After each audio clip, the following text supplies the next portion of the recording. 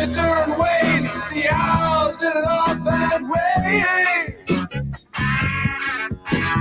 Picking around on a piece of ground in your hometown, waiting for someone or something to show you the way.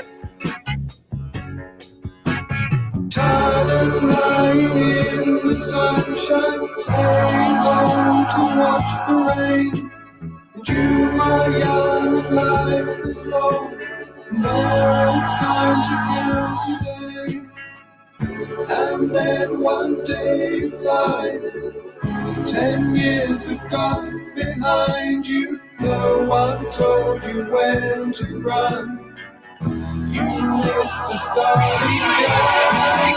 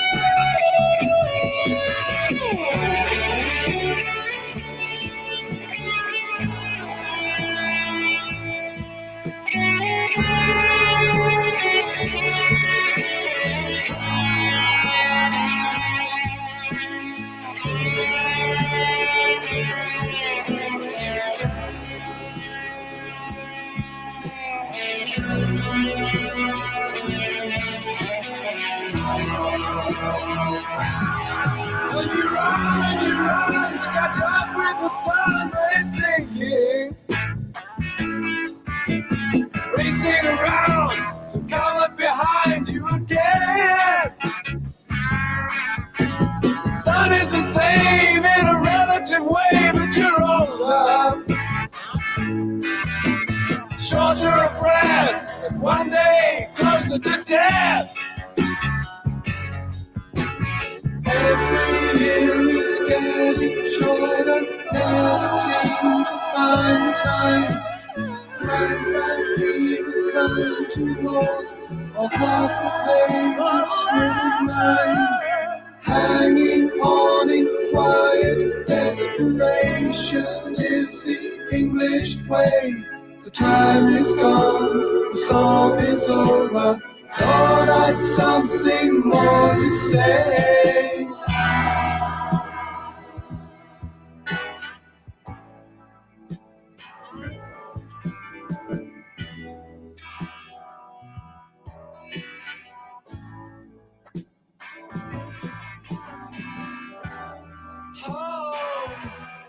Home again. I like to be here when I can. When I come home, cold and tired, it's good to warm my bones beside the fire. Far away across the field, tolling on the iron bell, calls the faithful to their knees. Hear the softly spoken magic spell. Ladies and gentlemen, he sounds sexier than he looks. The only reason any of us ever got laid is because he didn't get there first. For your auditory pleasure, don't look at him because you'll lose your erection. Put your hands together for Chuck Not So Black.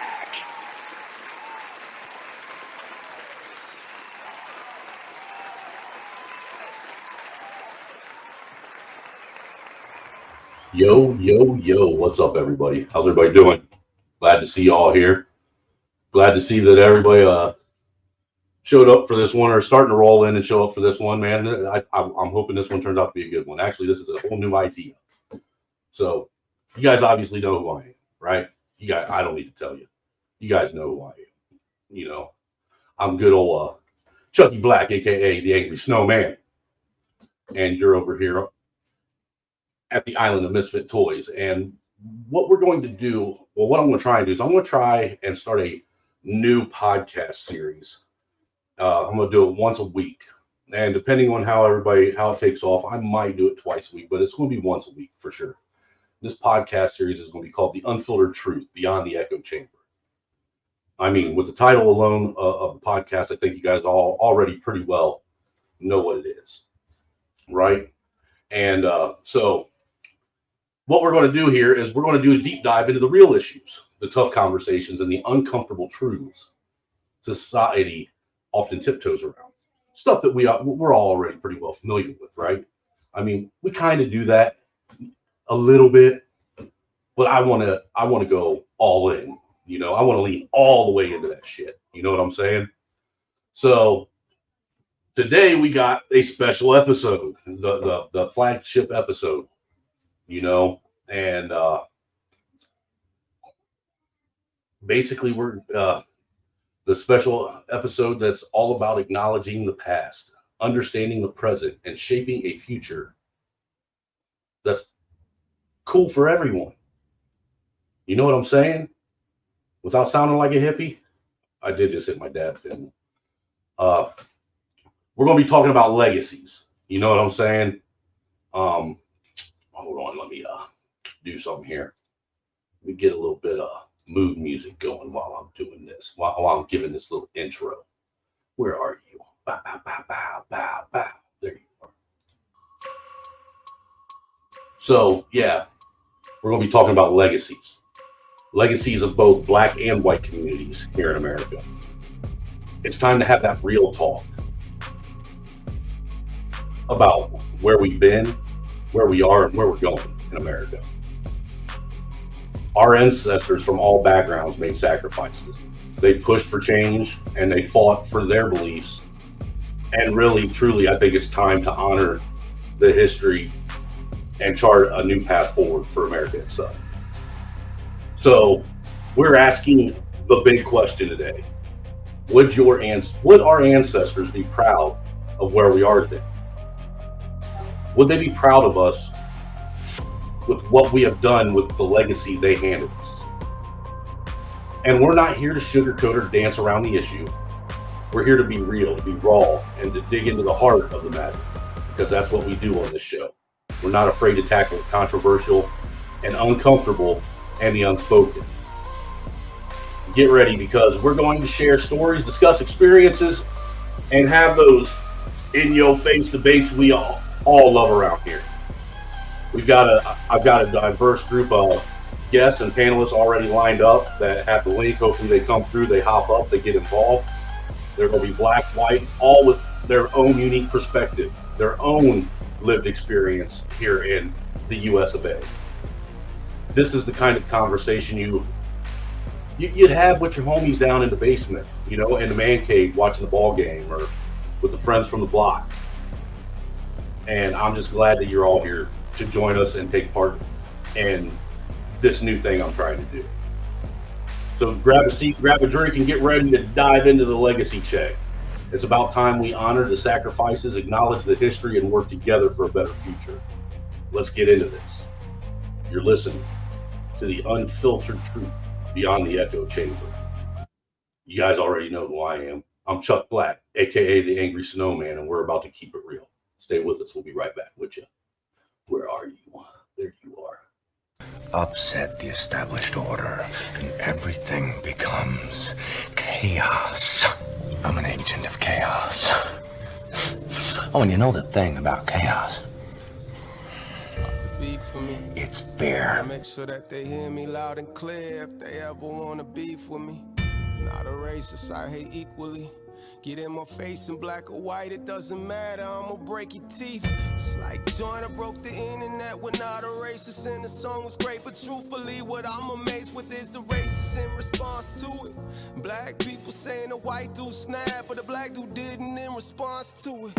Listen, I'ma make this black and white, get it black and white, skip it, let me get back to writing, and back to writing. I don't mean writing songs, I mean writing wrongs. That's the type of shit I'm on till my life is gone. I'm a rapper and an activist, fuck it, I'm a raptivist, trying to change the world, not just getting y'all to clap the shit. I give a fuck how they react to this, cause that's been a deciding factor. If I did half of this shit, I haven't. Cause the truth is, I've been here for years, you just now see me. Proof big, you can all thank Nick, cause he now a genie. Cause I wish the motherfucker would and you did.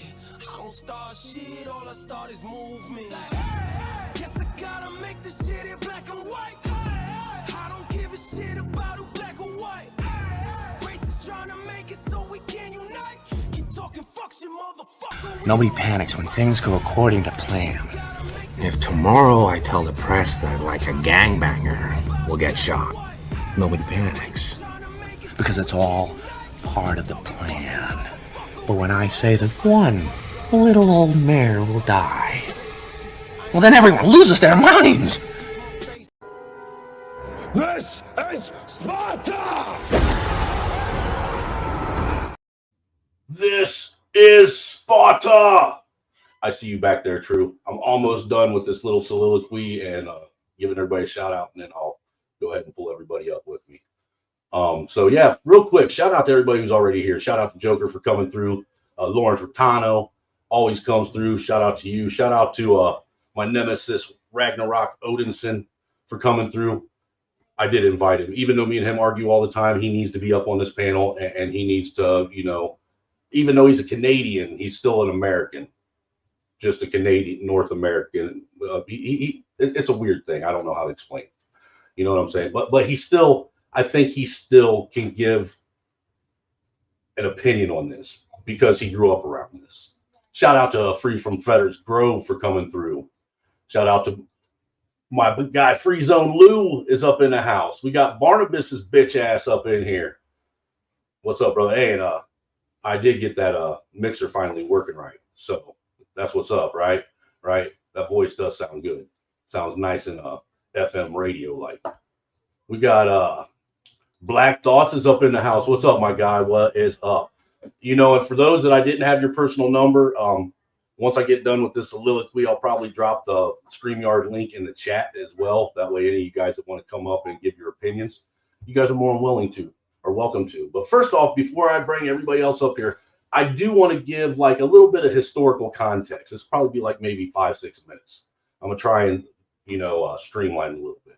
I mean, we all know what this country is. We all know the history. You know, we know about slavery. We know the history of the Black communities in America, as we have been taught, being deeply rooted in the transatlantic slave trade from as early as the 17th century all the way up into the mid-19th century. We know about emancipation and the Reconstruction and the end of the Civil War in 1865, you know, which led to the emancipation of enslaved individuals through the 13th Amendment.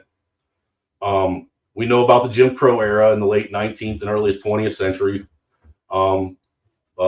with the implementation of the Jim Crow laws, which were enforced racial segregation and disenfranchised Black African citizens. And even that's kind of contested between what kind of Black people you ask. Some people think that, you know, the Jim basically getting rid of all that stuff and integration. There's people on both sides that they agree with it, they don't agree with it. You know what I'm saying? So that's still kind of a hot button issue on whether or not it benefited the Black community. You know, we got civil rights movement in the mid 20th century, where we saw the emergence of the civil rights movement itself and powerful struggle for racial equality, which led to figures like Malcolm X, Dr. King, and Rosa Parks. It resulted in landmark legislation, including the Civil Rights Act of 1964 and the Voting Rights Act of 1965. Yet, despite these historic achievements, there are those that want you to believe Black communities continue to face challenges related to systemic racism, economic disparities, and racial injustice in the criminal justice system. Imagine that with all these great accomplishments that have happened, just since, the Jim Crow era, which wasn't that long ago, there's still people that want to try and feed you the narrative that you are still a slave and that you are being held back. We had, and those are a lot of the things that just the black community itself did and took part in. You had, as far as the white communities go in colonial America, white communities in America can be traced back to the arrival of the European settlers, such as the English, Dutch, and the Spanish in the early 17th century. These settlers established the foundations for the future United States. We have the American Revolution, which began in the late 18th century, marked a pivotal moment in American history. White communities inspired by ideals of liberty and independence fought and gained independence from British colonial rule. We had the westward expansion through the 19th century. White communities expanded westward, often at the expense of indigenous populations. This era witnessed rapid territorial growth, industrialization, and the formation of the United States as a continental nation. From the late 19th century through the early 20th century, waves of European immigrants, such as Italians, Irish, and Germans, arrived in the United States, contributing to the nation's cultural diversity. And see, that's something that's interesting because, we are led to believe, or as far as, mainstream leads us to believe, all these people were already here prior to the late 19th century and early 20th century. Most of the black people that are descendants of slaves were here before my family was even here, which is wild when you start digging into it. And then in the 20th century, we saw significant social and political changes, including women's suffrage, the civil rights movement, and feminist movement.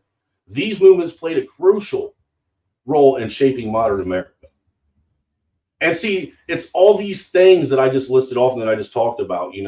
If you think about this, all this stuff was done in such a short, very, very short period of time. When we're talking about other nations, most nations are thousands of years old that we compare ourselves to, whereas we are still in triple digits. 247 folks just turned it this year. So think of all the changes and how much we have, molded this part of the globe and altered it in such a short span of time. That accomplishment and that feat in and of itself is something that is astounding, and that everybody that is a part of, North America, we'll even say Canada, that took part in all that, that was some real hard work, engineering, and ingenuity to do that. Because what we did in a couple hundred years, it took other nations thousands of years to do. Thousands. And with that now, I'm done giving my little diatribe. I'll go ahead and start pulling some of the panelists we already got up here. See here, make sure I got the right there, that should work. What's up, Truism? Yo, what's good, Gunner? What's good, family? What's good? What'd you think of that little intro right there, sir? That was good. You gave a fairly concise breakdown of America and its history, even the whole totality of North America, if you're going to include Canada as well. Yeah, I would definitely say that with the amount of time that America has existed, we've pretty much made some good. Now, there's also through the grace of the Most High, of course. But I think, we did make a good amount of progress in a short amount of time, which would have actually taken us thousands of years. You're correct. It took us only, say, 2 or 3 centuries to get to that point. So, I think America has at least somewhat of a reason to be kind of proud of its existence. Right. What's up, Ragnarok? How you doing tonight, sir? Yo, Rags. I'm all right. Am I coming in okay? Yeah, you sound just fine, man. I'm going to be nice to you tonight since I invited you on, man. This isn't for me. I didn't call you up here so I can sit here and lambasterbate you in front of everyone. So, no, I can actually tell you why. So a lot of people debate how fast the North American, I call it the greater North American continent, Right. for just for shizzle. Like fuck it, even Mexico's in it. So like a lot of the innovations and stuff, like when people came in, pioneered and colonized and settled, they brought in a lot of tools, but then like you could think freely here. And societies that had moments of being able to think freely are more ingenuitive. So like the guy who comes up with the invention will get whacked in a society of control, right? In a society of freedom, the guy with the cool invention, everybody's like, "Yo, I want to buy that." See Oh, what I mean? I forgot to drop the link in the chat for people. Ha! Come on, man. What a What you dick I doing? am. Well, I sent it out to like about 10 or 15 people, because I really want this, dude. I'm hoping this turns into something. And look, dude, I got next week's topic already figured out from watching Okay. CT's topic tonight. Okay. Next week's topic is going to be is this. All right. Mm-hmm. If it's okay to say that we should forget about the Holocaust and what the Jews went through, is it time we forget about slavery and what they went through? Yeah, that's got to be a very controversial for episode 2. They're all going to be controversial, sir. That's what this is about. So I guess we're just gonna have to be with the utmost cordiality when speaking. Right. Well, and look, I expect people to get a little bit in their feels and in their emotions about things and this, that, and the third. That's what it's about. Yeah. But I've been doing this long enough now, man. Usually, generally, if you just sit up here and let someone who's pissed off get out their anger, just get it out and say whatever they want to say, generally they'll calm down and then they'll start talking to you. It's true. If you let them have the talking stick for like at least a minute, just let them pipe out. I mean, we're men, dude. Think about that for a second. We're men. What do men do? We go around, we do the dick measuring contest and bump chests and try and see who's the bigger alpha. Well, in a bar, there's always that guy who does have the bigger opinion. He'll stand up and like be louder, So like it happens. So to get into the actual topic and discussion, and I did drop the link out there for anybody that wants to hop up on the panel and partake. You're more than welcome to. I got a list of like some of the struggles and achievements that have been a part of both the white and black communities over the last probably since America's been founded. You know what I'm saying? And specifically North America demographics. Well, yeah, more so. I mean, because Canada really is kind of in there in the beginning of the founding of all this. Oh yeah, like Acadia has been there since forever. Like the American Revolution started in 55.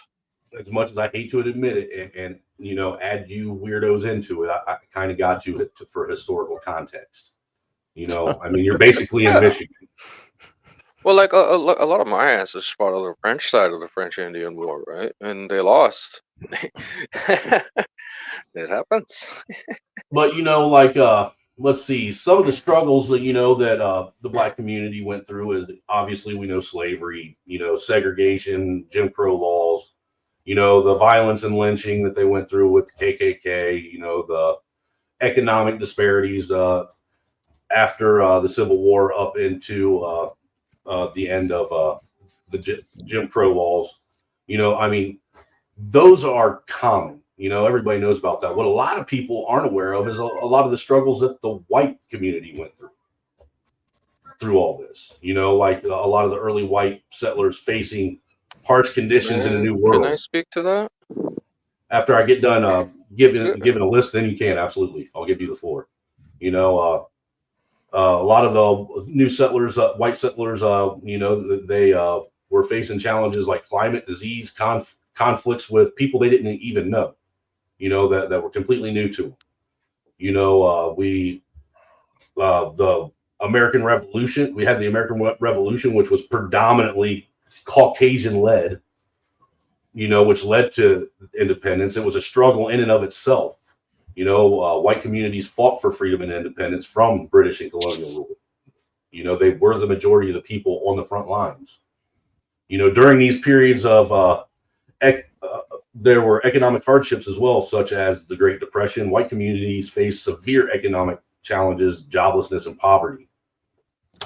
A lot of this stuff when we sit and we start talking about, the the hardships and the disparities of the two groups. It always seems like one group gets, center, basically front page, and the other group gets overlooked as if they weren't also going through the same kind of hardships and struggles as everyone else in their own right.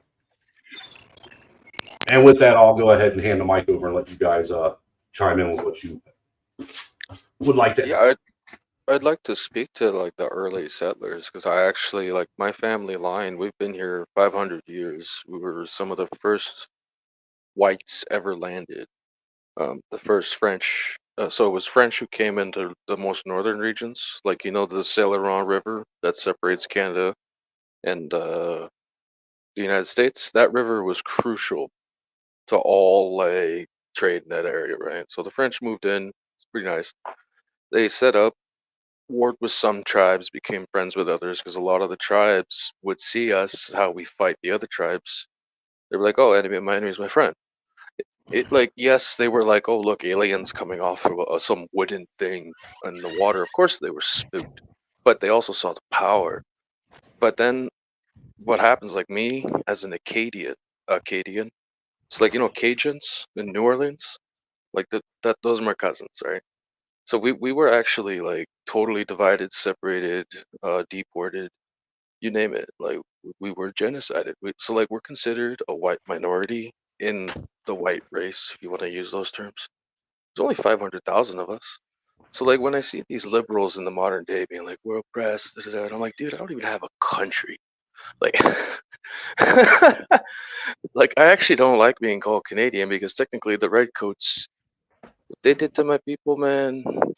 Like the first state-sponsored genocide on all North American soil was against my people, and then they moved on tribe by tribe by tribe. So they also didn't like us. We told the French Empire fuck off, pardon my language. We also told the English Empire to go away because they had their 7 Years' War, right?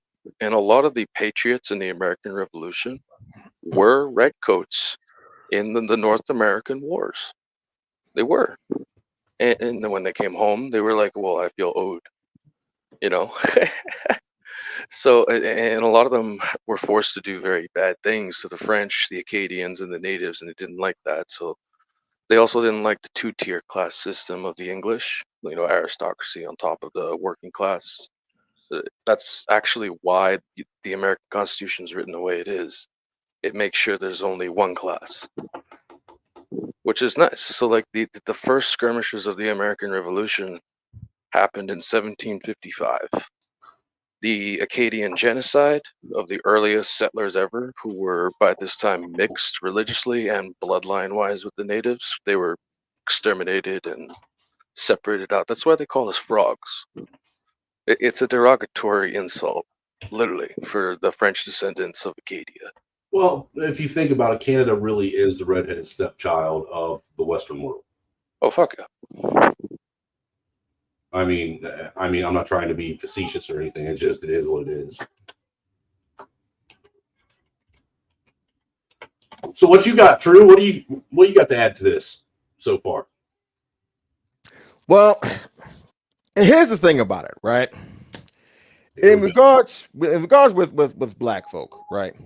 Ooh. The main issue with black folk is that you know what? I'm not. I'll those who have heard my rhetoric before have heard a lot of my outlook on that. But there were mostly internal forces that made them skew the way that they skewed. It wasn't so much external; it was more or less internal, because when Booker T. Washington and W. Du Bois had their I guess their debates and their uh run-ins with each other, they had two different ideologies. Now Booker T. Washington was more like trying to get black folk to actually learn trades, learn skills, learn abilities, therefore becoming valuable, therefore having something that they can negotiate with if they wanted to get actual power. Whereas W. Du Bois was, we want rights now. We want them now. We want them now. Give it to us now. Oh, crybaby ass nigga. But that's not mine. So That's what he happened, and that won out because of, well, the Daggle liked the sound of that. She didn't like hard work and waiting to maybe your, instead of maybe not your son would get it, but maybe your great grandson or your great grandson achieving the kind of things that you wanted. She wasn't interested in waiting. She wanted it now, now, now, now, now. And that's what really hobbled a lot of black male development, because of black male development would have actually helped with black community development, and therefore we would have had a different society because of that. But Can I give you an example that you totally made an epiphany in my head because of what you've been saying? give me just 1 second. Give me just 1 second. Yeah, I yeah. promise. I promise you. So after that particular point, everything fell down from there. And then Negroes have been on a slightly bumpy downward decline. I wouldn't even say a decline. It's more or less kind of like a lateral movement, more or less, with some bumps here that went up, some a lot of bumps down, but it's more or less kind of a lateral progression in terms of their history in America, from my outlook on it. Now, I don't know anything. Okay, I can't really speak too much in regards to what I've seen with So you're saying that white you folks. don't think they've moved forward or back, and they've just kind of stayed stagnant? Oh, Because yeah, that's what I get when you say yeah. lateral. Yeah. I wouldn't. Yeah, more or less. I mean, there was some derivations going up, some derivation going down, but mostly, Mhm. yeah, mostly So stagnant. my epiphany has the ones with the ones who are being more successful. So it, Yeah. let's look at it. Let's look at the more white side. There are demographics of whites who had it really bad but became more successful. The Mhm. Irish demographic after during the famine came here. A lot of them were forced as illegal migrants and refugees. Technically, oh, you want to be here? Okay, join the Union Army. You're gonna go fight the Confederate South. Let's go. Like you're literally forced into the front line. A lot of the Mhm. Irish. So like you know how you said there's two ways, the crybaby way. So you had the Mhm. Irish protesters, the Catholic ones protesting for more food and more accommodation, But then you had the Mhm. ones who were like, okay, I'll join the army so I can feed my family.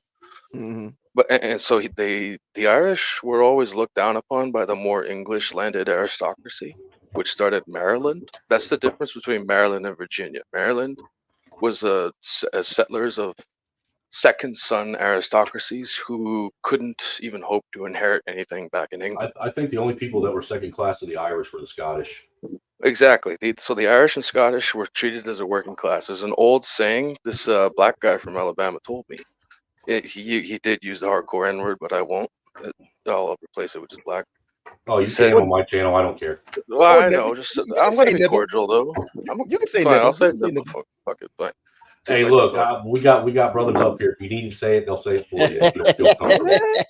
So Come so on, the say it, saying Ragnar is Fuentes. so Say it. the plantation Ragnar saying. Fuentes.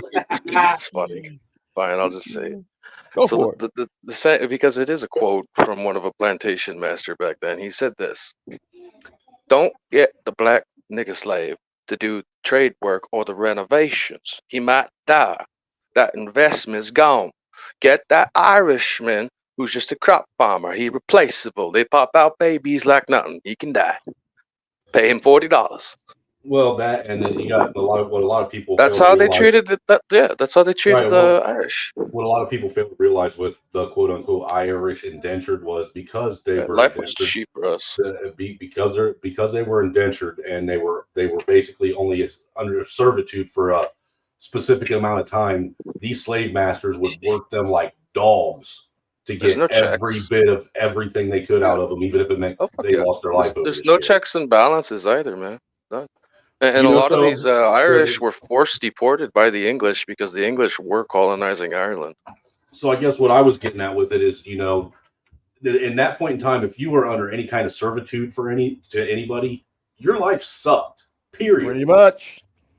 Period. Pretty Regardless much. of skin tone, you had no Whether right. you're Irish indentured, you're the inside the house nibba or the in the field nibba. No, it didn't matter. There were no checks and balances. There were always that dude with the boot ready to crush you. Right. Yeah, man. Yeah, So man. we got Free Zone up on the panel. The Coon Prince has joined us. What's up, my guy? Man, what's going on? Salute everybody. Yo, Um, yo. Careful, Free Zone brought a boot. I know he did. I'm not licking it. I I I just think it to be, we always talk about distractions, right? Hmm. I think history is a big distraction at this point. I was going to get Um, to that because eventually. because ultimately the solution is not in history. The Uh-oh. solution is in the present and in the future. So I think people treat history as if it's like the I'm thinking of the allegory of the cave, um, Are you talking where one about the person one in Deceased's book? Plato's cave. talking about the Yeah. Plato's, yeah, bro. I'm talking Yep. about the one where when one man goes out there and actually sees what's out there and comes back and tries to convince people that there's actually a nice little world outside of this cave, and don't nobody so they're using history to try to justify why they shouldn't get out the cave. That's They really do. all it is. That's really all it is. And so at this point, I just laugh at these folks, man. I laugh at when they argue about what color Queen Nefertiti was in Egyptian times, like, I bet her titties had brown nipples though. So we've actually known yeah, the or Cleopatra archaeological. or any of that shit. We've Like, known the DNA evidence of these mummies, but they won't publish it. It's too sensitive. They're Well, the not black. problem with yeah, that when it They're comes not. to I'm that, sorry. They're not black. Like that's well, just the the truth. problem when it comes to that is the fact that if they actually start publishing some of the findings that they found, then they have to literally rewrite history, and then nobody wants to do that. Mm. Yeah, You know, That's that's the other and thing. look boring. at to me, if you want my opinion, it just lends credence to what Free Zone just said. You know, the fact that history is whatever they tell us it is. Well, that's true. You do have Christian archaeology. It's called the Paul Doctrine.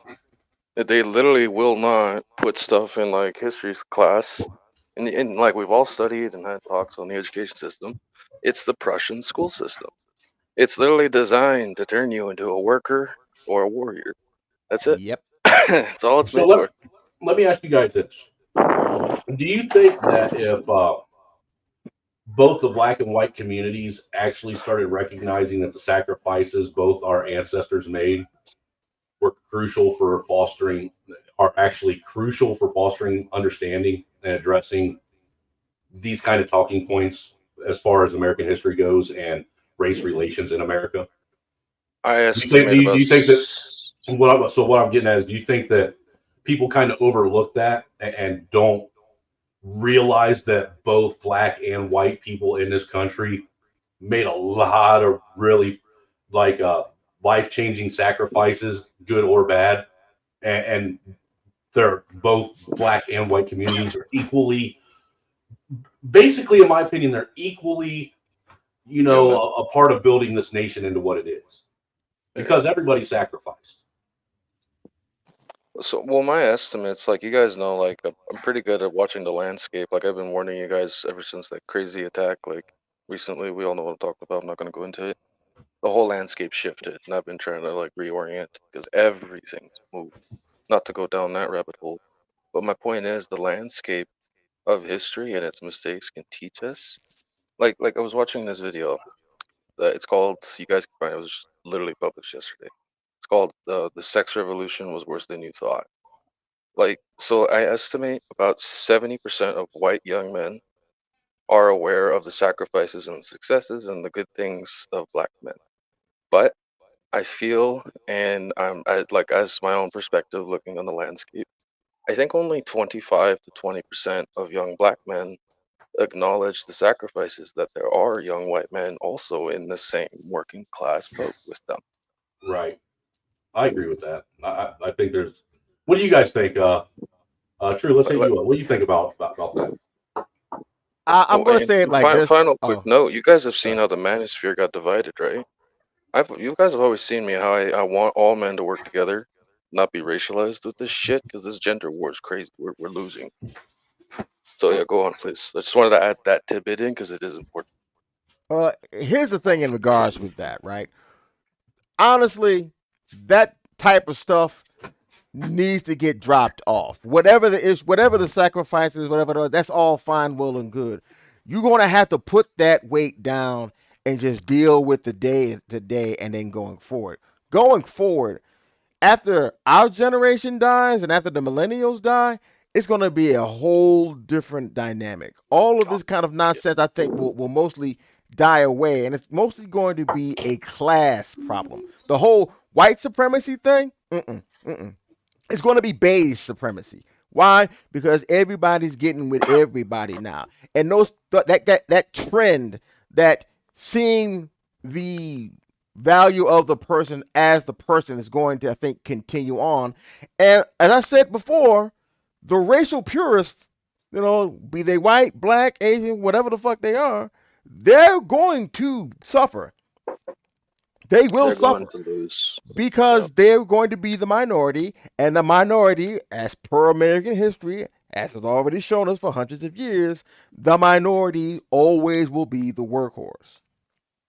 Well, Yeah. with the racial purity, it's almost, that's one of those things that it's almost impossible to have in a nation like America.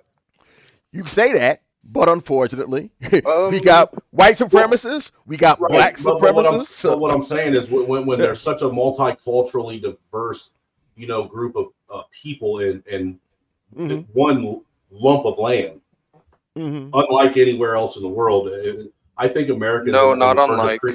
well, I think America's on the verge of like creating a new race of people.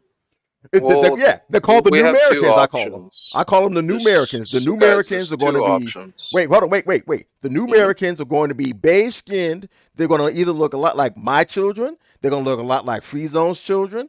They're probably going to look like I any of have your one. grandchildren. Maybe some of your children too, right? But maybe some of your grandchildren, if you have say like an enterprising young gentleman wants to talk with your daughter, if you have one. I'm Yeah. telling you now, what's going to happen here is, and those people are going to keep breeding out, mixing in, breeding out, mixing in, and Well, eventually, within by the time when you, me, and Free Zone are dead, our grandchildren will live in a whole new, different America, a completely different paradigm, free of all the bullshit we got going To on. what you're saying, True, that if you so think can about I it, people actually that quickly speak to real that? quick, I got one quick statement to make, and then, but to what you're saying, if you recall, even the whole, like, we're about the same age, so, and Yeah, same with yeah. Dirty, so we remember the racist uncle or dad or grandpa that would get pissed Mm-hmm. off if you brought someone outside of your race into the house. Oh yeah. Mm-hmm. Yeah. We Yeah. grew up with It's that, almost always a and boomer. that's becoming more and more of a fringe thing now Uh-huh. in this Yep. country. You don't hear it, and you don't see it, and Yep. I think it's really dying hard with the boomer generation. Yep. And it'll finish itself with us and probably Free Zone's generation, because you're probably a millennial, right, Free Zone? I think you're like about 10 years younger than me. I'm I'm 30, definitely a millennial. 33. Yeah, so I you're don't know you're so how all that yeah, works out, but I'm yeah. 29. you're a millennial. So when you and I pass, well, I guess your daughter, so it'll be your grandchild and probably my great grandchild will be in a totally different America, free from that. Now, because I'm not going to push this bullshit on them. I don't. No, I don't either. So, and I I know you think this probably whole not, Me because you just, neither. yeah, see what I'm saying? Nope. So by this that whole time when that color happens, and when we're all race dead and thing is dust, stupid. So what I yeah. teach to So my by the kids, time we're all actually, dead and I teach dust, them to study we're the going to histories of have a much all better America. their ethnicities. Like every one of my kids' Mm, ethnicities with a mix, I actually encourage them to study each other's ethnicities, like their histories and whatnot. Like one of them is Japanese and half white, right? So like she's studying as much as Japanese history and European history, right? And my half mm-hmm. Zulu, half white girl, she's studying African history and all sorts. Like I'm not denying them their culture from their ancestors, but I will not. I am teaching them, do not let race or like sexuality or things like that get political. Those things are yours. I No, actually what really it like ain't about how Western political. society went that way. Ragnarok. Rather, I'm not. I don't care about the political thing. What Yeah, I'm more concerned about is my kids are raised to know that don't ever let anybody make you feel less than just because of how yeah. you look, just because of the things Oh yeah. that you were given that you had no control over. Exactly what I wanted to Because speak to everybody is had. this. Guy, so there's two options, true. Like, you think we're gonna mix and all that, but like the actual trend, the majority of each demographic group I'm going to use demographic group instead of Yeah. race because race is so convoluted. Each demographic group is mainly in group. It's just a fact. Like most Muslims want to date Muslims, most Christians want to date Christians, so it's religiously in group as much as culturally. But we are seeing with millennials far more mixing. This is true. So I It's am more the saying like, Zennials that are doing it though now. yeah, you're gonna have Zennials don't see race anymore. They don't. exactly like I was born in 1994, dude. Like my first grade was 2001, 9/11. Like September 9/11, like literally the first week of my first grade, we saw 9/11. In all Canada, we all shut down all the schools, everything. Like just like you guys, all You're NATO shut Borgin, down, dude. dude. Oh, Yeah, am I you are okay now? Morgan. So yeah, Yeah, September 2001. That was interesting. So my point is, a lot of Gen Z, you know, all the anti-white rhetoric and pro-multiculturalism we've been having in schools. I saw that. Like I told you guys stories. They ignore anti-white hate crimes. I actually think young white men will become more static and specifically seek out white women because this culture is also telling young white women to date out. We've all seen this. Like they're specifically targeting young white women to make sure they think young and dark is attractive. And I'm not against that. I'm against it when the powers that be are completely trying to push it down people's throats. But like most people don't want to. I'm not against it because I do it too. Like I mixed. Like right. it's like most people will remain static, I think. But the people who are mixed will be beloved by certain groups of people. I think Right. whites will accept them. I think blacks won't. So with that, saying blacks won't Shit, accept them, we got you see how niggas looking for that light skin, thick bone? Shit. Go that, ahead. that red bone, honey. Yeah, but when it's a Let's male hold light on, skin, Yeah, man. hold on. We gotta welcome our Chiracian brother, Mr. Dirty Folks, to the panel. What's up, my guy? What's going on, Yo, man? yo, dirty folks. The dirty one. Salute. the dirty Man, folks, what do you think about what I just said? I think there's truth to it. There's nuance, but there's truth to it. I just want to make the correction that because he was like, "Oh, so we looking forward." Look, black is for dude, women. you sound like you bidened out on us. What did you just say? Black is for women, gays, and felons. If you want to, Oh, okay.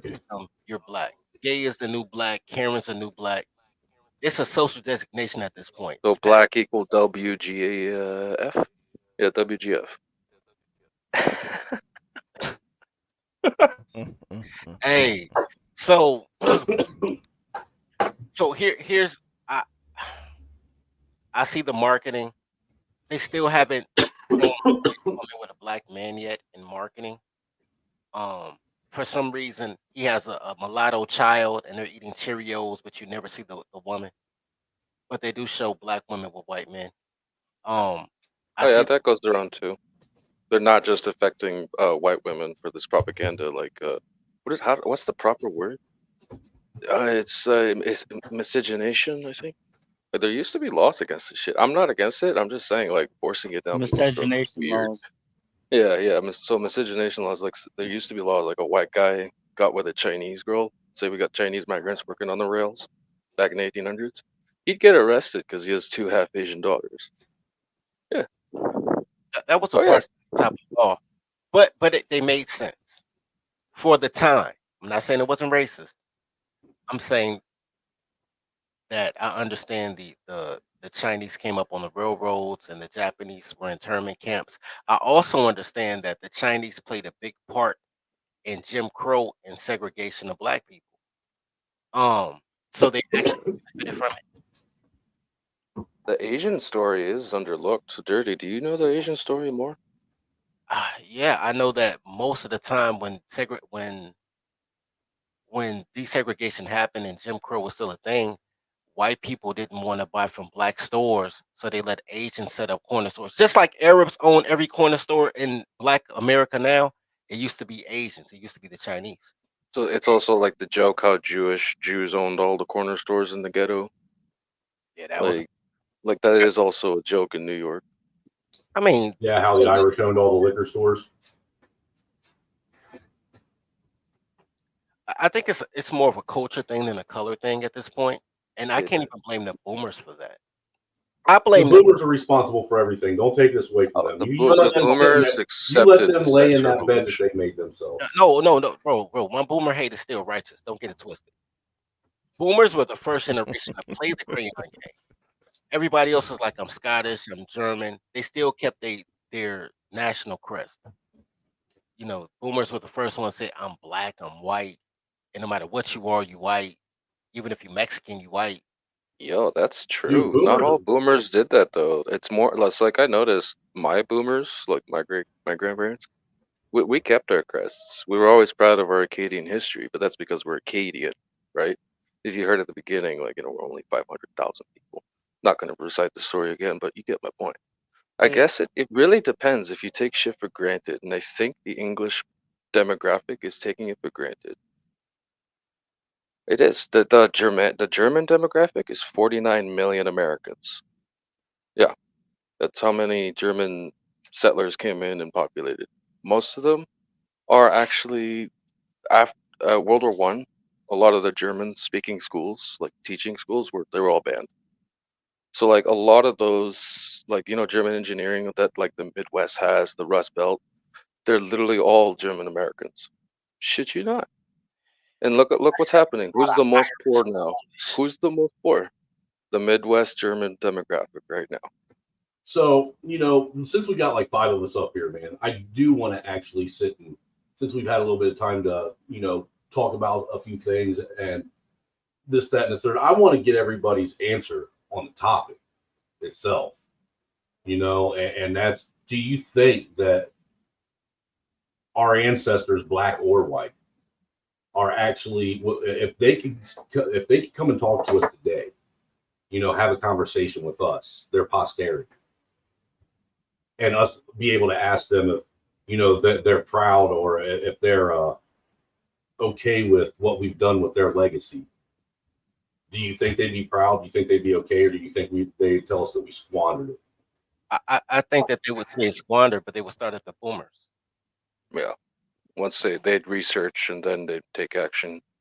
They were always known. So let's make it simple. Let's say the Harlem Hellfighters and some white regiment, just to make it fair, white and black World War One veterans, American, come back to this time right now. I think I know exactly what would happen. They would take their very hard leather belts out and start beating the fuck out of every single man child on the continent. So, I well, don't. I gotta disagree Ragnarok, I with want to that. know from Ragnarok if he thinks his white ancestors would Oh, they'd be kick my proud, or ass. do you think they'd be ashamed with what us crackers have done with They'd be all of ashamed. all the hard work of genociding entire nations of people, and just taking what they can through rape and pillage and So destruction. taking their sins for granted. Yes, because Yeah, they would completely. white It is what America we're has doing. done. Yes, current modern day European Western moral standards has this big issue. Do you want to know what it is? We live in a shadow. You don't want, so a lot of blacks are jealous of like all the European history, and I know they are. Some people have admitted that to me privately. But I tell them Yeah, this, you don't want, Europeans were some monsters, bro. dude, you don't want this legacy, and it's not that they were monsters, not at all. It's that They had to be. how can we live up to it? How can we right now live up to all that glory if you want to look at it that way? Like how am I By not supposed trying. to The be thing as is, awesome? They well, took over You can't. continents, they explored the world. I can't live up to that. I live in a shadow. we're You not don't want supposed this to. history. We're not Yeah. supposed to live up to that. We're Yeah, supposed you to don't want that history or that look. glory. I mean, just look at the glory, dude. I can, list off, days upon days worth of glory that I've seen happen just in my lifetime. That's been produced by my generation. So Yeah. I think, but I do think you hit something when you said We live in a white shadow. culture. It isn't so much the shadow; it's white culture Yeah. takes for granted the sins of our forefathers. Of course, like we may not have committed those sins, and we shouldn't be blamed for those sins because that is how the spiritualities in the Bible and everything But we works. do You are take not that shit for supposed to granted. blame the children for what the father does. You're just not supposed to. I think Because if you think about it, that those are two it different may things. have been, even though it may have been for a righteous cause, sin is still sin. Okay, you know what? I will never blame a man for taking things by force. Get down and lay down. What I will say though is, um, I think that if I think that everybody will be ashamed of the boomers, no matter what ethnicity you come from. Yeah. But I think the real sin of white America is this, what you guys call the silent generation, which blacks call the civil rights generation, depending on the history book. Is Because that the generation between the what World War They II and survived the the Great boomers? Depression. it's They survived Great Great Depression. Yeah, Depression. they're the ones in between. Yeah. No, they birthed the boomers, the boomers' parents. Yeah. Yeah. They I lived got you, Black Thoughts. so well. That's the ones who survived the Great Depression. Most boomers were born in the 50s, right? So Right. that generation was very like extremely conservative because they almost had nothing. Like then the Well, boomers no, after they World didn't. War They didn't II. have a lot. It was at that point in time. It was kind of a mixed bag. If you ask my dad, it was more Yeah. so depending upon whether or not your grandparents were actually. Look, the boomers. The problem with the boomers is the boomers are a failure to themselves. Yeah, That's what their issue is. that's true. Look, and if you think And about that, they look, went to they live. drugs. They went to Well, Woodstock. hold on. They live in a constant. Like right now, they're living in a constant purgatory. They live purgatory because they're afraid to die and answer for their sins that they caused, but they're also afraid to let go of the power and allow their fucking offspring to take the reins and deal with that Oh yeah. fucking punishment as A, well. a lot of these fucking politicians, pardon my French, and all these career politicians, you know how like we hear they're all good like dying off like of old age and stuff. Dude, these people don't know how this century works. You know how I said the landscape is changing? Guys, we've all studied World War One, how the entire world changed. And remember how I said, like, we have a bunch of groups in North America, like demographically. No, we're gonna have like at least a dozen new countries in North America. Watch, just watch. It's gonna happen. Balkanization is on the fucking way. Oh, There'll be an old America that's exactly like America, I believe, but it won't be the same. I think a lot of different lands will be choked up and chalked out because that's the truth. If you look at the Hungarian Empire during World War One, under all their strain, when they started losing against the Allies, dude, like they all their different cultures. That's why we had Yugoslav war. That's why we had all those wars in the Balkans, all those divisions between race and faith. That's what happened. It's not pretty. It's actually a very bad combination, and we need to sail this boat like Noah with thousands of different creatures on it and make sure they don't kill each other. You know how hard that is? That's all what right. the Yeah, demand land the of plane for me. multiculturalism is. It's Land the plane. crazy. Hey, I gotta drop off, and I'll probably come back later. But I gotta take an important phone call. But to answer the question, I think it depends on who. I think it depends on who you ask. I think the commies are proud, and everybody else is not. That's pretty much my take. That's a good take on it. I mean, it's I'm proud we've upheld the ideas of freedom. I think my white ancestors would be very proud of that. Hold on, let's let some of these other guys get in Yeah, too. my bad. Don't be quiet for a while. Black Thoughts, what's up, my guy? Snowman, angry snowman, my guy. How are you? Up here doing what I can do to try and trigger the algorithm. How's the family and the newborn baby? I know that's a task. They're destroying dreams as they should be. You know that they are nothing but dream killers, so they're doing their job. So they're doing their job. I get it, sir. I understand. Trust me, I understand. A parent only knows, dude. Only a parent knows that fucking. Woo. I know, sir. I know. But yeah, but give us your thoughts on the question. So I heard something that forced me to jump in here, right? I don't know who the gentleman was, but the gentleman said that, the gentleman claimed that he's heard plenty of blacks say that they're jealous of white people and what they've done. I've been black and I've been around a lot of blacks for most of my life. And I've never heard this claim. So where are you hearing this claim from? And also, I myself take no issue with white people. I'm not one of those blackety blacks that have issues and I want to march and pump my fist and all of that because I don't give a fuck about none of that. Whatever, fair time. You can And keep it real. so over here. no this. I meant no disrespect saying that. Like I'm not. because- Again, I'm not triggered. I'm not saying you So- disrespected anyone. The So thing let me I'm explain asking is, how I was told that, just for context. So me and my friend, we were playing this war game called Warhammer 40K. It's like chess, but on steroids. And I was citing how some of the sorry, working. Am I good now? Working. Okay, good. So, essentially, what happened? I was citing some of how the history in the game, the lore, is inspired by some European history as much as Asian. And then he asked, "Is there any like, African?" And I said, "Yes, actually." And he was shocked. He's like, he told me he always felt a bit insecure about history because like he keeps hearing white guys talk about history and like how awesome their ancestors was, like Vikings, knights, like those were his words. And he said like he wants to know if there's like some sort of warrior because we were talking about warrior history specifically, and like he wanted to know if there's warrior history in Africa. And I actually cited to him a lot of warrior history he did not know from Africa, and he was blitz happy. Like he had something to be very proud about. And like I told him, it's not like I told him, don't be. I told him, yes, I understand some people could be insecure because of all the Eurocentric history, but I told him like, dude, it's because of the old schooling method. It's archaic. yeah, I'm just still trying to gather this notion of jealousy of white people's history.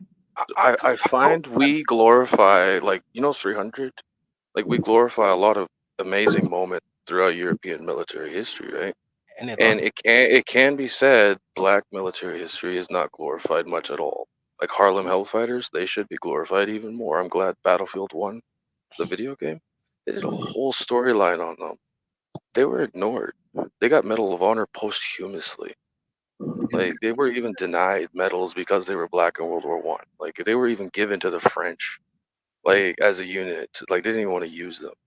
So like that racism did happen, but they were the best unit in World War One actually statistically. They never gave up a trench. Okay, here's my thing, and I'm actually gonna co-sign. I believe that Black history should be forgotten. Their warrior history, their accomplishments, their achievements, and I'll tell you why. I'll tell you why. But dirty folks, you understand I'm not arguing. I understand you're arguing the point. I'm saying that here's what black people do. Black people blame white people for things that black women do. So it's always some boogeyman. There's some white supremacy. There's systemic racism. I don't know. I'm gonna need you to unpack that, brother. No, brother. I agree with you. Brother. I need Dirty you to folks, I unpack agree that, with brother, you. please. So hold on. I got something. You guys caught me while I was in the middle.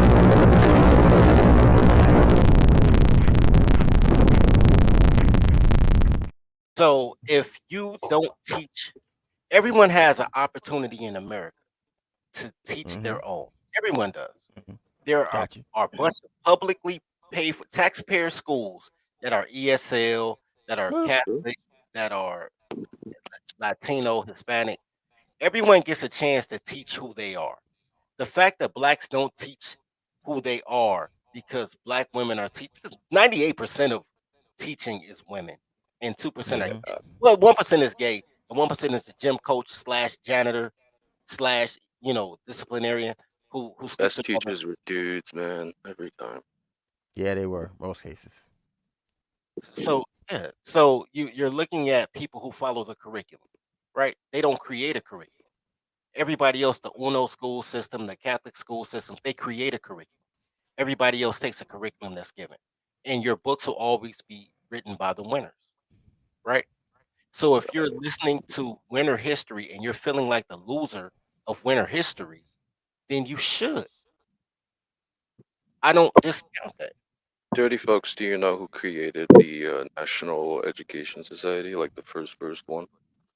So dirty folks, here's the question I asked, right? Okay. All that is good. The only thing that I'm asking, right? I've only asked one question. Where is group of black people taking exception to white people's history. Hebrew Israelites, the Nation of Islam, all Yeah, black women who Or say, jealous. The Yakub stuff. It's kind of like bro, jives up that energy. most of this is most of quote unquote being black, not the color, the culture. Most of being black is to be anti-white, to hate authority, to hate hegemony, to hate hierarchy. Most of you're running around saying stuff like patriarchy not for black people. Patriarchy is a Mhm, natural law. Like mhm. even chipmunks follow patriarchy. Like Oh yeah. there's there's a culture baked into the cake of matriarchy.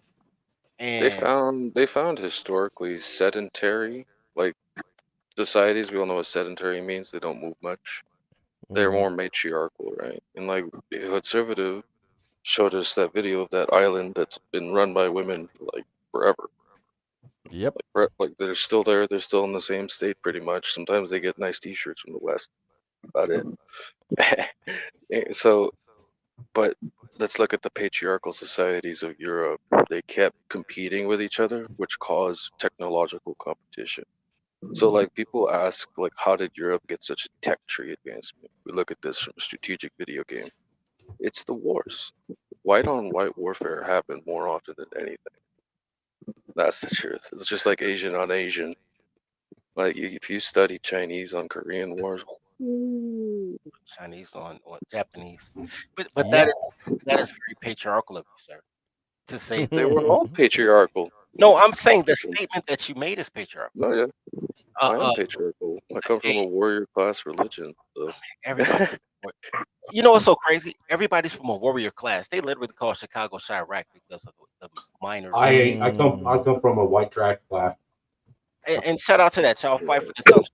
What I'm what I'm the point that I'm making is there's a lot of black washing of whitewashing of history. That is probably neither black nor white history, but they were just heavy historical figures.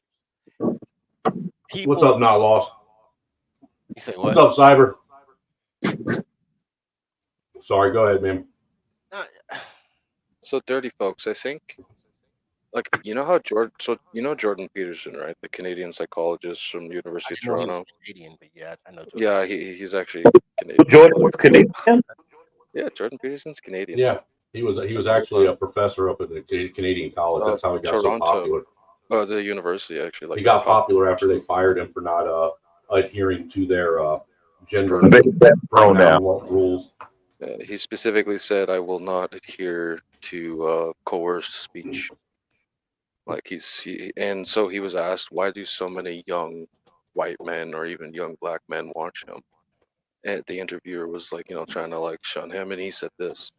He said, "We've been for the last 30 years talking as a society about rights. Rights. We've forgotten responsibility. Young men are craving responsibility, and they watch me because I am preaching to be responsible.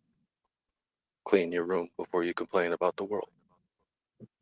He's like some semi-father figure that a lot of people are looking up to and being like, this guy's being real. And like, you know what being good is? Being nice and being good are two different things. Everybody confuses this in our generation. Being good means you have to not tolerate certain things. Being nice means you get walked on. Conservatives and the more center right kind of need to stop being walked on. I So agree with what a lot of young men are looking to the center right in Canada, especially. I agree Like, with what Cody's saying here, but at the same time, Jordan Peterson really needs to stop crying so damn much. yeah, like he I has mean some that points right I there don't is like. that's been bothering me because to me, I know some try to say that that's showing masculinity, and I'm sorry, getting on the national platform Yeah, like he does and regularly bawling like a little baby isn't he showing dealt with masculinity. addiction and mental issues. Like he's not like some perfect dude, which is something I like about him. But that's beside the point. My point is, young And North also, American Jordan men. Peterson's daughter, he had to watch his daughter go through torture when he was younger. Oh yeah, Well, not literal torture, but like his daughter had ailments beyond belief that none of us would ever want to see our children go through. And ever since he spoke out, Antifa had been like threatening his life for the rest of his life ever since till today. Like they try to hunt him down. Like his address is not known. We do need some people to come up here on this panel that don't agree. Not lost. You'd be a perfect candidate, sir. And we're nice to you over here. You've been up here before.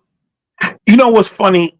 I hate when people say that, right? Because here's the Say what? You need diversity of thought on the panel. Hey, don't get spicy with me, all right, guy? Hey, Casey Moe is a 16th descendant or a 16% ADOS, dude. So you need to show that man some the respect he deserves. Shout out to Adolf, man. My number 2 favorite person in history. Shout out to Adolf. But do you know what? You know why I hate? Here's why I hate when people say that. Because you ever watch those panels where people open a link and say everybody that got smoke come up? Nobody ever comes up with smoke. And nobody come up. Everybody always come up wanting to stroke their balls, man. Right? Yo. When you don't, it's like nobody can follow direction. It kills me. Right? We need someone What? like the village arsonist, like TVA, to like mess around with us or something. Like I don't know. Like we've literally driven out. Oh, Mary Brown did that one time, and nigga, I cooked the living bullshit out of D. Durrell on a Mary Brown's, and he allowed that shit to go on for a good hour straight. Well, me in the hood cooked. I mean, not cooked, thoroughly flambéed, slow roasted that Negro for an hour straight at least. So Black Thoughts, have you had the pleasure? Hold on, Black Thoughts, have you had the pleasure of meeting D. Durrell yet? No, sir. Oh, dude, that's a whole new level of fucking bright sunny days that you need to get familiar with. You don't even know who BMT is, do you? No, sir. Yeah, you need to go over. You need to go hit business-minded talk, and that is where you will find some of the most confused individuals on the planet.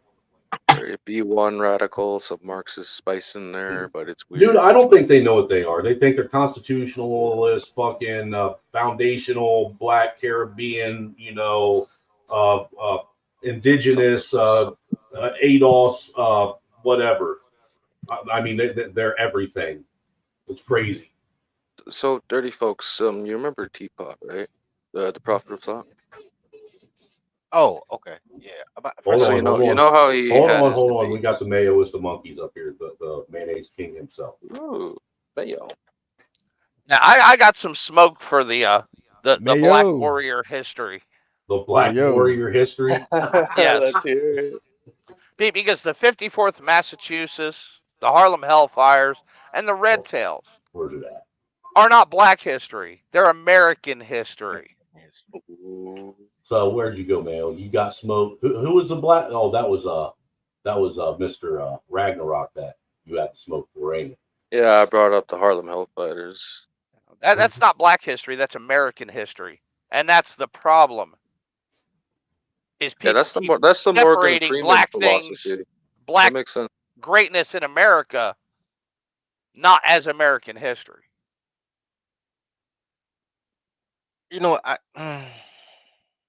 Okay. Hey, we got. That's why many blacks don't believe they're American. They won't take advantage of their. We got the Perky B Cup Becky right here. What's going on, Lauren? Should we invite the white Becky, the demon spawn herself, to give her opinion on whether or not our aunts? Bring them Perky B Cups on, girl. Come on. She's only allowed to give her opinion on the white ancestors. What's up, Black Dog? Bring up them Perky B Cups, girl. Go on. You know what you was doing with that. I ain't even trying to hear nothing out of it. You wasn't trying to have a debate. You wasn't trying to have a debate. You were trying to make everybody to master debate. I see what the hell you trying to do, girl. I see you. Don't even worry about it. Come on. You come on up here. I don't bite. I don't peck. Come on up here, girl. Here's the thing, though. What Mayo said is right. That's why so many black women act as if they are the other. Act as if that's why they always hitch their wagon to who? foreigners because they've been led to believe that they are the others in this country, and Well, it's I a can actually tell you why. Have you guys problem. noticed The under problem Obama they made propaganda legal? that Yeah, didn't start. propaganda. No, no, hear me out. Hear me That out. didn't It actually start goes under very Obama. far. It started long before Obama. I'm Obama aware. didn't put that in. No, he just That put steroids in it.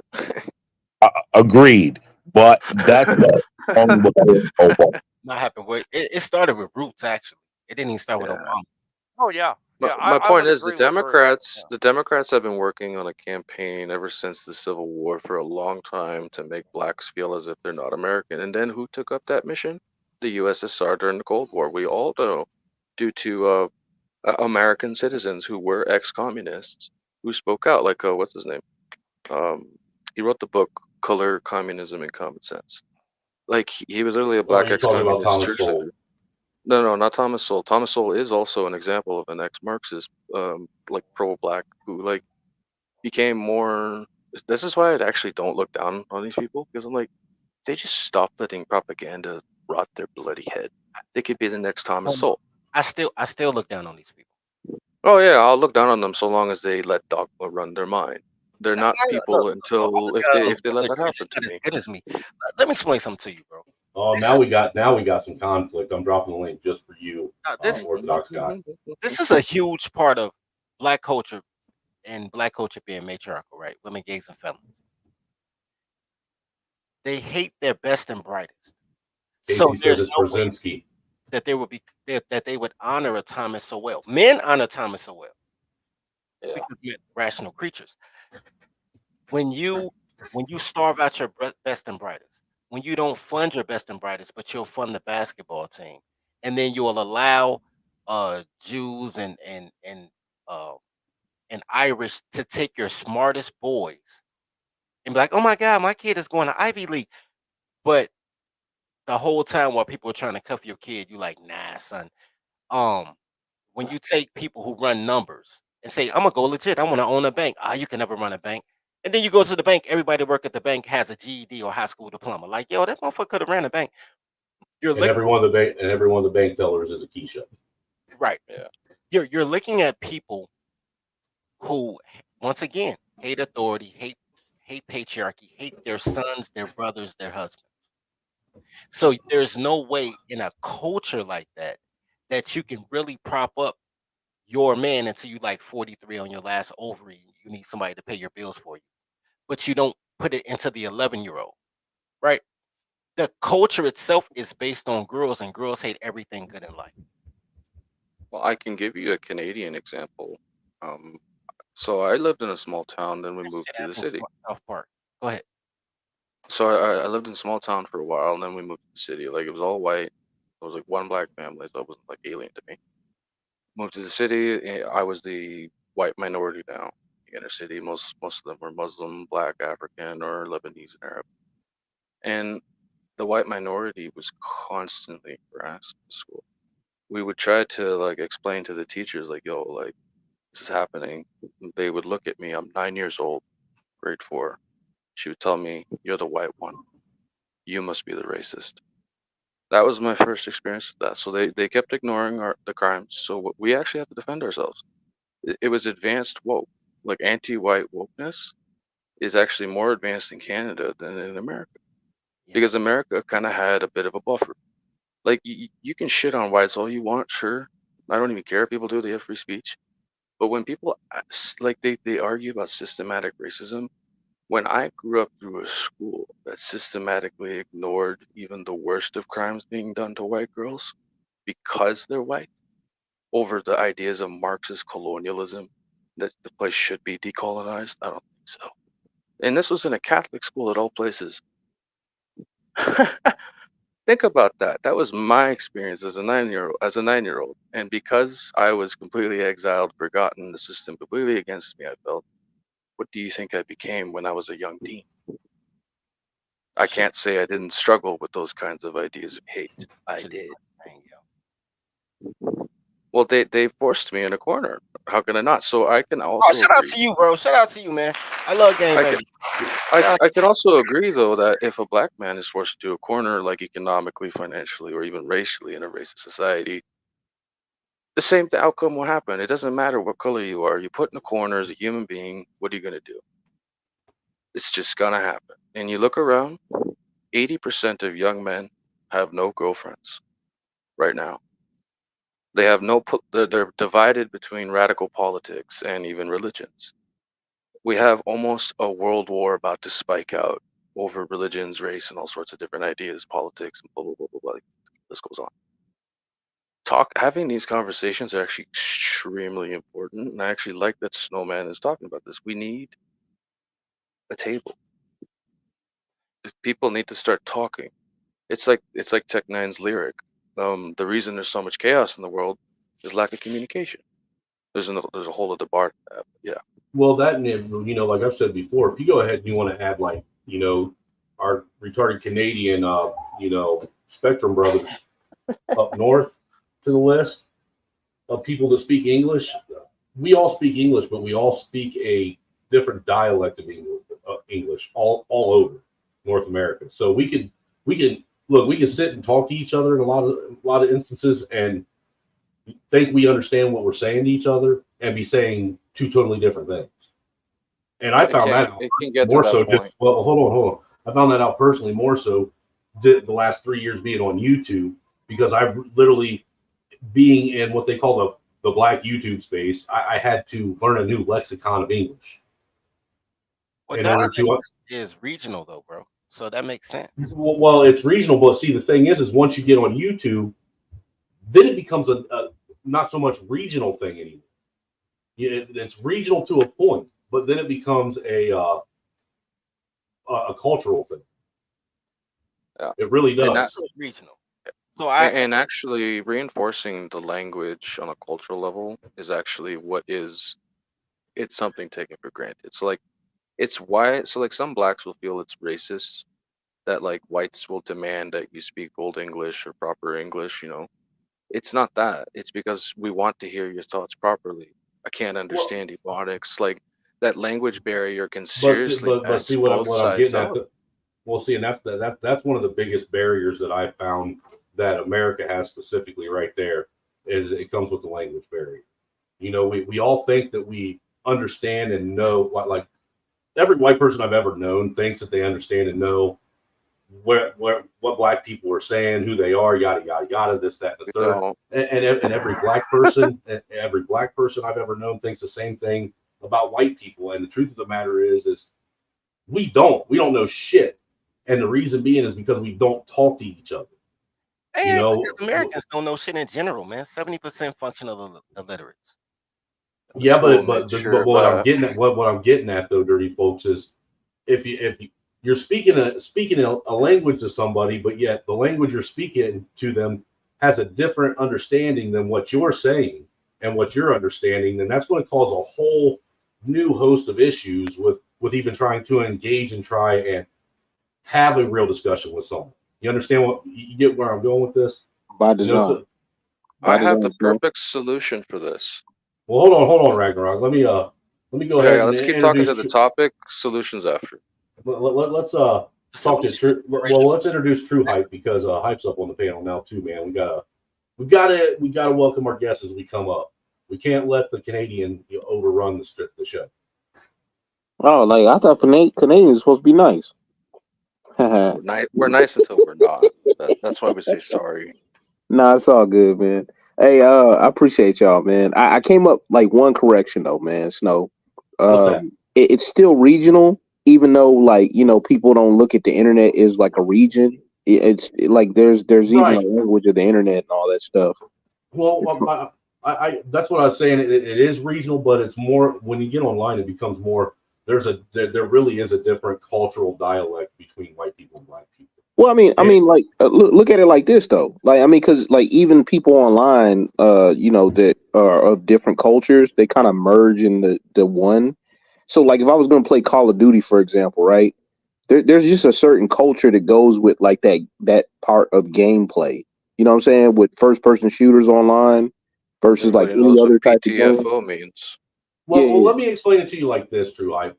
It's more so like, okay, you know how me as a white person, I might have a relative that's like from the holler, you know, and they speak really, really thick backwoods, Wait, hold you on. know. You said the holler? You got Yeah. hobbits in your family? No, I got No, hillbillies in my family, dude. White trash. no, I'm messing But with you you, know, man. but what I'm getting at is they might talk to you and their English dialect, their you know their redneck vernacular might be so thick that I would understand them, but you'd have a hard time. Just the same as you know, I could go to certain hoods and somebody's you know AAVE be so thick that I'm picking up some of what they're saying, but the rest of it's going over my head. But you understand what they're saying because you're part of that culture. Okay. Do you know this was a song in the late 1980s? I just remember this line. What's up? Do you know how many meanings for what's up it is? What's up can mean what's up? Do you want to fight? What's up? How you doing?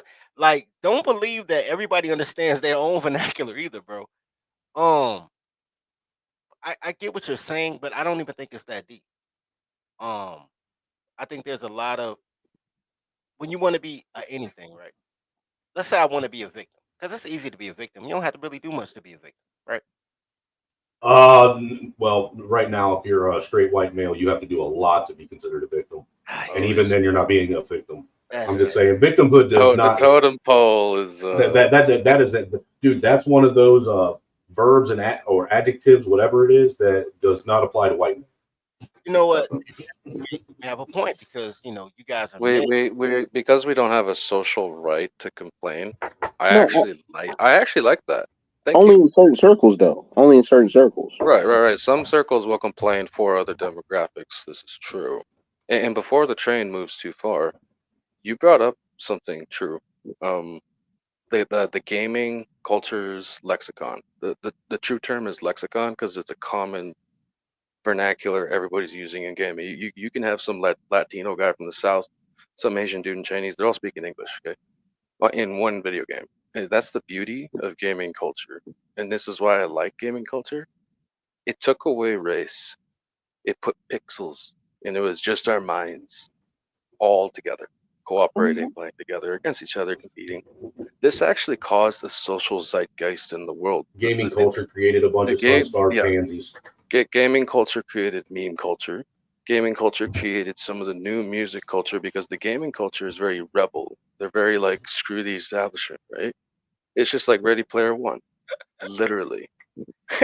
That's what the meme war is. They weren't screw the establishment. They were just like, hey, Oh, they're tired of being dicked. uh, mm, Maybe that's not a good vernacular. some, but if you're buying only AAA games, you're part of the establishment.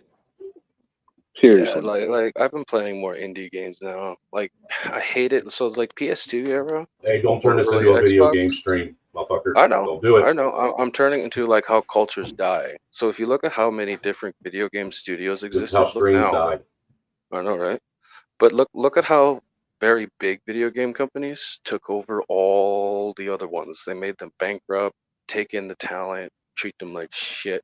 We all know how gaming working culture is. They That's a get good treated like question. crap. What Laughing Dog brings up is it still true? 80% of communication is nonverbal. 90. That's like, oh yeah, texting took over. Is it all nonverbal cues? 90% of it still. No, there's still a ton of it, but the thing is, with people being so socially awkward, they don't even get the cues themselves. So we don't even listen to our own bodies, right? So we don't even know like how stuff Right. works. So like throughout time or whatever, we lose things, and we're losing that, and Okay, that's so probably a very very important part of like who we are as human beings. I don't. before we get too far, hold on. Before we get too far ahead of Yeah. ourselves, we got to ask True Hype the question: if your ancestors were able to come back and have a conversation with you, and you were to ask them if they were proud or thought that you were, you know, moving along in a positive direction with their legacy, do you think they would be proud or happy with what the black community has done with their legacy? Okay, me personally, Yes, Like you. This is just a personal thing. they'd be fine personally, but like Anecdotal. if they were looking at you know, like the whole aggregate, it would be like the episode of the Boondocks, Return of the King. It'd be like that. You know what? I never answered that question either. I think they would be proud because this is exactly what they set up. I mean, they would stop at the boomers and be like, "Yo, what happened?" But Well, I haven't answered it yet either, and now everybody's answered it but me. I think that on both sides that they would be absolutely just straight up disappointed and disgusted with what we've done with their nation on both sides, because both sides fought their asses off and basically went against the odds. So straight up went against the odds, did superhero type shit, the shit that comic books are written about. Medal Right? of Honor. But can I have my moment here, sir? So, and we've squandered that. We really have. We have squandered the fuck out of it. We are nothing but a bunch of You can have it after I'm done. Everybody, just let me have this for a minute. We have become nothing but a bunch of soft ass pansies that don't do shit. We sit and live vicariously through Hollywood and them romanticizing and glorifying this idea of an honorable type of warfare that most Americans will never do because they're too pussy to do it. And three, they have this look. The founders, when they founded this nation, they were still arguing about it as they were fighting the revolution, as they were writing the Constitution. They were still fighting over it after everything was done. They warned the people of this nation that you now have a republic if you can keep it, and warned us of the things that we needed to watch out for in order not to lose it and to keep things moving down this path that they thought would make America different and set it apart from everywhere else. Hey, but Snowman, that I was gonna bring up that point. I'm glad you pointed that out. Benjamin Franklin said that. Like, He sure did. Yeah, after he came out of that, I can't remember what meeting they had. I think it was after he came out of the First Continental Congress. I think that is right. And you know what? He was right.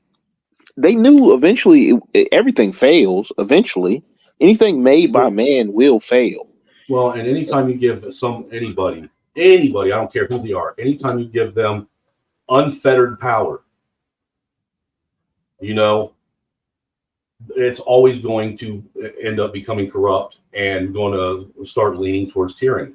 Always, because the road to it. Because men are corrupt. We are. That our human nature is to dominate everything and to control it. And in order for that not to happen with a nation, the people have to keep that in check. And somewhere along the line, we got really fucking complacent and started saying shit like, it's patriotic to do this and patriotic to do that. And now we're at this place where we expect the government to give us everything and be told what to do, but then bitch because of all these laws and rules and regulations and this, that, and the third that they're doing. I can tell I you think that our ancestors would be absolutely fucking appalled and disgusted with us because none of us have the muster that they even had during the civil rights era. None of us. I'd like to speak to something because my original answer to the question was along those lines. I think they'll be angry at first, but then they'll look for who has been trying to uphold the values they held. And here's a quote from Thomas Jefferson. He specifically said, "The Constitution is not for a hedonistic people, for the fight against hedonism is the pursuit of liberty." And he said that also as a side note to this, that like this constitutional governance is for an upright moral people. It's not for people who let themselves go. and when and if, well, it's not if, when something true like fails, maybe they'll actually look back and be like, "Hey, this lasted a whole lot longer than we thought it would."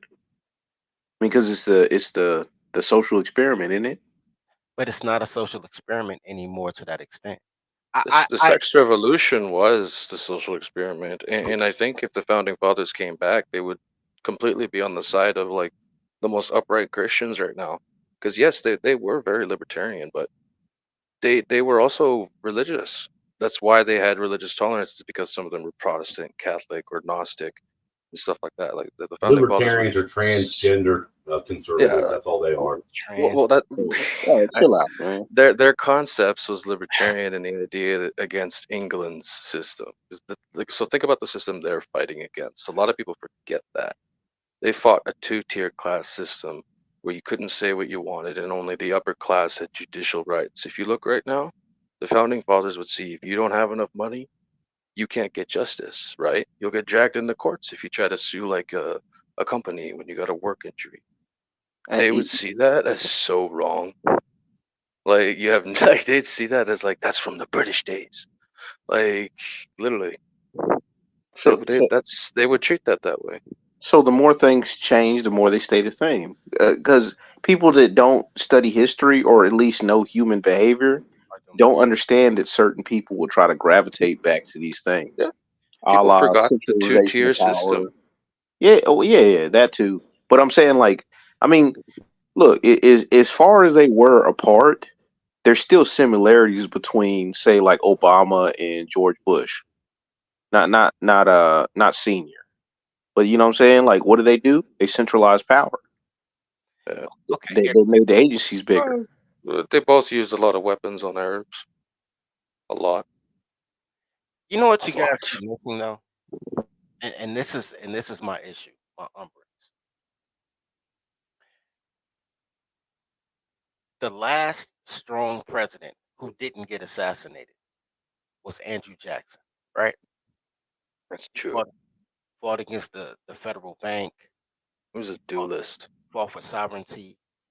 Um, he was part of the media marketing ploy He, that that erased Black history and Native American history. He went They against say, the Supreme Court. yeah. They say when he walked, he had jiggling noises from all the duels he's been in. Pistol duels.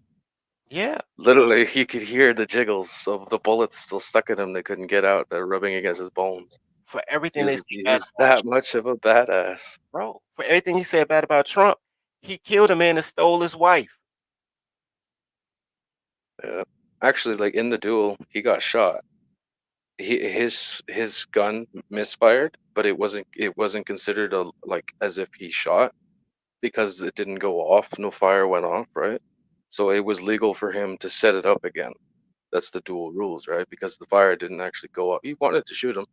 It failed, but he literally got shot in the chest. He's still standing.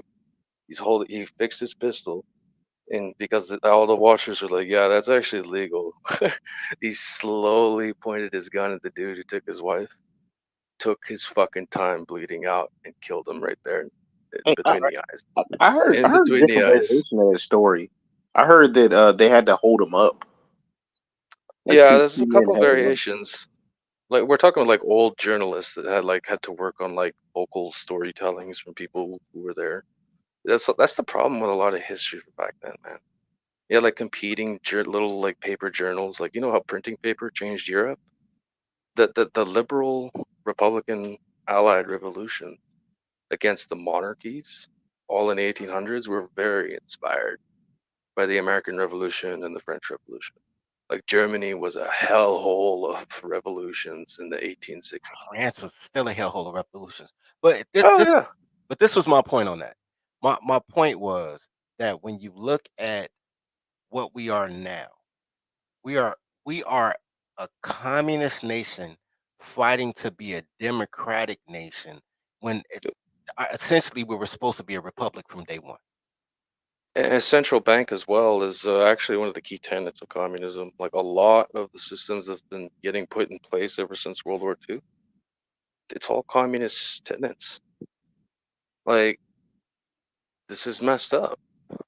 Like, imagine, we all know how bad the USSR was, right? With all the gulags, how they imprisoned anybody who thought differently, who wasn't politically correct. Well, So- imagine if you're not politically correct with the woke right now and get put in a gulag, and your kids, I'll not describe it. Oh no, they're in the same boat as us. They're Like they just insane. don't, they just don't realize it. They Yeah, think but they they're have insane power. though. They've been loaned the power, and the loans are getting cashed in right now as we speak. The serpent's eating Oh, its tail. the landscape changed ever since the attack, like I mentioned earlier, like about a week ago. I'm not going to go into it because it's so sensitive. No, like you The got political landscape completely changed, my guy. Like yeah, the you Democrats dropped Antifa and the BLM after what happened. what's crazy is nobody was paying attention to what the people were saying to begin with. They've been Right. screaming this stuff for the longest time, but they just were allowed to just exist because Yeah. they were expedient, right? Now they're not. Now you throw I them in the think they waste just basket. lost their judicial protection from the Democrat Party. All the far left that's been rioting and burning and killing people in American and Canadian cities. Yes, Canadian cities it's happened. I've had to fight them. Like they tried to attack two seniors at a free speech rally. I wouldn't let it happen. No, but they're useful. They're useful. They are useful idiots. They're very Yeah, useful idiots. that's what I was gonna say. That's what was it Stalin or Zelensky? I know they both talked about it, but like one Is it more actually called modern them. times? One actually called them useful idiots, and they're the first Lenin. ones to get put on the That's wall. Lenin. It was They're the Lenin, first. They're the the first leader ones to get before put on. Stalin. Yeah. They're the first ones to Lenin. get put on the wall because they Right. they are quick to turn against you. Well, all the Red Guard who helped the revolution, which started by a poor working class from the cities, turning against all the aristocracy and against the farmers class, pretty much taking you away if you owned more than 2 acres of land. So like that happened, man. Like people underestimate that yes, all the cities are extremely far left, right? Do not underestimate that. That's exactly how it happened in Russia. You guys got to look at the Russian Civil War. We actually went and helped. We helped the whites. It was the whites versus the reds. And I've been studying the Russian Civil War, guys, because the demographic conflicts, political ones, it's almost all the same. Like if it keeps going, man, America's either going to be a freaking gulag or a land of the free with a lot of people dead. For basic income, but yeah, I'm with you. Like that's the sad truth, and I don't like it, man. Like me as a Canadian, I like America. You guys have always had our backs in wars and stuff, and you'll always protect us. We'll always be there for you guys too. Maybe not Iraq and Vietnam. So real quick, Canada's the only country that's never lost a fight too. You guys have real quick. We I are got a actually quick, the hold on, only one. real quick. I got a quick video that I was looking for that I found that I want to share with specifically Dirty Folks and True Hype. That literally, where's it at? Oh, hold on, I got to change my shit real quick. That literally validates what I was saying about the actual language barrier. Okay. I'll kill Tony. I'm just saying, just listen. Good, man. Shit fire, man. What? Shit fire, say shit fire. I'll translate everything he said. Tony, he said the show is good. He loves the audience. His experience on Kill Tony is very amazing. Yeah. I got it. Here you go. You ready? Ready? Hey, real talk, this shit really changed the real nigga life for real. You feel what I'm talking about? So what he's saying is, since he's became a regular on Kill Tony, more opportunities have opened up for him. He's been able to only go places he dreamed of. Yeah. And white girls be sucking my dick. Crazy. What was that? White girls tend to give him fellatio. I mean, it's funny, but it's true. There's truth to it. There's truth to it. It's 100% true. That's Cam. Was it Cam Patterson? I think the dude's name. He's funny as hell. He crazy as shit though. And the dude doing the translation was a real big standard on Kill Tony. He was a regular. He's funny too. He's the one that does the man on the street interviews talking about how you like Trump. Right. And actually got a bunch of liberals to admit that Trump wasn't all bad, which is like kind of funny. Like at Venice Beach and shit. Oh, and you mentioned Canada never lost a war earlier. That record has to actually be corrected due to recent events from NATO, due to NATO leadership being incompetent. Afghanistan is now considered the only loss in the Canadian military history belt.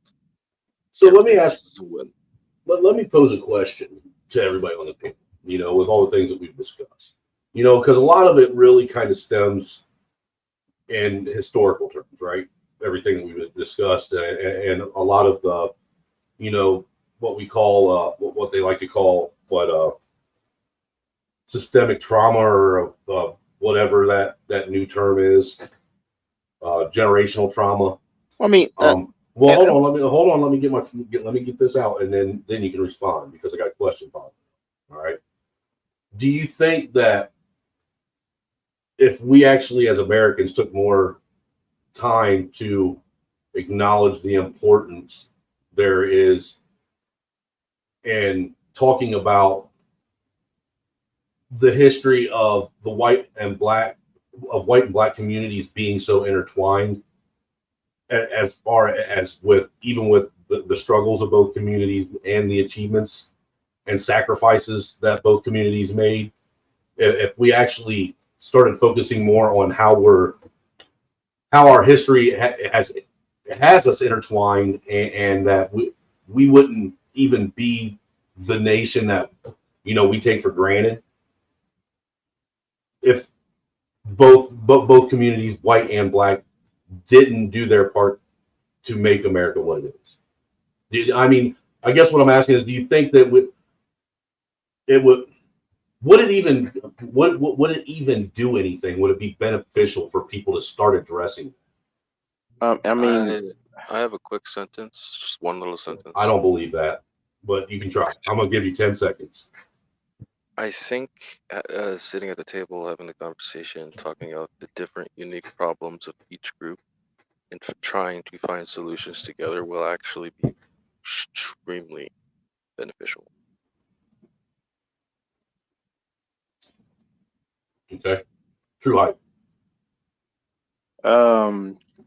As it stands right now, it's how it's presented and how it's approached.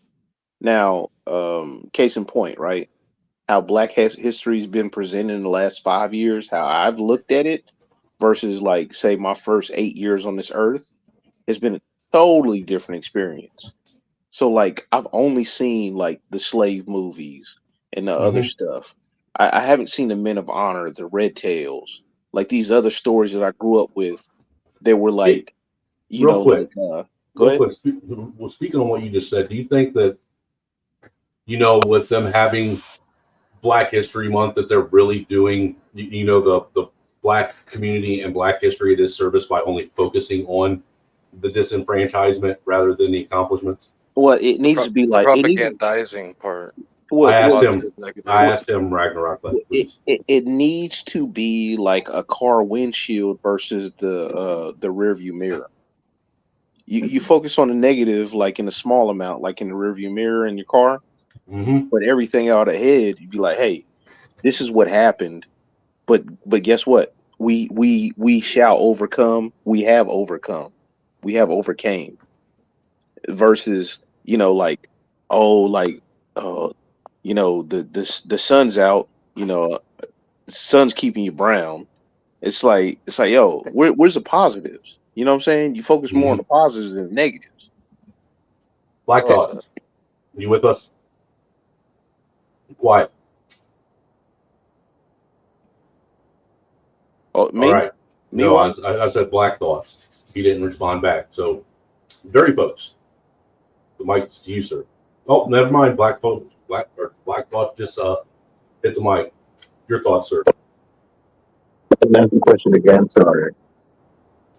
The question was, do you think that it would even do anything in America if we actually took the time to start focusing on how both white and Black America being so intertwined with their history, even as far as their struggles and achievements, if we focused on that rather than constantly focusing on what separates us? Do I think it would do anything? Do you think that there would be any positive, like it would garner any kind of positive change or positive growth in America? I, I would say yes, it could, but I'm gonna say it from a reality standpoint. That's not what blacks nor white liberals want. But I believe it could. I believe that if we took took the time to understand that our history is intertwined, which I don't understand how we don't understand that, but if we took the time to understand that it was intertwined and understand that all of us have the same concerns and wants, yeah, it would definitely help America. But unfortunately, it's not going to happen. Hey, you know, it'd be more beneficial, Snowman, What's that? to just the conversations or whatever. They shouldn't always happen at the beginning, or you know, like toward the solution or the end. They should start where everybody is. So Right, like, just break bread, have dinner right. with like the different people. Then you're gonna naturally find the things that you're in common with. And if you're comfortable, then you'll have the conversation either going forward or backwards. If not, then that's it what it is. You be like, hey, this person is cool, you know, whatever. Well, you think maybe that's what the issue is then? Hype is that Yes. we have forgotten how to actually break bread with one another because that used No, to be a common thing. no, we see it's a tribalism, as Dirty says all the time. And it is what it is. Like, you don't see eye to eye because you're always othering each other. You're trying to and Dr. Seuss had that book about the Sneetches where people Hmm. were trying to separate and make themselves like special. Hmm. Be like, I mean, that's a perfect example. Humans are going to do that because just in the nature, the tribalism is a real thing, and you know we're supposed to be so above that, but look at how everybody's acting. I'm not above Well, tribalism. I'll never be above tribalism. No, but you're being a realist though. Most people will say they're above that, and then like play team sports with R's or D's when there's a Yeah, uniparty. You know what I'm saying? they're nihilist. Most of them are Okay, nihilist. here's my opinion is I don't think that it would make a tiny bit of difference. Not even a little bit. Not even a moniker. why not, sir? I want you to expound on that since you're the only person that has went that path. Give me your reason why. America has always told black people that they wanted black men to be number two. They've always said that.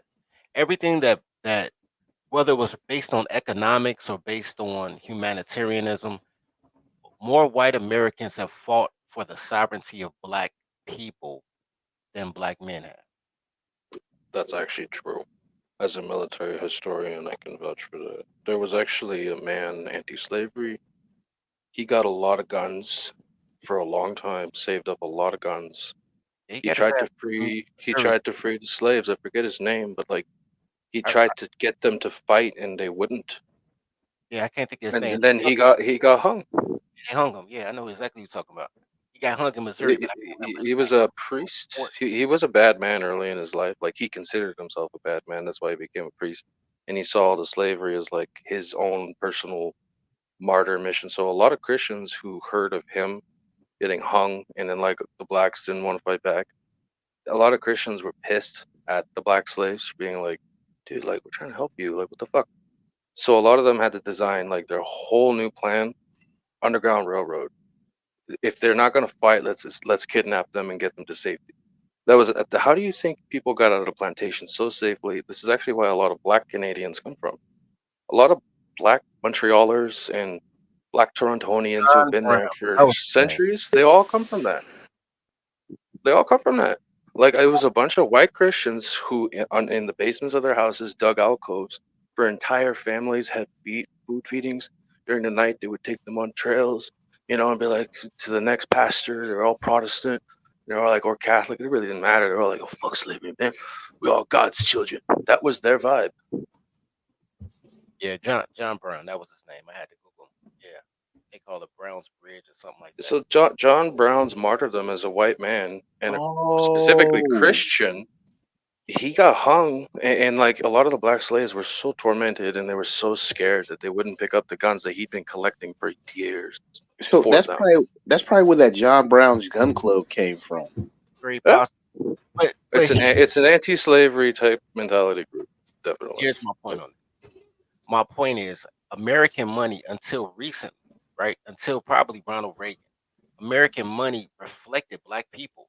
Like this Harriet Tubman 28 the first time. I remember the quarters and the silver dollars and half dollars. I remember that with Native Americans and blacks on them. Sacagawea, Susan B. Anthony's, and all that shit. I remember all that shit, bro. A lot of the more modern moves, those pandering, alcoves to like old echoes of the civil rights movements because of the civil rights Hold on. boomers. Let him land his plane, Ragnar. Yeah, Let him land his plane. Nah, I get all that. My point is this: like in 30 minutes, even though it don't look like it's gonna happen in 30 minutes, I was gonna do the Dirty Snow show, and it was gonna be a free flowing show about all the crazy shit that white people do. That's fun though. It's fun, crazy. Hey, dude, we can still do it after this because I'll be honest with you, man. I haven't received one damn Cash App yet. I'm 2 hours in on this wonderful content, and I'm only gonna go maybe another hour. You know, I'm down to laugh at the faults of my people. Look. Everybody knows everybody knows I'm a grifting ass motherfucker. I don't deny it. I embrace that shit. I'm on here to just sit and talk to people. I'm on here to try and make a little bit of diaper money too. Man, look, he's just trying to get that Santa Claus outfit so we can make this money during the season. All right, look though, this is my point. I'm gonna land the plane right here. No matter what, nothing will change until heterosexual, tawny, and swarthy men abandon their women. Nothing will change. It doesn't matter how many. You mean on that end? You say what? You mean on that end of the situation? Yeah, nothing will change until black men abandon their women wholeheartedly, which the younger generation is doing. It's already happening with whites. Already You know how many white men are going towards Asian women? It's crazy. It's all. They've always loved Asian women. Dude, the anime race is gonna be the new supreme race. Just watch. Like they're literally half white, half Japanese, half Chinese. Like, just watch. Like they're gonna be crazy insane. I'm sorry. I refuse to allow my children to evolve into. I have a half mixed Asian child, dude. She is so smart and creative. It's crazy, man. She's I'm gonna tell you what the biggest problem is. I'll tell you what the biggest systemic problem is, and why it will never go away until men abandon liberal women, regardless of their ethnic group. Right? I'm gonna tell you exactly why. Hold on, can you say what you just said one more time, sir? Why none of this will ever go away until men abandon liberal women, regardless of her ethnic group. I'll tell you.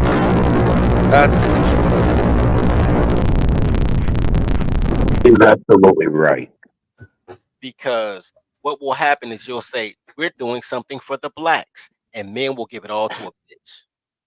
And then she'll run to the white girls. Because the only person that can stop a black woman is a white woman. She'll run to the girls and get on these the view panels and all that bullshit and propagate hate men. Feminism is way worse than racism ever was. Because you're fighting an enemy that you can't get back. Well, think about it when it comes to those type of brandings, you know, the ism brandings. Have you ever found it interesting that feminism is the only one that isn't a negative? Right. Yeah, Islamism, or in certain context, Islamism, and transgenderism. You know what's so crazy? Feminism directly leads to communism, which they call socialism. Which eventually leads to their sons cutting their pee-pees off. Right. Well, if the woman doesn't have a capitalist man to take care of her, she's obviously gonna ask Big Daddy government.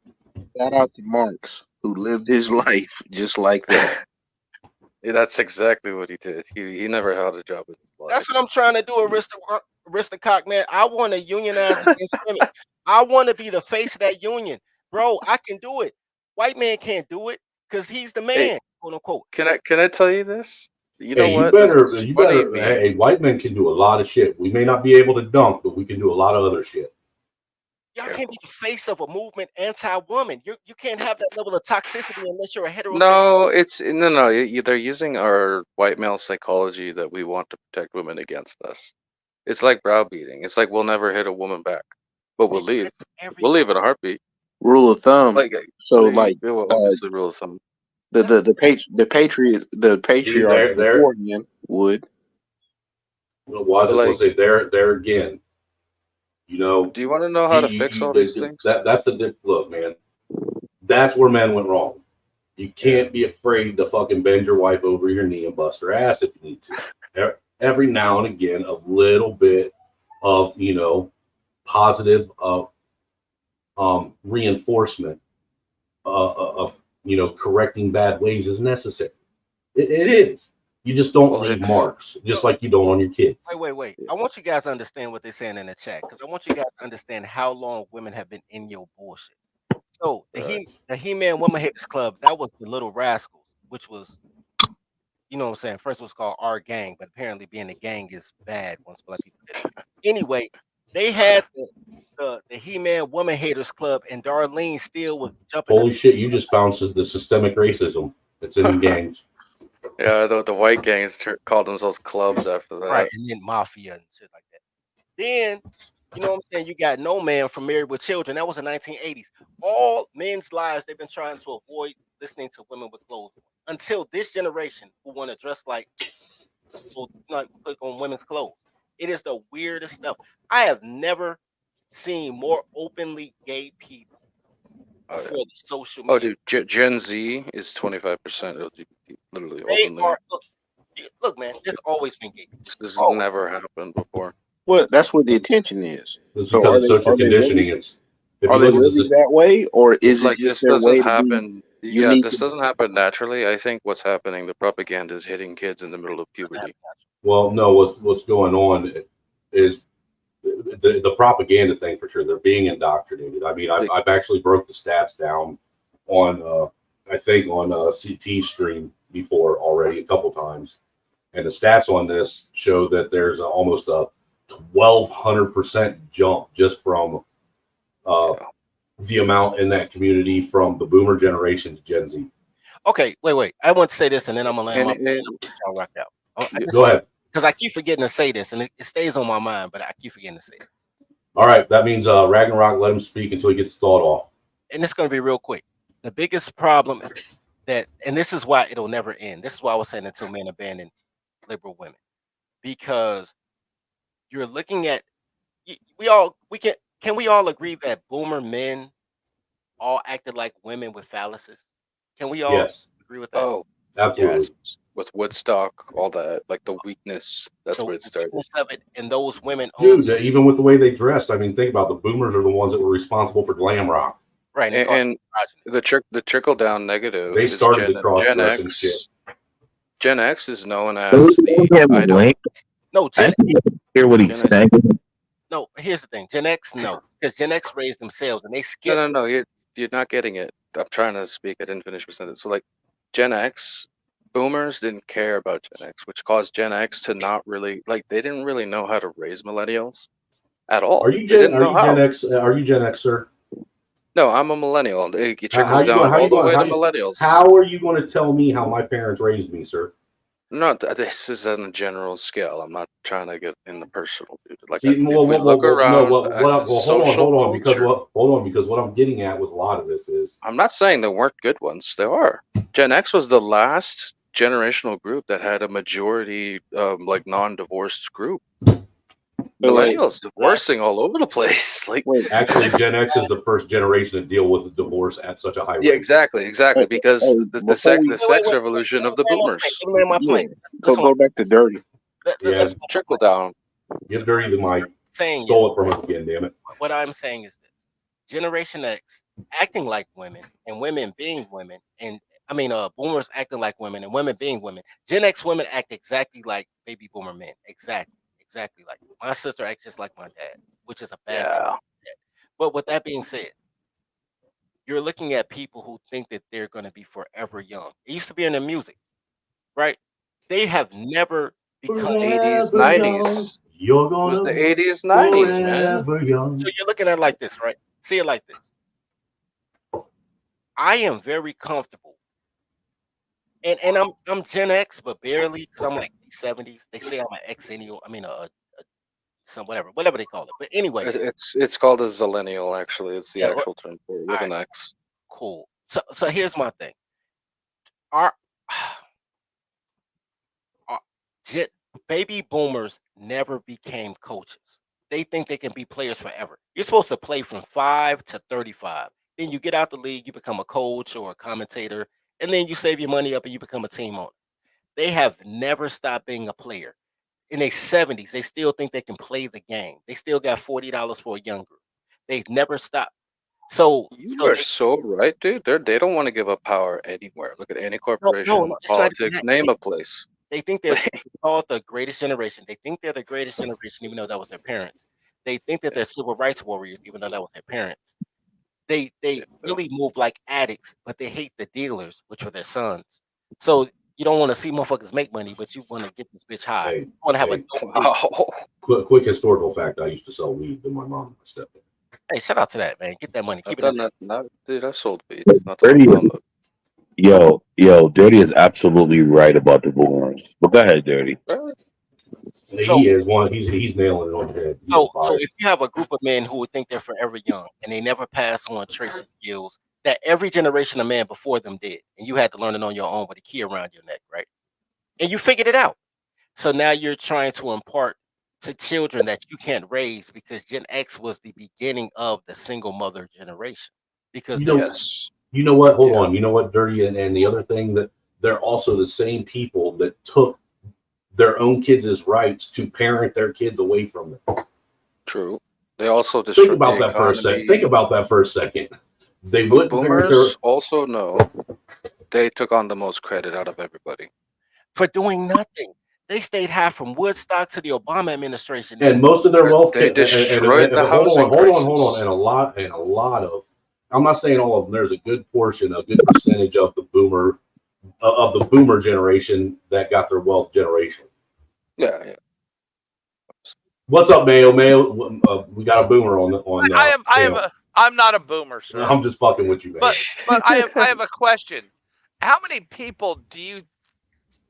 white men do you think were actually boomers that were like hippies and leftists? I knew a lot personally.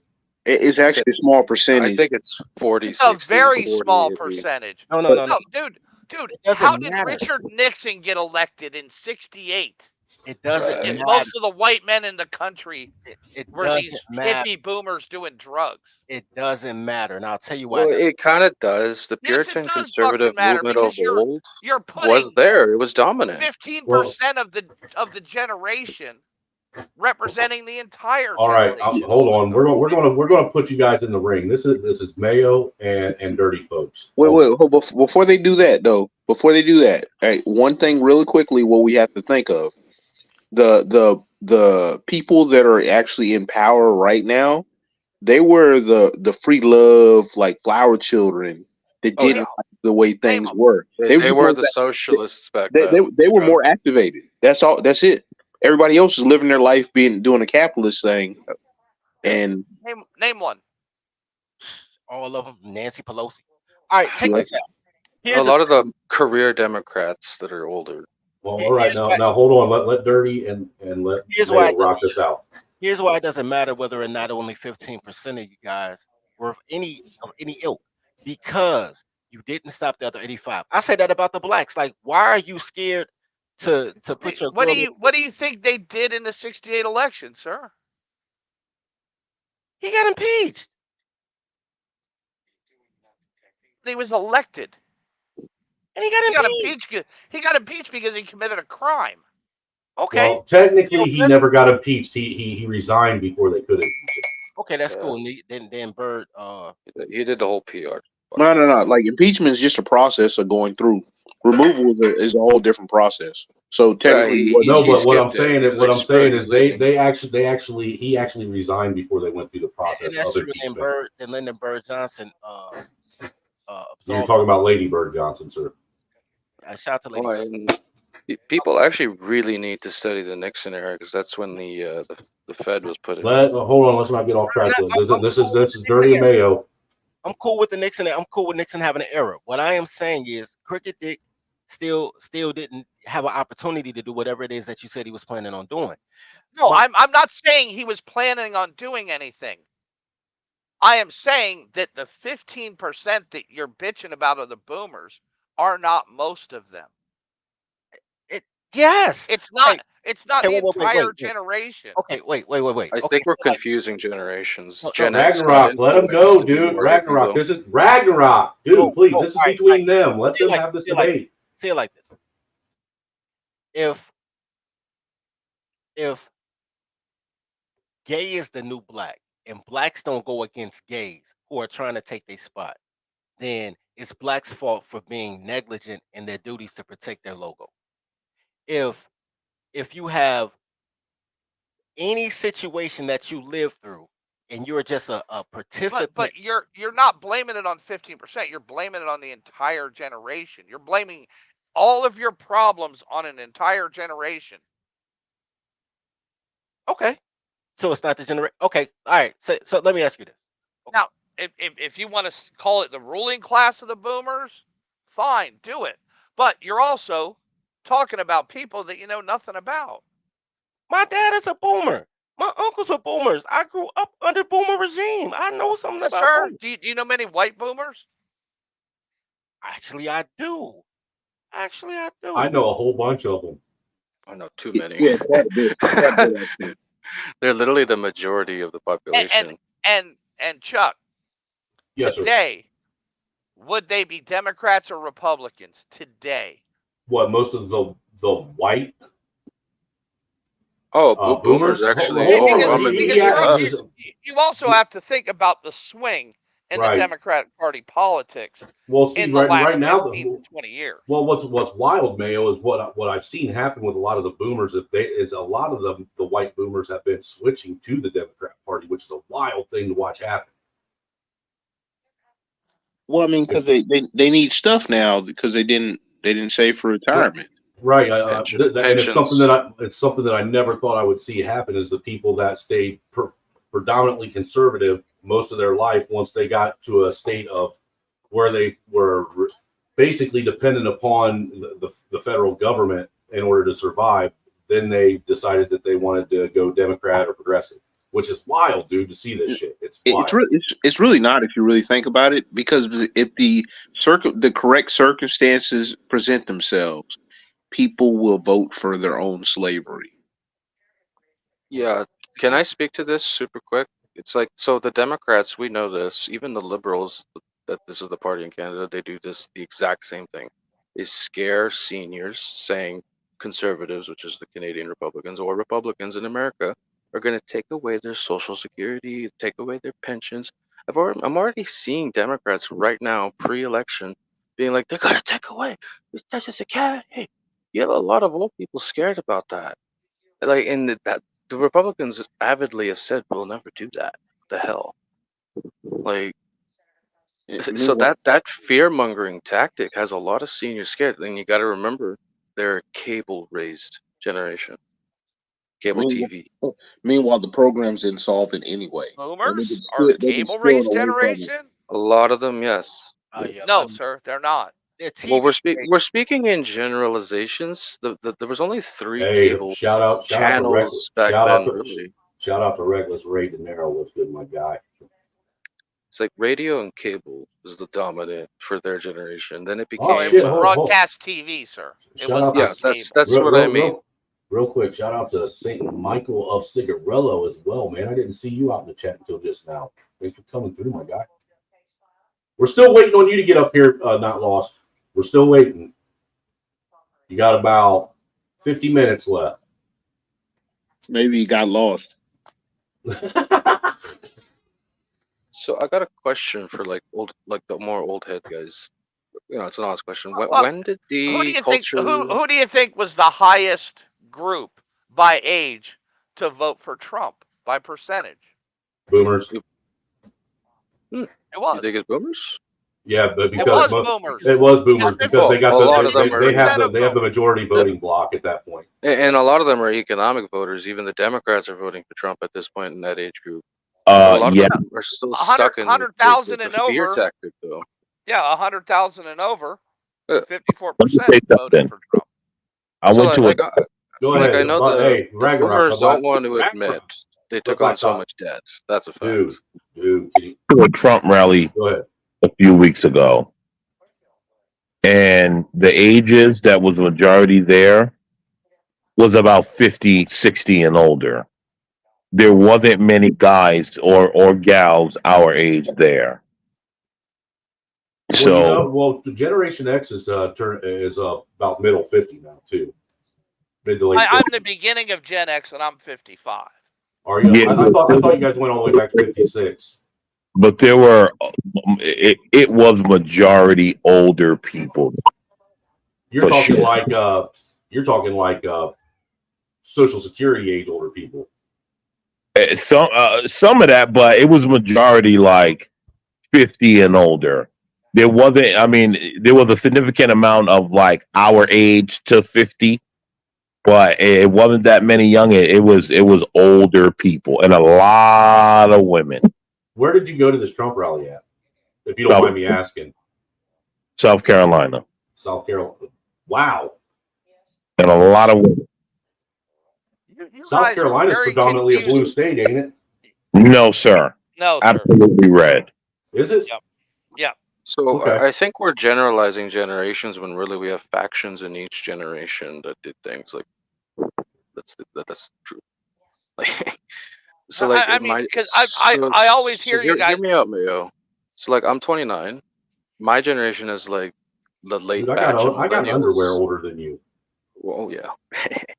So what I'm seeing is, yes, there was a gigantic shift when we were more in our teens to be liberal, more left wing, and I'm seeing there's a seismic shift in the last ever since Trump, even in Canada, like all over the West, Trump actually caused like this cultural effect.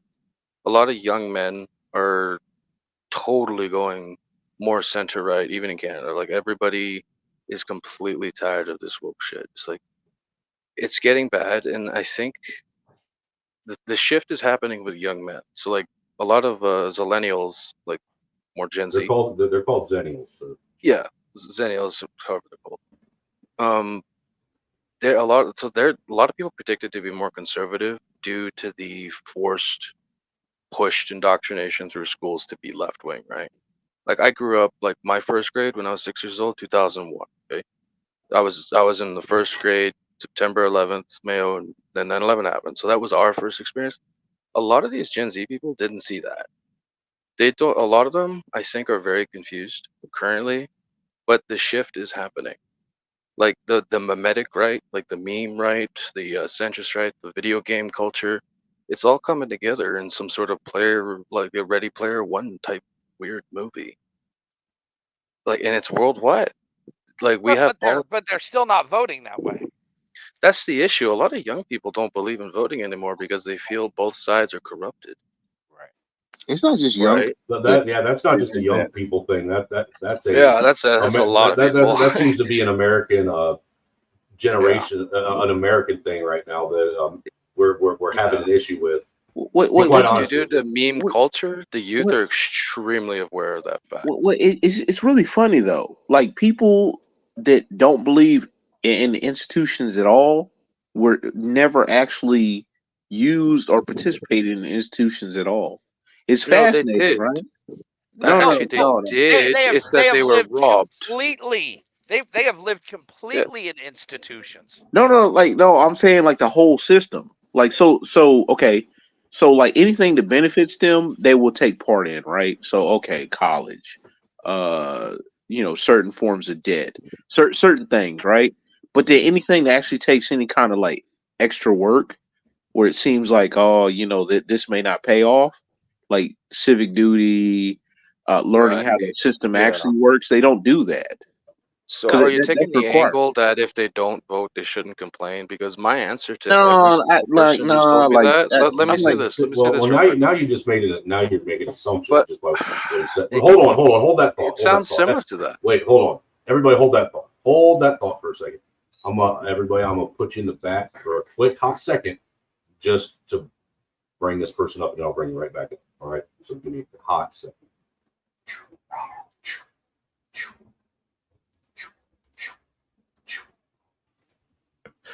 So wow. Oh, I'm special. Oh, there I am. Ray, what do you think Yes, of sir. this discussion? What do you think of this discussion you've been listening to so far? I know you've been listening for a minute. So I only got to hear like a little bit of the tail end of it, but it just sounds like a bunch of old people complaining about young people when y'all Well, raised that's kind of what it's turned into. Yeah, when you raised them, kind of sway. and I'm like, let me get you to, since you just hopped up, to Okay. answer the question at hand. Okay. Because everybody's answered it. Me, so far, I'm the only one that thinks that our ancestors are rolling in their graves, wanting to fucking stab us all in the back. I answered it when I came into the. I answered when I came into the chat. Right. So, do you think that your ancestors would be, if you had the ability to bring them back just for a minute to talk to them, and ask it if they would ask them if they're proud of what you have done with their legacy, and if they approve of the steps that you've taken to move America forward in a positive and productive way, do you think that you would get a positive response, or do you think they would tell you that we're a complete total failure? Oh no, mine would. I'm the best of my bloodline. I make it a point to be that every day. But I'm talking about America as a whole in general. Oh, America as a whole? Hell no. Hell no. No, if we're talking about the group, no. So your ancestors are like, all you Negroes have fumbled the ball. You've wasted the bag. Well, no, everything we handed to you has been for nothing at all. You've squandered what little bit of fucking wealth we gave you, and what kind of direction we gave you, and you fucked it all up. I don't necessarily think they would say that. I know that Hood Conservative would agree with that rhetoric. I don't agree with that. I think that they would say that we lost control of our narrative. We allowed someone to tell us who we were, and we believed it. That's what I believe. Because honestly, most of the people, like most black conservatives, are fucking worthless. They're dysgenic fucks. They're not. All they do is sit and talk shit about black people. Think they're nihilistic? Oh, 100%. They're nihilistic and they hate themselves. When do we ever have control of our narrative? You have a choice at all times, sir. No. But not the narrative. No, 100%. Yes, you do. I was told I was never going to graduate, and I got to watch the person who told me I wasn't going to graduate die. But you weren't in control. You weren't in control. I was 100% in control of every action that I took from the moment that I became an adult and had agency over this fucking body. That is different than narrative. I believe you, and I support what you're saying, but that's not the narrative. The narrative is birth of a nation. The narrative is every time I turn the damn channel on, I get The Wire or whatever. Like whenever I see another black face. Okay, I agree with you. But my question that I'll posit to you is this. And this is because like I'm not necessarily, I'm in between. I'm a half old nigga. Okay. Now I've never been taught. I've never heard it like that in my family. I've never been taught to look at white people as better than me at anything. The first interaction that I had with racism, I beat that kid's ass in my front yard. And my mom was like, yeah, that's what you do. Not, you better be scared of them white people, they're going to kill you. She was like, no. Eliminate the fucking threat. That's how my family was raised. Same. But no, my mom gave me the talk, but the talk that my mom gave me was, you're going to have to work twice as hard, correct, but you've got a 50-50 chance with anything that walks on two legs. Anything that walks on two legs is killable. So if we're all in the same game, and at the end of the day, any one of us can get it, then no, they're not better. And I mean, you get into a fight with a few of them, see them cry and shit, you find out that it's just people. We all just meat suits. So no, I don't believe I've never believed what anybody's told me, but I'll tell you this though. I've had more black people tell me what I couldn't be and what I wasn't going to do than I've ever had white people tell me I couldn't do shit. Matter of fact, and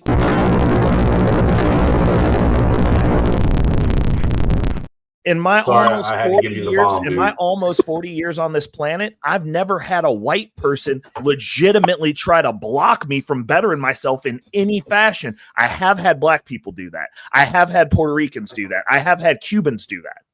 I've Hey, had I tell you, everyone else besides white people hey, literally dude, try to stop me from forward progress. I'm gonna tell you right now, from this day forward, we ever pull into Tarjay or Meyer at the same time, I am going to block you from whatever parking spot you're trying to get. First of all, don't call it Tarjay. But I said that earlier, bro, that they hate the best and brightest. I got that speech that I had to work 3 times as hard to get the same amount of things. And it worked out for me because I was physically gifted and I was smart. Yeah. But the narrative, okay, I'll give you a perfect example.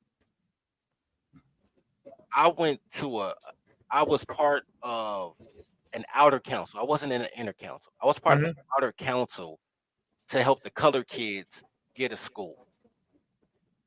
The entire thing, it was flooded with women and boomers. Mm-hmm.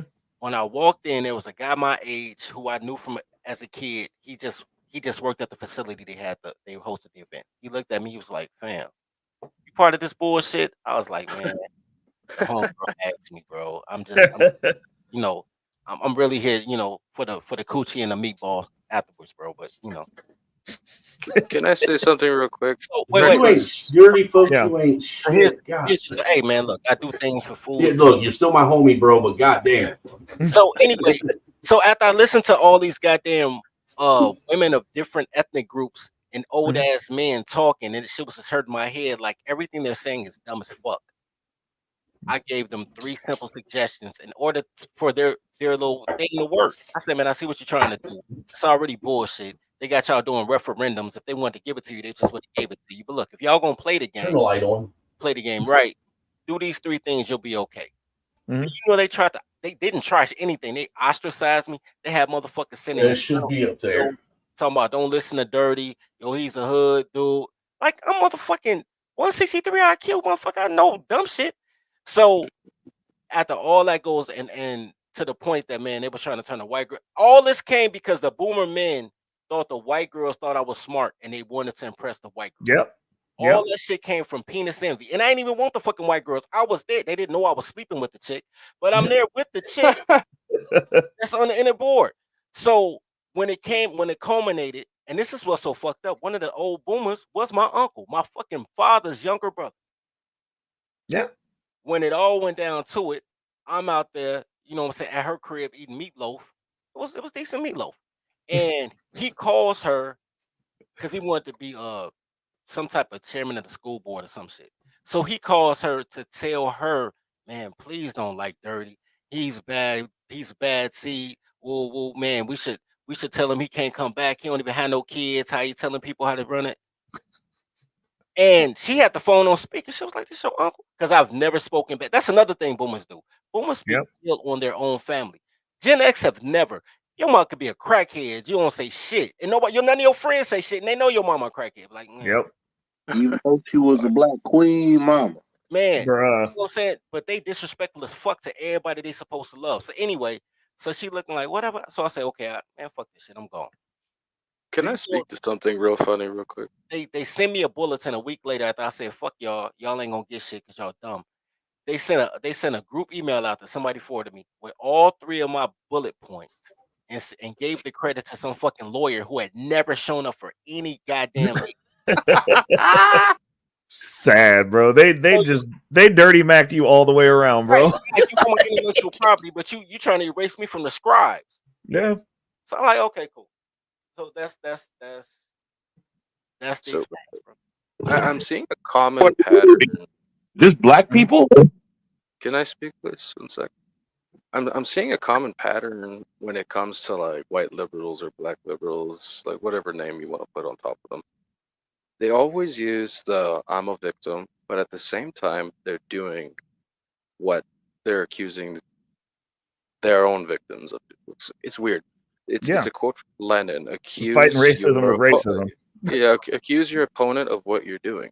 Yeah. It's a Lenin tactic. That's Oh so yeah, like everybody's like, well, it's all white supremacy, but like I've told the boys here, like when 2001 school for me at 6 years old, dude, you were treated like shit. You were white. Nobody cared. Like completely changed, flipped on its head. If there wasn't equality, it died in the 90s. Yeah. Now, I mean, the thing is, like, when it comes to the talk about white supremacy, I'm like, you know, the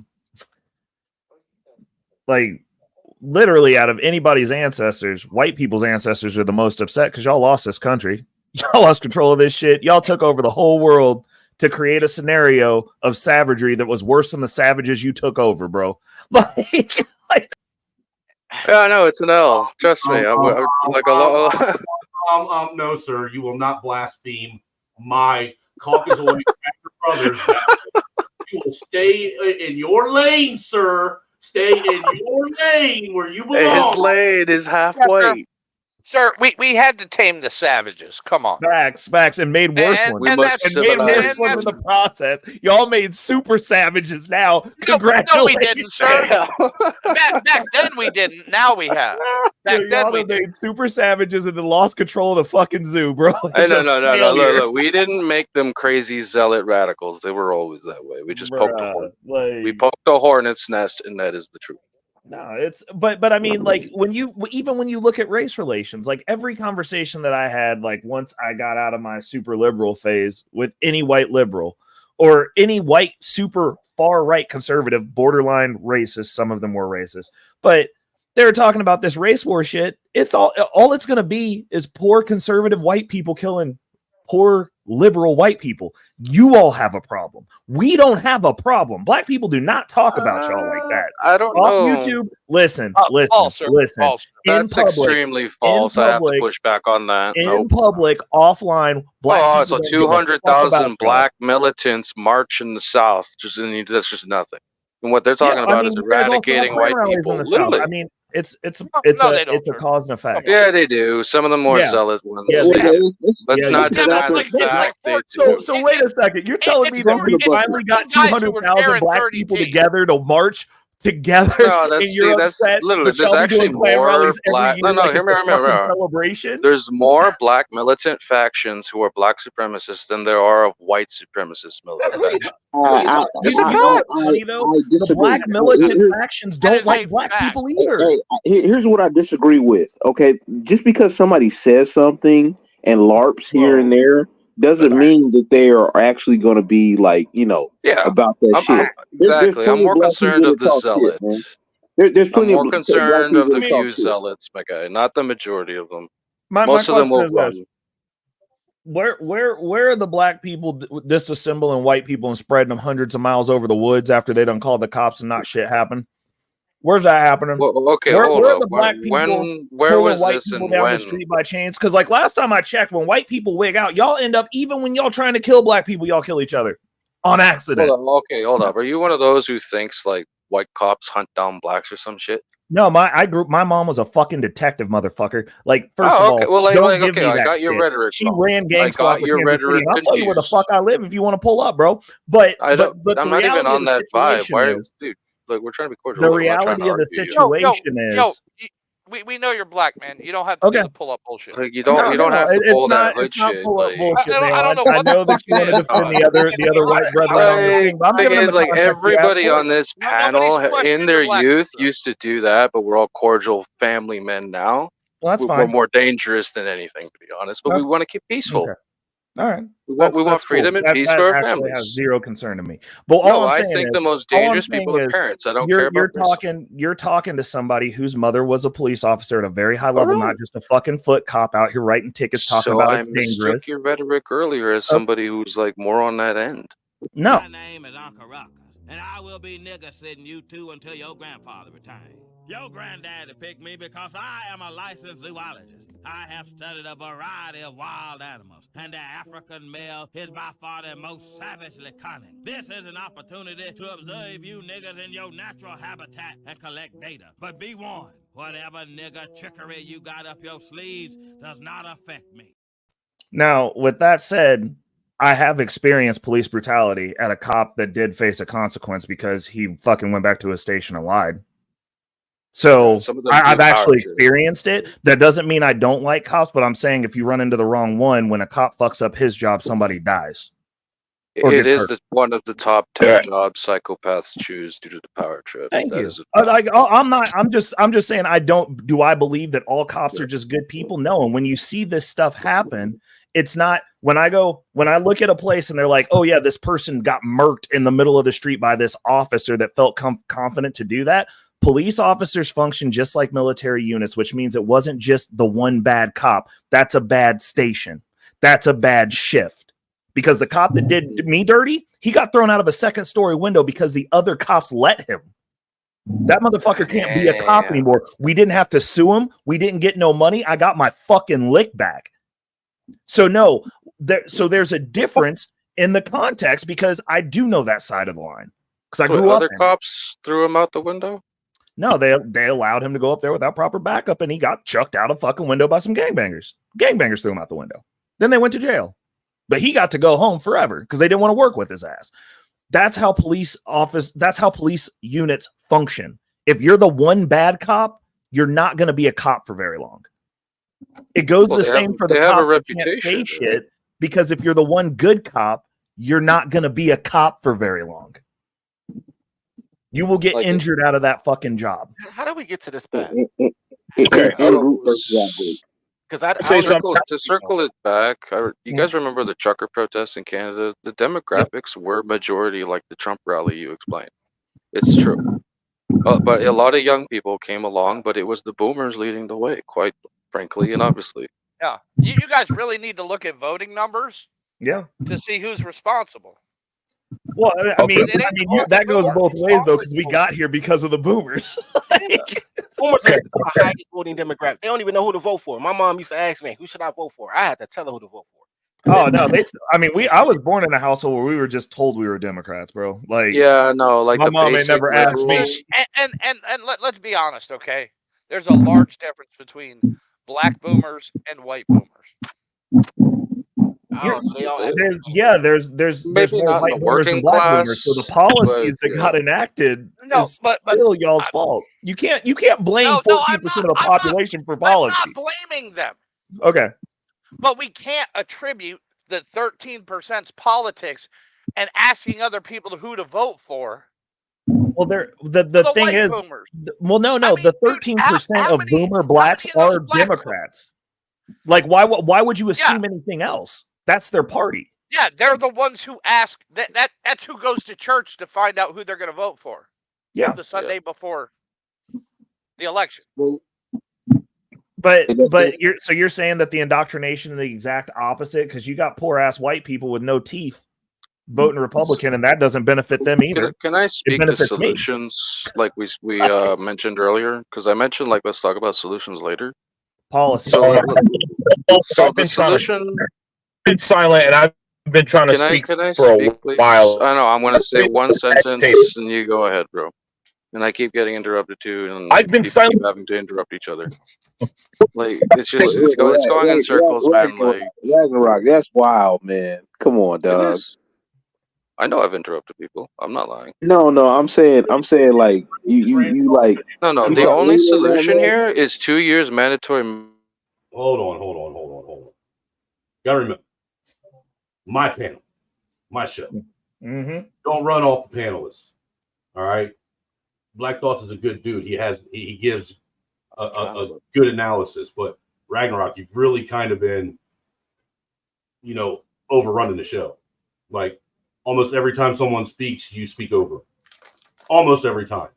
That's why I've been jumping in so much. You got to give other people the opportunity to speak too. This isn't just a one-sided white panel.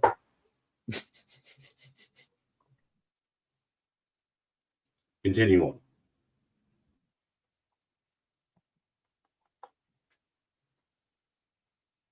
I think the only solution is mandatory military service 2 years. My question, after you're done, I have a question for you in regards to that point. Yeah. I know I've actually debated a lot of people on this. It's not a matter of debate. It's just a simple question. We got to figure it out and synthesize it, right? So I think it'll work because one, we know the Army came out with a report, dude. Like over 60% of new recruits are so weak. Mm-hmm. We're weakening. We need to stop this weakness. Mhm. We need to stop the hedonism. We need to start having families and pumping out babies. It's the truth, and we need to get tough again. Like the Well, you people want who to know what the biggest? started. You want to know what the biggest cultivator of weaknesses in men today? The inability for men to listen. Oh fuck yeah!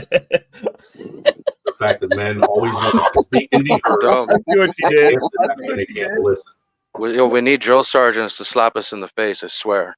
I No, swear. I mean, I just Oh, I don't No, I think mean it, you gotta dude. get- We need it. We need drill sergeants to go all over America and Canada and be like, "Fuck you, get in." Like right now, we're all going Boy Scouts hardcore mode. Everybody's gonna learn skills to survive. Everybody's gonna learn how to build a homemade bunker. Every certain skill the government is supposed to teach a young man to be ready should be done right the fuck now. Wait, hold up. But, What skill How do should we be? how do we rope let's be Canada into honest. this? I Let's think be the honest. military. I think every young man should be put in the military right now, not forced to deploy, but definitely training. And like, dude, people seriously need to stop running around like they're dumbasses. And a lot of Dude, joblessness is rising. dude, It's have you ever been in the stupid. military? Have you ever been in the military? I come from a Hold up, military Mateo. family. No, I'm That's asking not you. the Have you same ever shit. been in He the didn't ask you military? if you came from a military family. He asked you if you were in the Do military. you at No, minimum have a nothing. military mentor? My Like an grandfather. actual one, like a colonel, somebody who did special forces. Have you My trained with somebody who's grandfather done was a spec colonel. op I never trained. My Okay. Okay, grandfather was a I colonel. will tell you this, You probably and couldn't you're. qualify yourself. So I why are will you tell guys you this. laughing at me? Come on. No, dude, because I'm about to tell you. Fucking Okay. embarrassment of yourself. No, dude. LMAO. All right. I got nothing against Nowadays, him. in the military, you don't have to pass a PT test to get out of basic training. Thank you. That's a problem. It's a big problem. That's what I Yes, mean. I People would who have the agree military if you had a experience. So how would you do it, Mayo? How would if you you do had a it? So I'd 70s, be one of those recruits. How would you do this?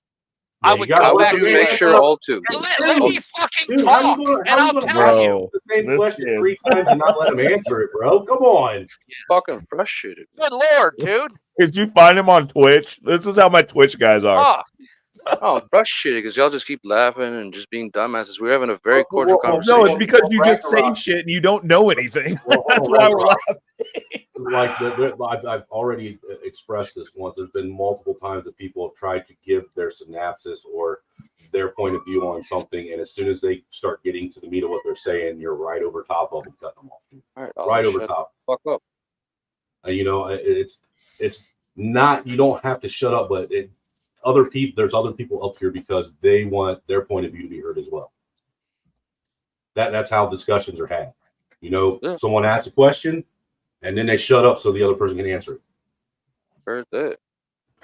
and I'll tell you, you can blame the emptiness of the military on George Bush Sr. because he's the one that started it.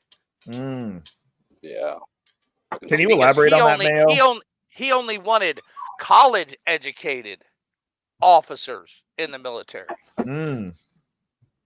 He didn't want any of those confounded former enlisted with no education. So you talking about the good old farm boys? But all the You know where experience. social justice in advanced education started? It started in West Point. It started in the Air Force Academy. Queens. That's why I that's why the Department of Defense doesn't even let the Air Force fly planes. They let the Navy do that for them. BS, man. It's hilarious. The Navy does have more planes. And the Army has more boats. But that's beyond the point. The fact is our military is not even a paper tiger nowadays because we're even failing on paper. Bro. I heard the ammo report is pretty damn low. Yeah, you know And what's you got a even lower? transgender You know what's four-star, even so lower? The morale. ability to fight and do your fucking job in the military. Yeah, That's why we rely on contractors so much. Does anybody even know what their MOS is in the military anymore? The age Oh, of the they do. PNC. It's social Is everybody- welfare. I was going to say, is Everybody's everybody's MOS MOS in the military is social social justice welfare warrior? no, social welfare recipient. Hey, what's up, Free Zone? I see you hopped up, man. What's good with you? What you got for us? No, I missed a good part of it, so I'm just taking it all in. I'll find a spot to get in, but I mean the military is it's done. The military is finished, bro. They got they got transgender officers. Like, Were you enlisted for Free Zone? Yeah, I did 4 years and got out. Okay, I didn't know if you was just a military brat, or I couldn't remember if you was enlisted or not. No, I was both. I was raised by Marine Corps parents, and then I joined the Air Force. Oh, so you That's went what I'm to talking you about. went to the transgender Navy. No, don't be talking Yeah, about the I mean, bullets. I was Like, in the You was hospital, basic- so it's an you was basic- entirely different thing. Like You I was like in the Civil Air Patrol. no, not even, bro. I mean, I was support. Like, No, I'm not, dude. I'm not. I don't have no right No, to even dude. be busting your balls like that, dude. Because I've never served. But you know what? I got mad respect for you for doing it, bro. For real, straight up. Go back and go to find a Ranger page, an old Ranger vet page. Yep. On Facebook somewhere, right? Look at their graduating pictures. These men look like they're out of the Holocaust. And then go to the graduation picture of the first class where women passed Ranger school and tell me they went through the same. Bro, they didn't put them through any of the same stuff, but they're also going to be desk jockeys. They're also not going to go run missions. They're not going to be operators. Yes, sir. There's women in the Rangers now. No, I understand that, but Yeah. Mandrell, who's also in the Rangers, said that they're going to be desk jockeys. They're not running missions. They're not operators. They're if you sit behind it, there's a difference between sitting behind a desk and operating. There's going to be commanders. There's going to be platoon leaders.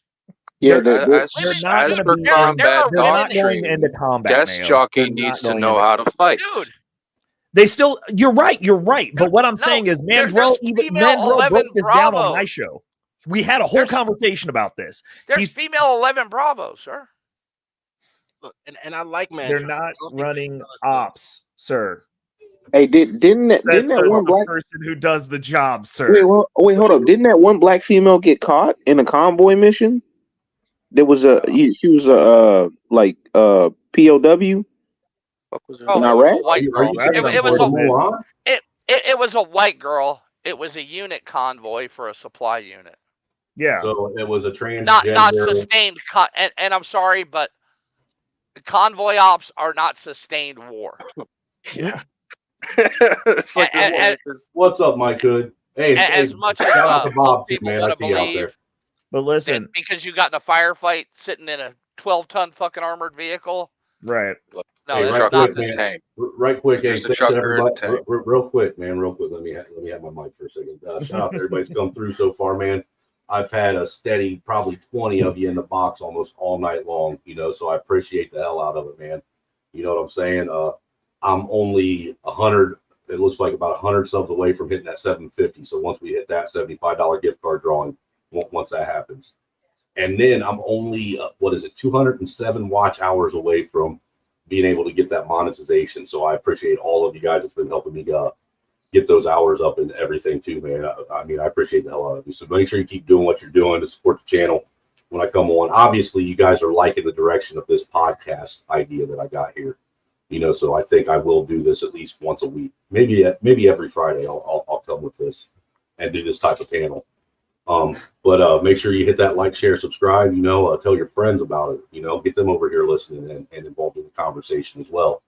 And by all means, please show your poor white trashy brother some love, man, for putting in the time and effort. Dude, I'm sitting here with notes running this shit. I actually put in work on this one. So, the Cash App is out there. The PayPal is out there. It's in the description panel. It's all throughout the chat, man. Help a brother out, man. I just want to eat something other than ramen noodles. That's it. So I'm trying to get my grift on. You guys know I am not too ashamed to grift. But hey, again, I appreciate y'all, and you guys can carry on.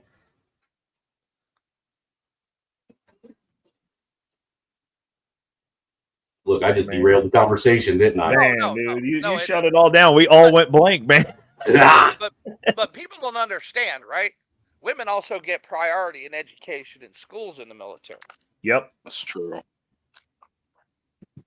So are we bringing up our best and brightest? No. So can I bring up a question, Mayo, or to anybody here who has served?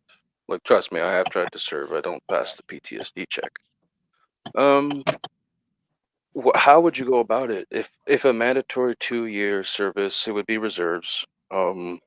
how would you go about it? How, like the best way to make sure, like, say you were the person in charge of getting ready.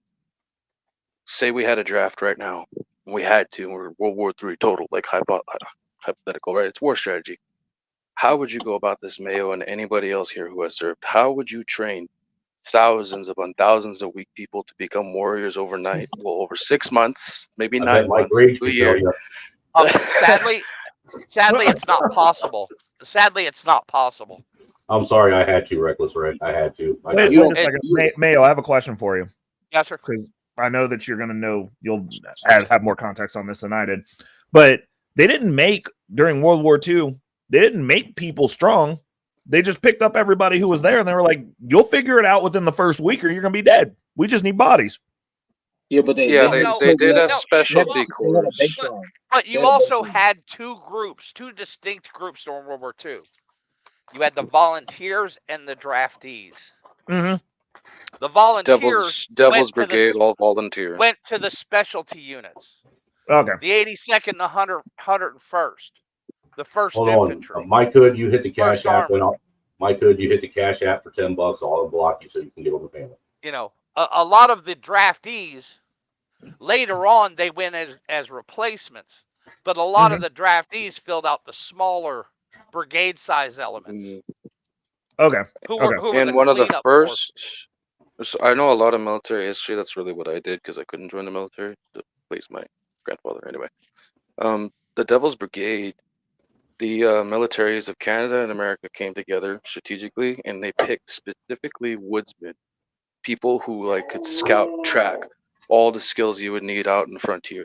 They specifically picked American and Canadian young men who were snapshots, you name it, who had all these skills already, put them together, mashed them together, and they became the first Spec Ops, the birth of all the Spec Ops units you know now, the Devil's Brigade. That's where it all comes from. These were the best of the best. So yes, every time there's a war, you'll have your average base. They were called zombies. Canadians called the forced conscriptees zombies. The volunteer ones called them zombies. Ragnarok, I have a question for you. You're saying they picked these people who already had the skills. Yeah, like if they were like the best Boy Scouts already, they were the best trackers, like you name it, like woodsmen, like 50% of American boys participated in Boy Scouts back then. Right. That's actually why they pushed it. They wanted these a skills. full-time job. The thing that I was sorry. The thing that I was going to say was they literally have Olympian athletes that go to train for our Spec Ops now that don't make it. Like, so, like, I understand that was like the birth of it, but like it's evolved to a level now to where it's like you can be the best of the best at that, but you might not make it into Spec The idea Ops was because very you can't. new. Yeah. So like a lot of back then still like, redacted to protect the people, their families. But like what we do know is the strategic melt. They did a lot of early tests, like Hell Week, stuff like that. First prior tests to melt out the chaff from the wheat. A lot of those tests were also first started there, so they were just starting to do that. Like they had to start somewhere. So like the best of who came out of their hardcore tests, out of the American and Canadian volunteers, who specifically fit the criteria of hardcore trackers and rangers and anything else you'd need them to be, became the Devil's Brigade. They would wear paint, black oak paint, like black paint on their face. Find that group today in American or Canadian society. Like if you tried to melt, like say we actually drafted and melted them, find the best. They'd be 30% overweight. Yeah. And they would be experts at Warcraft, modern warfare. World of Warcraft. Actually, the Army did a study and found out the average video gamer who plays first-person shooters is actually 30% more lethal than the average civilian. Yeah, it's actually why DARPA funds Call of Duty. I shit you not. I mean, because it desensitizes you. Yeah, the Army did had their own video game at one time. Doom. The Marines funded Doom. Literally, they wanted a version to kill Nazis, though. They talked to the Doom creators, and that's how Wolfenstein. Yeah. Wolfenstein is literally U.S. Army and their company. Literally, they wanted a simulation game. Yeah, it made all those games. But where the question is, how do you physically get the people fit to apply that You what have to what start. people You have know. to start at birth. You have to start at birth, and No, you you have have to. to. You You have to. You literally have to. have to. Start, well, hold on. You have to start back in school, and you have to take phys ed and make it what it used to be. Yeah. Gun Yeah, safety but courses. it has to be a full person kind of environment and all that nurturing and This only nature. happens in a tribal or even a nationalistic population. No, No, but I you mean can it have could it. happen in No, any population where they don't believe in toxic masculinity. I mean, yeah, there you go. There you go. You can't I demonize. mean, You can't demonize regular behavior. right, Regular behavior. right. I mean, if you which look they've at it, done to if you look, boys. Corn Pops, what's up? corn pops in the house. I'm But gonna yeah, I mean, drop if down, you look at guys. it now, it's like when I go out now, like I had my buddy just got into the 160th. For those of you who are in the Air Force, that you know what that is. Well, the 160th isn't in the Air Force, sir. I hate to tell you. Well, whatever. He flies helicopters to kill people. It's a special ops unit. Anyway, What's he flying? Little Birds, Blackhawks, or Chinooks? he doesn't know yet. They just got him in, but he's been training on Blackhawks. That's what he did for the Oh yeah, he was in the reserves. They recruited him out of the reserves. Yeah, he'll be in the Hawks. What? He's flying he's flying one of those parasail shoots with a motor on the end of it. I was like, he's actually assuming he's going to be going south of the border here pretty soon with what's going on down there. But when we went out to go celebrate that, we went to a bar, me, him, my ex-girlfriend, and his wife, and he was just like we were looking around, and he was like, "This is wild." I was just like, "What?" And he was like, "These other guys in here." He's like, "They're worthless. It's like they're not reliable. None of them." I was just like, really? He was like, yeah. And he was like, if anything happened, he was like, none of these guys all right here sitting in front of us, they'd all be dead. Like, they're not useful. And even special ops today, if you'll remember, after 9/11, Congress came out and ordered the military to raise their special operations forces by like 35,000 troops. Right. Now, how do you do that? You drop. The only way to do that is to drop the standard. Yep. Yeah. I mean, it's sad. It's almost like this nation's being hollowed out from the inside out on purpose. It is. It's controlled demolition, straight up. Yep. Yeah. Yeah. It's a slow disassembly process, and they've been playing it since the 50s. Yep. This is what happens when you let everyone able to financially buy your country. Well, do you think it's everyone, or is it that we've allowed our corporations to dictate how the country's run by allowing them to buy the country? Because I don't think So when I say everyone, I'm talking about people that are not Americans. That's how you get here, by letting non-Americans buy the country, and then with them buying the country, they then influence the politicians because they are having top dollars, and so they push what they want. Hey, can you imagine if during World War II or during the Cold War, Russia owned Smithfield hams?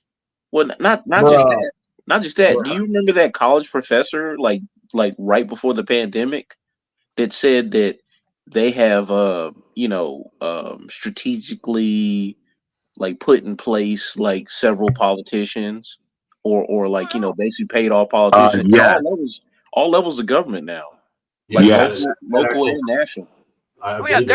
They're loading up your local board that zones.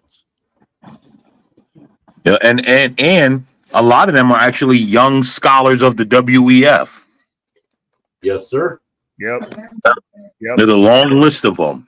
And without getting too much into it, there's papers, and they've been out there forever that tell exactly how step by step they're going to do certain things.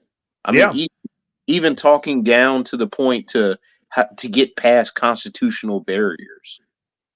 Oh, that is crazy. Have you ever seen that list that was read into Congress based off the Naked Communist book? No. You talking about that 50 point? Oh, it's in the Creature from Jekyll Island too. Yeah. I know what you're talking about. Yeah. Dude, they're almost done. Yeah, yeah. I mean, you could honestly say they're completed that list. Well, no, Mayo, we'll know when they completed it when you're ready to give up your rights to make it better because it hurts so bad. You're the last straw, Mayo. Well, reckless. That ain't gonna happen. Reckless, check this out, though. You have a majority of people that are ready to give up their rights not to listen to Trump, not to see Trump. Yep. People, there are a lot of people that will be comfortable giving up their rights as long as we don't get Donald Trump. And then they'll sit there and say that they won while they're getting like shipped off to some sort of camp that they're never coming back from. Pretty much. They've been doing that forever, man. They'll be like, "Hey, you useful idiot, you ready to go to winter's camp?" And they'll be like, "Yeah." They literally set up false flag school shootings just so parents will get down on their hands and knees and beg the government to take their right to defend themselves and their family away from them. Oh yeah. Hey guys, I put that link to that document I was speaking to in the back. I got to run. And later, Mayo. To check its authenticity, it's from Marxist.org.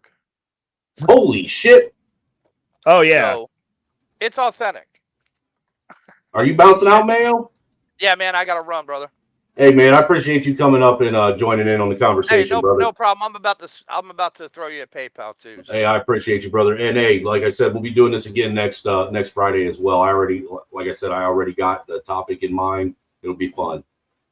Cool. What time do you start? I'm gonna start doing it at 5:30 on Friday. Okay, bye.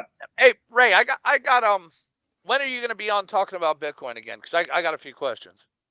Dude, just come up and ask. We'll talk about whenever you want, bro. You got my number. Yeah, I got your number. All right, man. Yeah, whenever you want, dude. I always got time to talk about money. I just gotta worry about.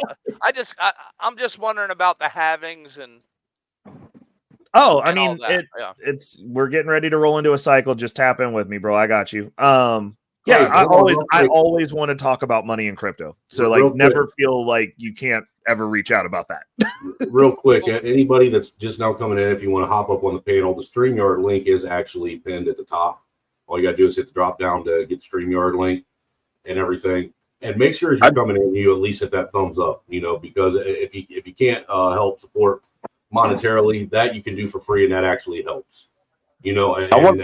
And then if you want to go the extra mile for free, you can put a comment in the comment section after the stream ends, and that really helps. I want to address something that Reckless said a little while ago that I was trying to address earlier. You said that the Civil War will be mostly white conservatives going against white liberals. Yep. Here's why I think that's factually incorrect. The white liberals have convinced black people that all conservatives want to do is lynch them. So essentially, because remember, January 6th, right? Most black people thought that was just white people wanting to kill black people. Really? I don't know about that. Hold on. There's a lot of people that had that impression from January. Hold on. Let me explain this, right? I'm gonna explain it. Why I say that.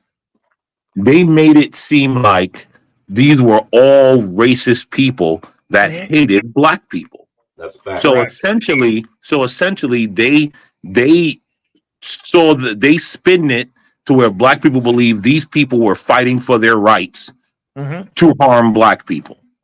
And so, no, for real, that's how they spun it, right? And so, if there ever was to be a civil war, they would convince black people that the Republicans are actually coming for them, and therefore shield themselves with black people.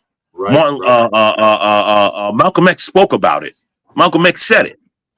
Right quick, before you go any further, Black Thoughts, I need to give a big thanks to Mr. Mayo Monkey for that 30 ball he just hit me with in the Cash App, bro. Greatly appreciate it, sir. Hey man, it's a great idea for a show, dude, and these hashtag blessed conversations need to be had. I appreciate it, brother. I got this for you, sir. This is just for you.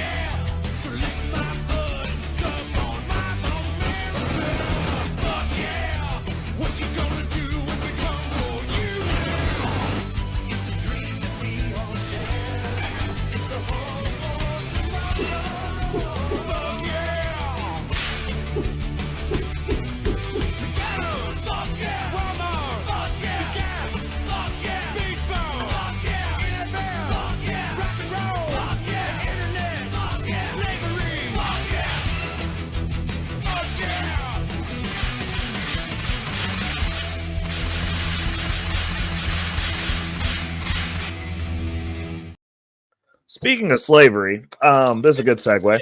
I got a question.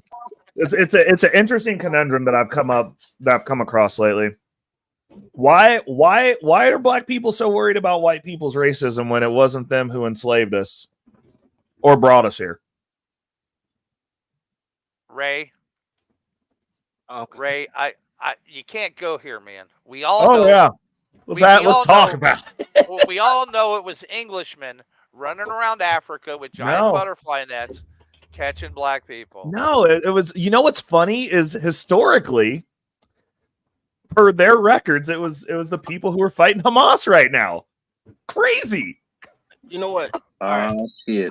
I'll answer that real quick because you can't blame. Well, this went left really fast. No, because I got to dip anyway because I'm supposed to be doing the show with Snowman. I'll do it without him. So here's the thing. I'm gonna talk about him bad too. I'll be over there probably in about a half hour. This is why, because black people can't blame. You were supposed to do that stream last night too, by the way. I know, man. But I said 7. So how you gonna get mad at me for doing my stream tonight that you knew about, and then you trying to set up another one because you didn't want to do last night's stream last night? I had some content I wanted to do anyway. I mean, he came over and hung out with you. He came over and hung out. Hey, dude, I am not mad at my honky from Chirac, man. I got mad love for somebody's bitch. All right, look. This is why, bro. You can't blame black women for anything. Slavery was the best thing to happen to black women until the 1990s, early 2000s. It was the crowning achievement. I don't know how I feel about this being discussed like this on my channel.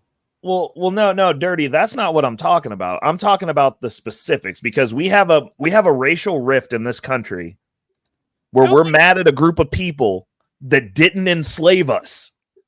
98% of the slaves were owned by a specific group of people that Hamas just ran up and fucked they shit up. Does it matter? It does because how that'd be like if I went and robbed your house and then told you somebody else did it, but I had all your shit. And then let you be mad at him forever, dude. She would be my mother, but my mother's black, so I can't blame her either. Oh no! Listen, Snowman, come on, bro. You can't have me up here with it.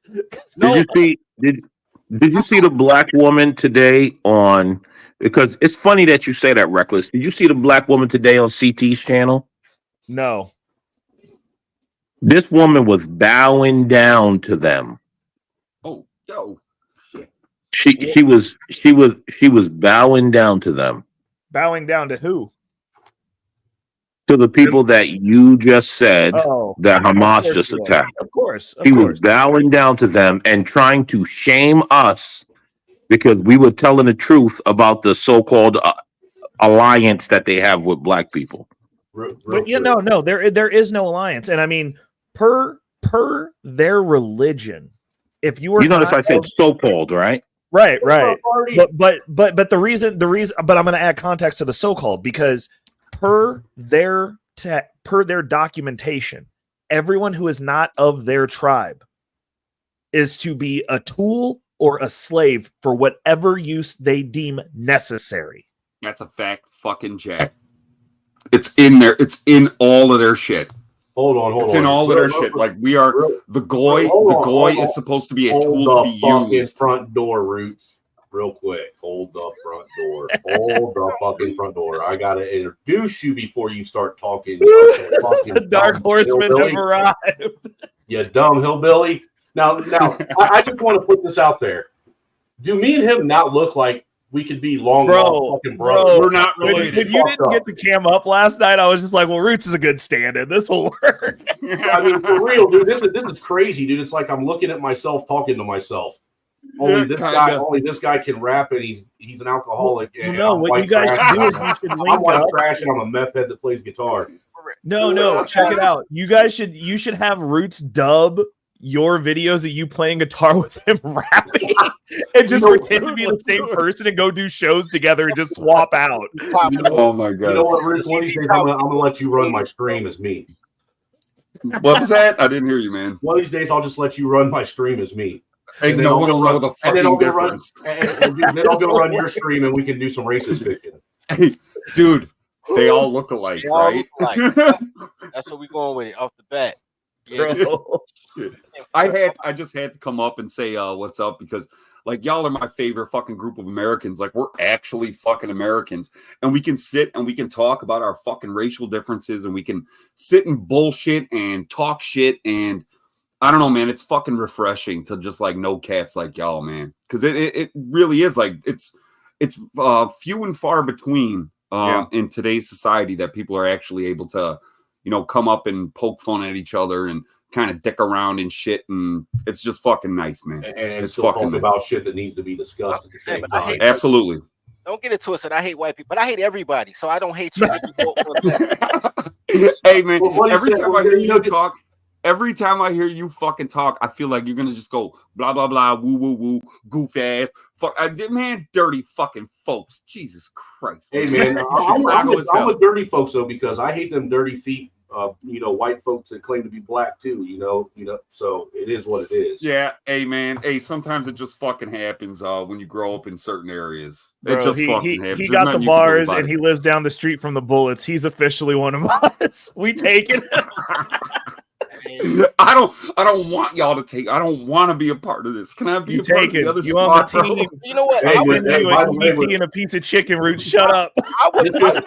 Hey, just so you know, Roots, when Casey comes up to pay you a visit, I'm coming with him, and we're gonna make it a fucking an all nighter, brother. I was talking about getting Ray up here too, dude. I'm in. Yeah. We got a studio ready to fucking rock and roll. Me and Casey are gonna jump on some shit. Hey, dude, I'll bring my equipment with me.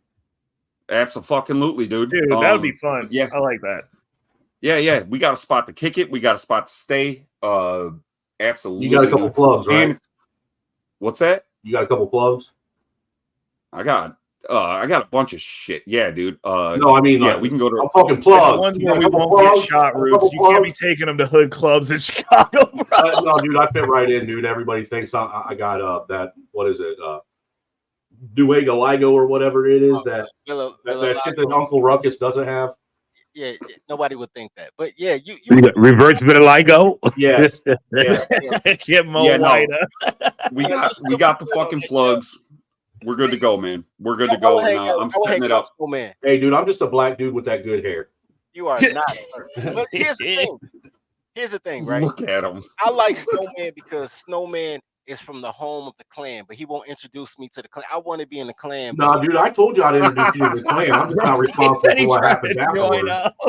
You know, because look, dude, I have very little pull with the white supremacy in this nation, so I can direct you in the right path.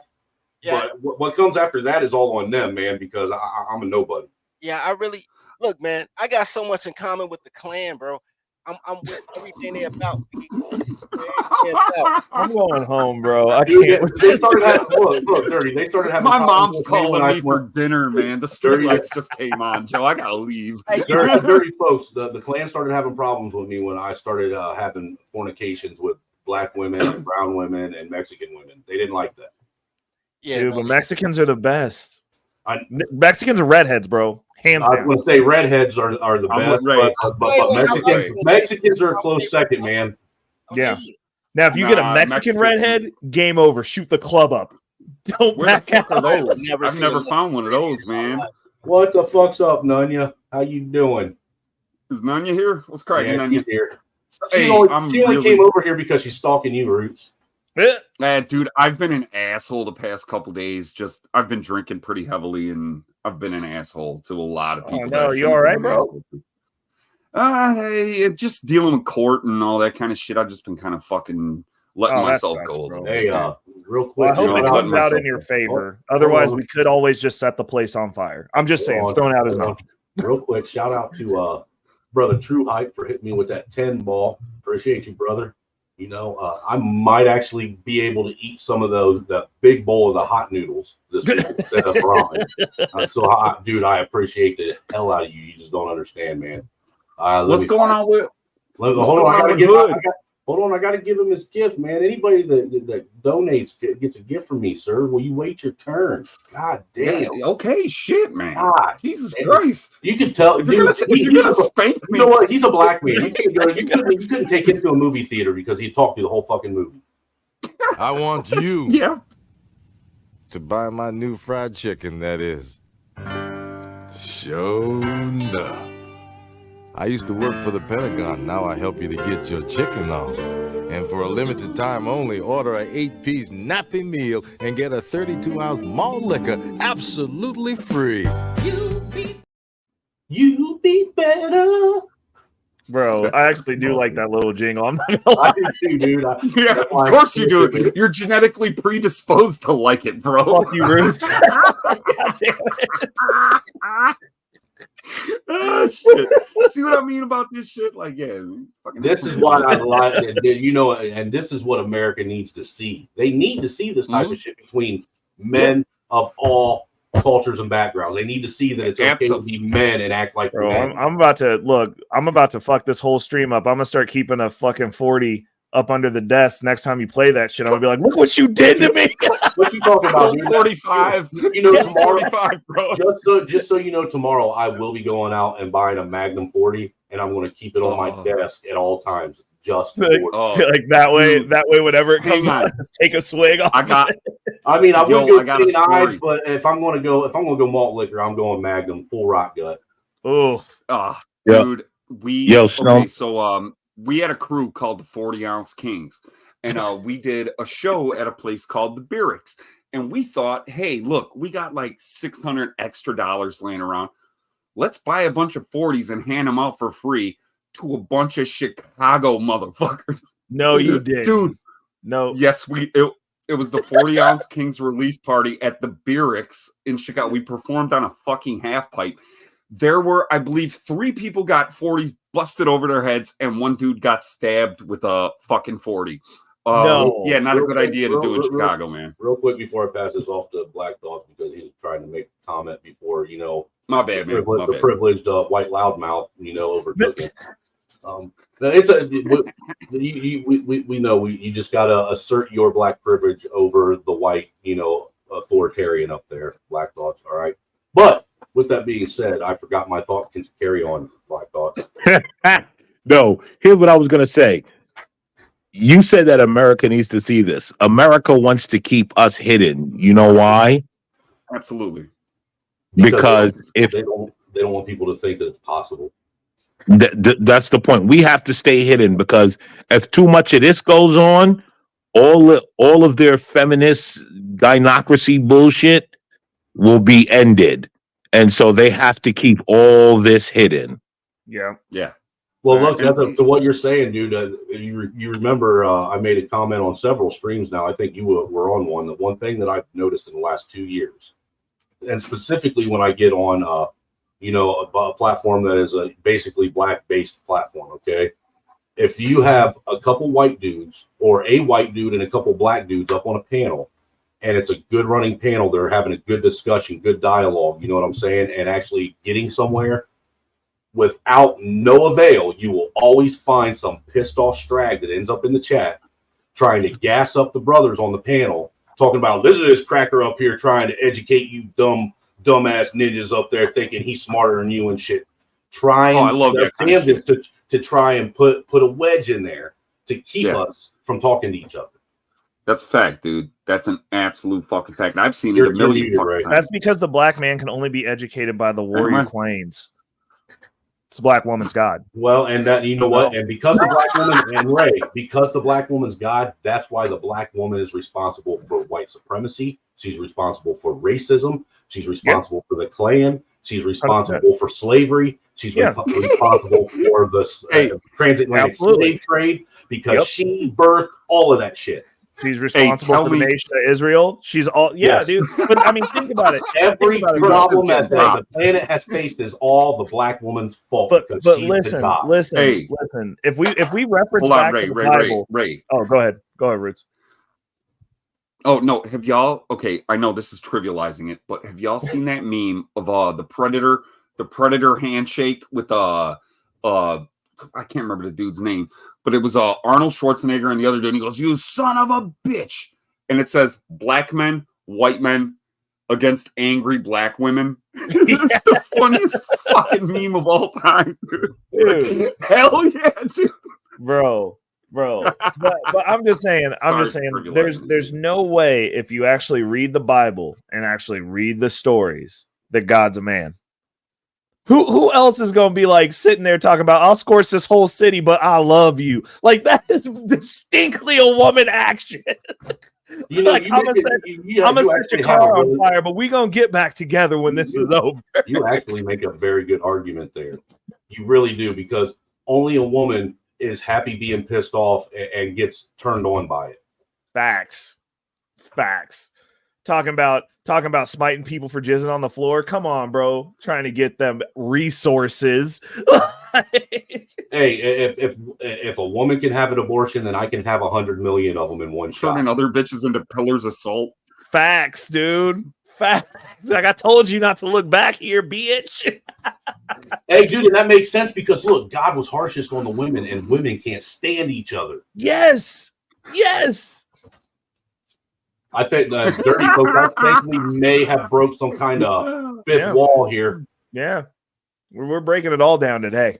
Like, I mean, think about it. If God was actually a dude, it wouldn't have just been Mary that got immaculately conceived. It would have been like, yeah, her. Been like 18 Jesuses, bro. It'd be like, y'all gonna have a lot of crucifying to do today. Look, there's no immaculate conception. Girls just don't remember who they sleep with. That's all it is. No, that's because they don't have to. You're going to hell, man. Bro, straight to hell. Yo, guys, I'm jumping out. I rock with you guys. You know the deal. Reckless, you know, man. Dirty folks. The new guy up here. It's the first time I'm seeing you. It's nice to meet you. Roots is good. Roots is good people. Yeah. Oh yeah, no, I'm not saying nothing like disparaging. I'm just saying that the first time meeting them. That's right. He's a Chicago native too, man. He lives right next door to Dirty Folks. Yeah, it was good. It's always great. Snowman, when you going live again? Is it next Friday? No, you're going to be. I'll probably go live again before that, but the next one of these podcasts is going to be next Friday. I'm only going to do this podcast specifically on Fridays at 5:30. All right, Reckless, my G. I shall see you. Breaking the echo chamber. You my guy, Black Thoughts, for real, dude. Yes, sir. We've been rocking out for a while, dude. For a hot minute, dude, and we hated each other at first. Really? Dude, me and him fucking argued so many times when we first met. Oh no shit. Oh god. So many times. Dude, me and him was always that dude. If I saw him, I was jumping on the panel just to give his ass smoke. If he saw me, he was jumping on the panel just to give my ass smoke. Well, you know that's my guy, though. That's my guy. I always show love, show support. Thank you for having me.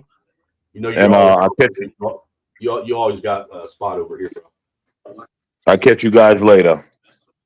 Hey, keep it real, my man. Later, man. Later. Keep on keeping it.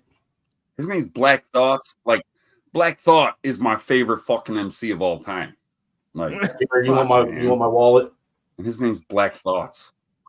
Hey, yo, so check it. Hey, Snow. Whenever you doing your show, man, slide through it anytime. I give you the back chat link.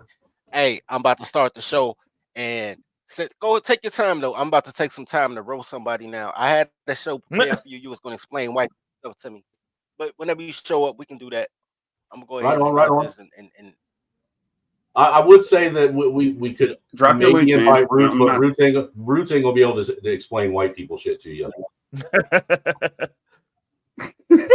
As a matter of fact, nah, not really, man. Not really, Joe. For real. He's not, dude. He's with you, dude. He needs white people shit explained to him.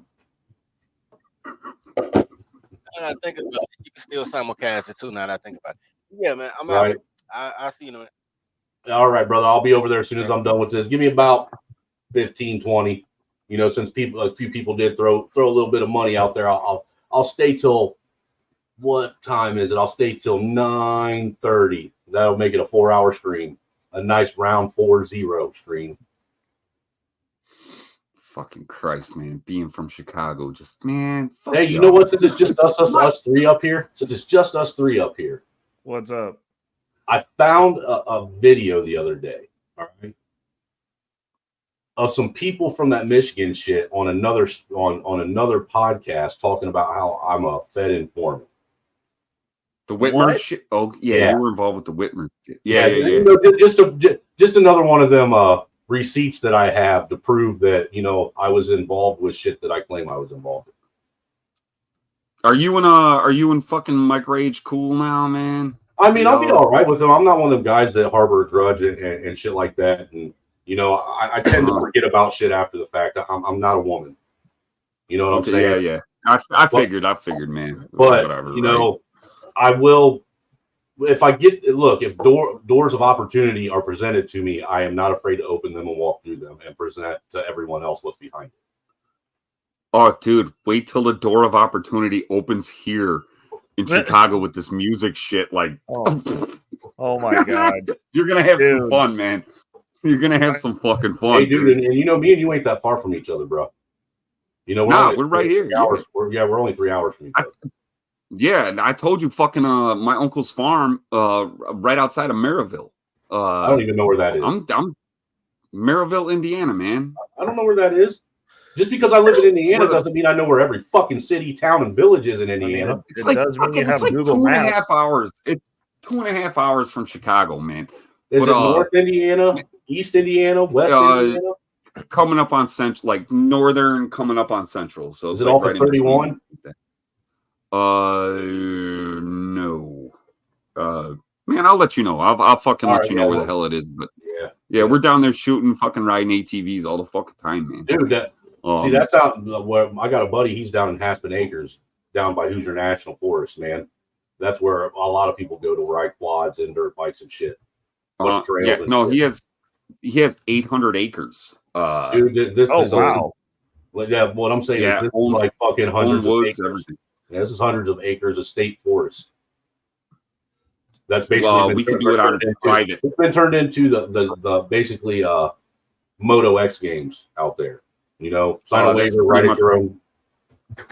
Yeah, that's pretty much his fucking property, man. They got their own woods, they got their own streams, their own lakes. Dude, I can't. If me and the wife ever get the opportunity, look, dude, if me and the wife ever get the opportunity to move down south, that's what we want to do is buy a piece of a mountain. Piece of a mountain? Yeah, straight up. Hell yeah.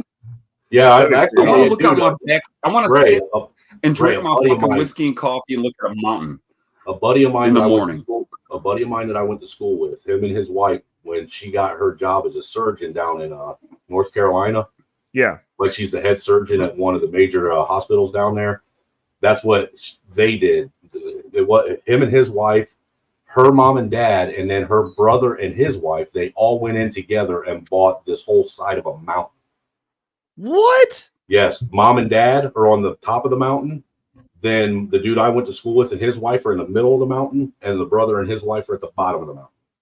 Bro, that's dope. That's what's up. Straight up. And I'm telling you what, that type of land guys in the back. That type of land is cheap. All right, I got you, Orthodox. What's up, broskies? Hey, what's up, Orthodox guy, man? How the fuck you doing? I was busy as hell when you first brought me up earlier. I was like, oh, Lord. What's up, you 100% hood rat. What's up, my dirty-footed Catholic?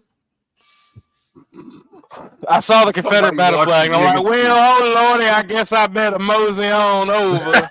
Well, you know, I had all these black people up here talking about the Klan and shit and wanting to meet them. I figured out, well, the time is right. For legal reasons, my lawyer has told me that I'm not allowed to speak on this topic. Oh, my God. Oh, my God. I took the hood off on Ray's channel last night, bro. Ain't been right since. Fucking drinking whiskey. I was drinking whiskey on. Yes, you were from the bottle, dude. You thought I called Ray a piece of shit, and I was like, "Whoa, I didn't say that." Yeah, dude, you got like super defensive. I was like, "Oh, Ruth actually likes me, bro." Is Ruth a fucking transgender black man?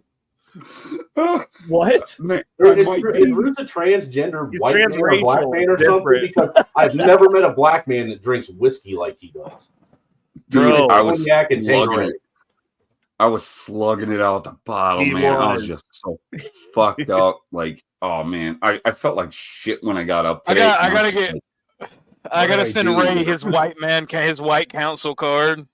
His what? Oh, Snowman. Have you not been a part of the oppression council? That's how we get together and figure out how to oppress today. Put this motherfucker We're on the actually- oppression council. Are you telling me we're actually doing that now? We are actually going to get up in the morning, have a meeting, and we're going to talk about how we're going to oppress black people? Well, the world is going too crazy. We have to reorganize the council. We have to bring back oppression. But what I'm saying, women. We're going to actually start making them a part of our daily dialogue. Yeah, we got to. It'll be in this week's memo. Hey, wait, hold up. This is way off topic, man. But Ray, I've been meaning to ask you. What's up? Do you paint, man? I do. No. No, you never got into graffiti? No, But I dude, do. you know what's crazy is I like the running part of painting. I just can't paint. I like running away from people though. It's fun. I got chewed up. By two That might be a shepherds 2 in the week. train It might be a yard. 2 week hold on that white man Did you card. end up like the dude in your music video where he just accepted that they were a part of your body and just walked with them? No, but I got nailed, dude, at the fucking train yards off the Kennedy. Oh, And they no. and I was climbing up the fence. They ripped my fucking jeans to shreds, Holy took pieces out of my fucking legs, and I still fucking got away. I still got away. Would you believe that I had a stint with graffiti? I wasn't good, so I had stencils, but I was like, what? Yeah, stencils, bro. No, I can't. I'm not good. I'm not good at freehand. Hey, I can't do cursive either. Oh Bruce, no, don't take anything Barnabas that is Barnabas here. says serious because he's a transgender fucking gay queer fucking wannabe separatist fucking progressive from where is he from? Denver or Boston or fucking Delaware or some He's fucking got low shithole T. like that. I am his dude. This dude was brother going to and run lover. check this out. This dude was going to run for mayor, and his campaign point was instead of arresting the squeegee boys, he was going to arrest the people that pay the squeegee boys to get the fuck away from him.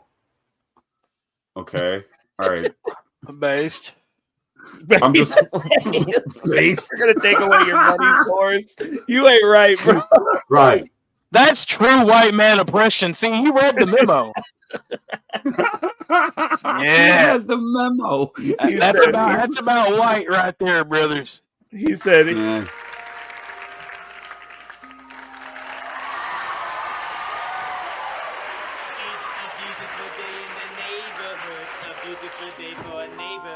Would you be mine? Could you be mine? I always want to live in a house like yours, my friend. Maybe when there's nobody home, I'll break in. I married a woman who said she was rich, spent all her money, walked out on the bitch. Won't you be mine? Won't you be my neighbor? My neighbor. That's fucking awesome. Dude, Eddie Murphy at his best. yeah. Fucking that one, that Mr. Rogers shit, or what do they call it? That's better than the Gumby skit. Yes. Oh my God.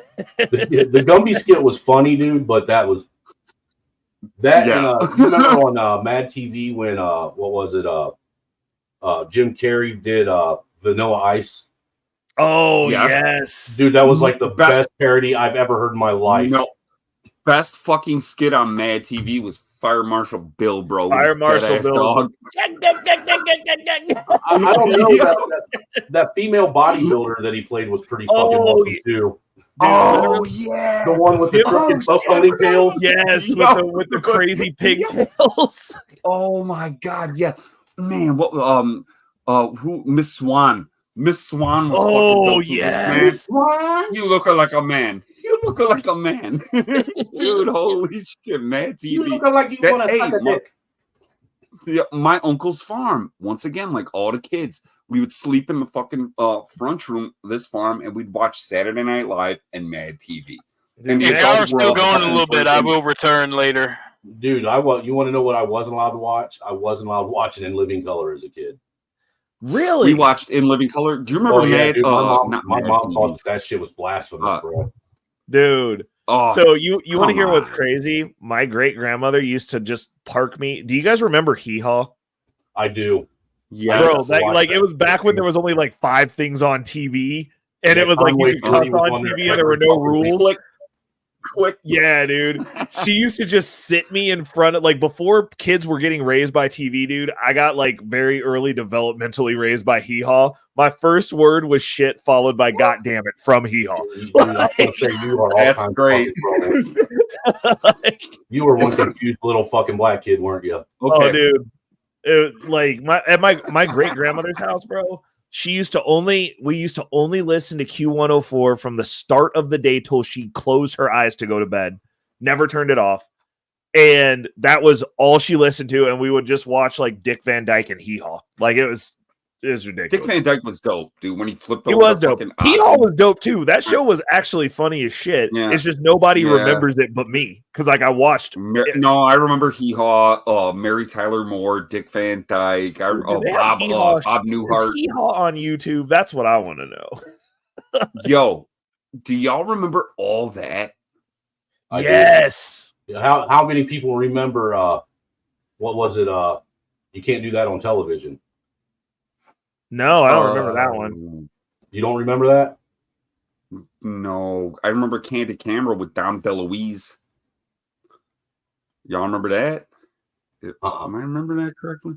Yeah, Dom DeLuise, Candid Camera. It was like YouTube pranks before YouTube pranks were a thing. What the fuck you know about YouTube pranks? You're black. I know I don't want to do them because I'm not trying to get shot. Look, every fucking black person I know that tries to do a prank is borderline putting themselves in the hospital, man. They're fucking with their life. You look, man. I've watched streams of these young black kids going in to ghettos, all right, around other black folks with like that fake prop money and like clear book bags, trying to get robbed, and then say, "Oh, it's just a prank," or sitting there acting like they're pulling a piece of their fucking their book bag or some shit. While some dude literally fucking sitting there getting ready to pull a piece out of their fucking waistband. Bro, I've been hungry enough to where if you fucking walk in front of me and you got something like that, like I'm gonna fucking stick you up. I'm taking your shit, bro. Dude, Bruce said, "Hey, bro, I gotta eat, man. I see what it is, bro." You're not fucking. Don't do the YouTube prank things that involve money. Or fucking with people in like poverty, bro. Don't fucking do that shit. Hey, bro. After I start hitting you, it's too late to say it's a prank because I'm just gonna start laughing while I continue hitting you, bro. Like, oh, this is funny. This is a prank, motherfucker. I'm pranking you. Hey, I'm pranking you and ganking Barnabas, you. I will give you that. Ziggy zaggy, ziggy zaggy, ziggy zaggy, oi. Hoi, hoi, hoi. There you go. Yes, sir. Juggies were the shit. Yes. Hell yeah. And bitches on trampolines at the end of every show. Yes, dude. See, dude, I'm trying to find some clips of that. That way I can start giving that away as gifts to guys. Girls on trampolines. Got my back. He said, "Why am I on the bottom?"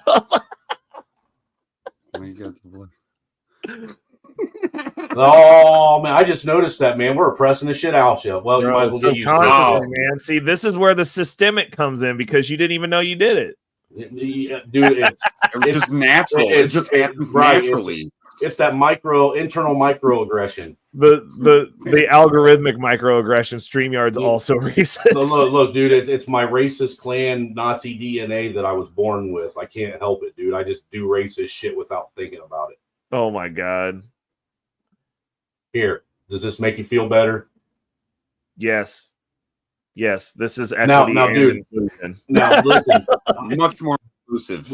Real quick, this right here, just because it's us at this point now, this is what I was talking about. That video where you got Thomas Leaguer, and this was after I read and told those pedophile jokes on a stream about 2 years ago, and I almost broke the Black Manosphere and almost broke White Wakanda on YouTube simultaneously.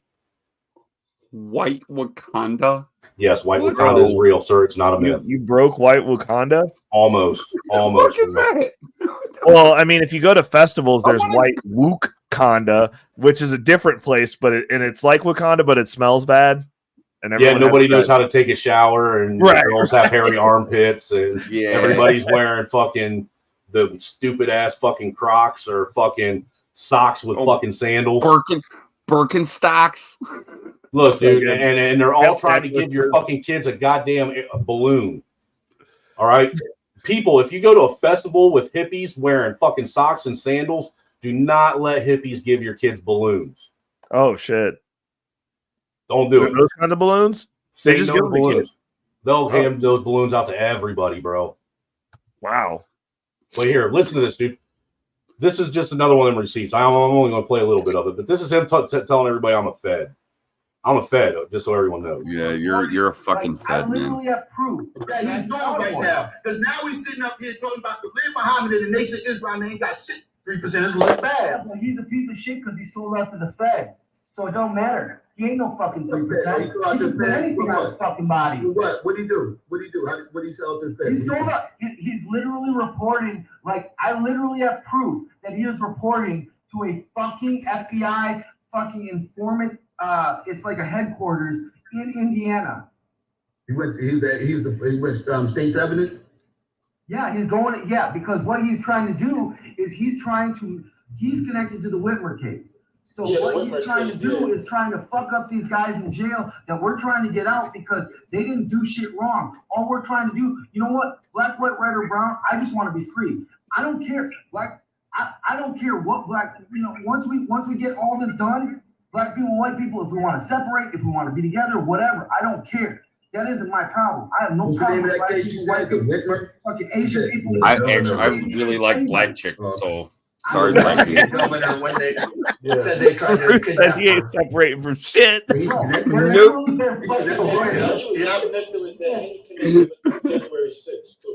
The thing is, they literally fucking. I drill for oil, bro. Yeah, this was when I went by Trailer Hood, by the way. January 6th, one of them. All right, so you're a Fed. Yeah, so I'm a Fed. You're the Fed. There's some more of those receipts that I didn't do shit I said I didn't do or do. I'm confused at this point on what I didn't do. You know that G.I. Joe PSA with a little kid where he was like, "You did do it when you said do it, and I did it because because knowing is half the battle." Yeah. Yo, Joe. Basically that. All right, I'm gonna hop off, bro. You have a good one. I gotta go jump over on Black Man Unfiltered for a little bit so I can save my money and stay inside. I appreciate you, brother. Later, brother. Later, Roots. Later. You have a good one. Hey, man. Next time I tap in with you, man, I want to get some positive updates about your case, man. I hope things go well. Yeah, everything's gonna be fine. I'm not gonna do no time. Okay, good. I'm not gonna do no time. They just want to put me on fucking probation and shit. And I don't know, man. I've just been fucking drinking a little too much lately. So all right, well, I just don't want you to be sad, bro. I care about you, dumb cracker. Call us. We'll talk at you later. And stay on the bright side, man. Hey, take it easy, Ray. Appreciate later, you, guys. Hey, you know what, man? I think this podcast idea was a success today, dude. Dude, I'm telling you straight up, like, you got yourself a good little following, a good group of people that come up and talk, and they actually have fucking points to make, and everybody has their opinions, and we all fucking agree, or not. We all get along. We can disagree with some class and dignity. Exactly. I fucking appreciate that for one, man. Like, just a dope place to fucking come hang on a Friday night, like not going out to the bar, not being an asshole, just fucking hang out, take it, and fucking most of us are dads. We just kind of sit down and shoot the shit. And no, man, good shit. Good shit. What is it called? Beyond the Echo Chamber? Yeah, that's the name of this podcast. Very Beyond cool, the Echo man. Chamber. Unfiltered truth beyond the echo chamber. Very fucking cool, man. I support it 100%. If I could financially, I would. Dude, just fucking donate. Just share it out, man, to people. Let's get some more people watching this shit, man. More guys like us, because you know what? I'll be honest with you. I think I'm going to lean more towards keeping this a male-based podcast and not letting women on it. They can be a part of the chat. You know, they can, once I get monetized, they can super chat and ask questions and such. But as far as panel wise, I think I want to keep it just men up here having the discussion, because I think we need more of that. I would tend to agree with you. I would tend to fucking agree with you. But you do. I mean, have there to may be bring well, women into the fold. look, there'll be times that I'll probably have maybe one or two women as a guest, but it's not going to be a common occurrence. You know what I'm saying? Because see, that's the other thing. That's the other thing that I think that men, and specifically white and black men in America, need to learn to do again, and that's to know that they can conversate with each other whether people like it or not. Yeah. No. We don't need anybody's permission. We don't need our wives' permission to go talk to the brother that lives across the street. You know, you ain't my fucking mammy. I didn't marry my fucking mom. Yeah. You know what I'm saying? And I think there's more men out there that need to learn and understand and know that that's okay. You know, you can sit the young ones. You're oh man, I know I asked you this before. You're like 41? 44, bro. We're same age. 44. Okay, I'm 38. Oh, well, maybe you just act like you're my age, you old ass fucking man. Fuck, dude, I got Chicago miles on me, man. What the fuck can you say? But yeah, no, Fair we enough. need to talk to these. We need to talk to these fucking younger kids and let them know, like, hey, dude, you can fucking sit there and bullshit with the fucking homies, and you're not gonna get fucking shot or fucking killed or get your ass whooped or whatever. You can have a fucking opinion, but the good opinions are gonna outweigh the bad ones. Right. And that's how we need to talk. And I think that's what you're fucking facilitating here. I think that's fucking awesome, man. Bro, since day one, since I first started my first channel, which was Trailer Hood Voodoo Ninja 3 years ago, all right?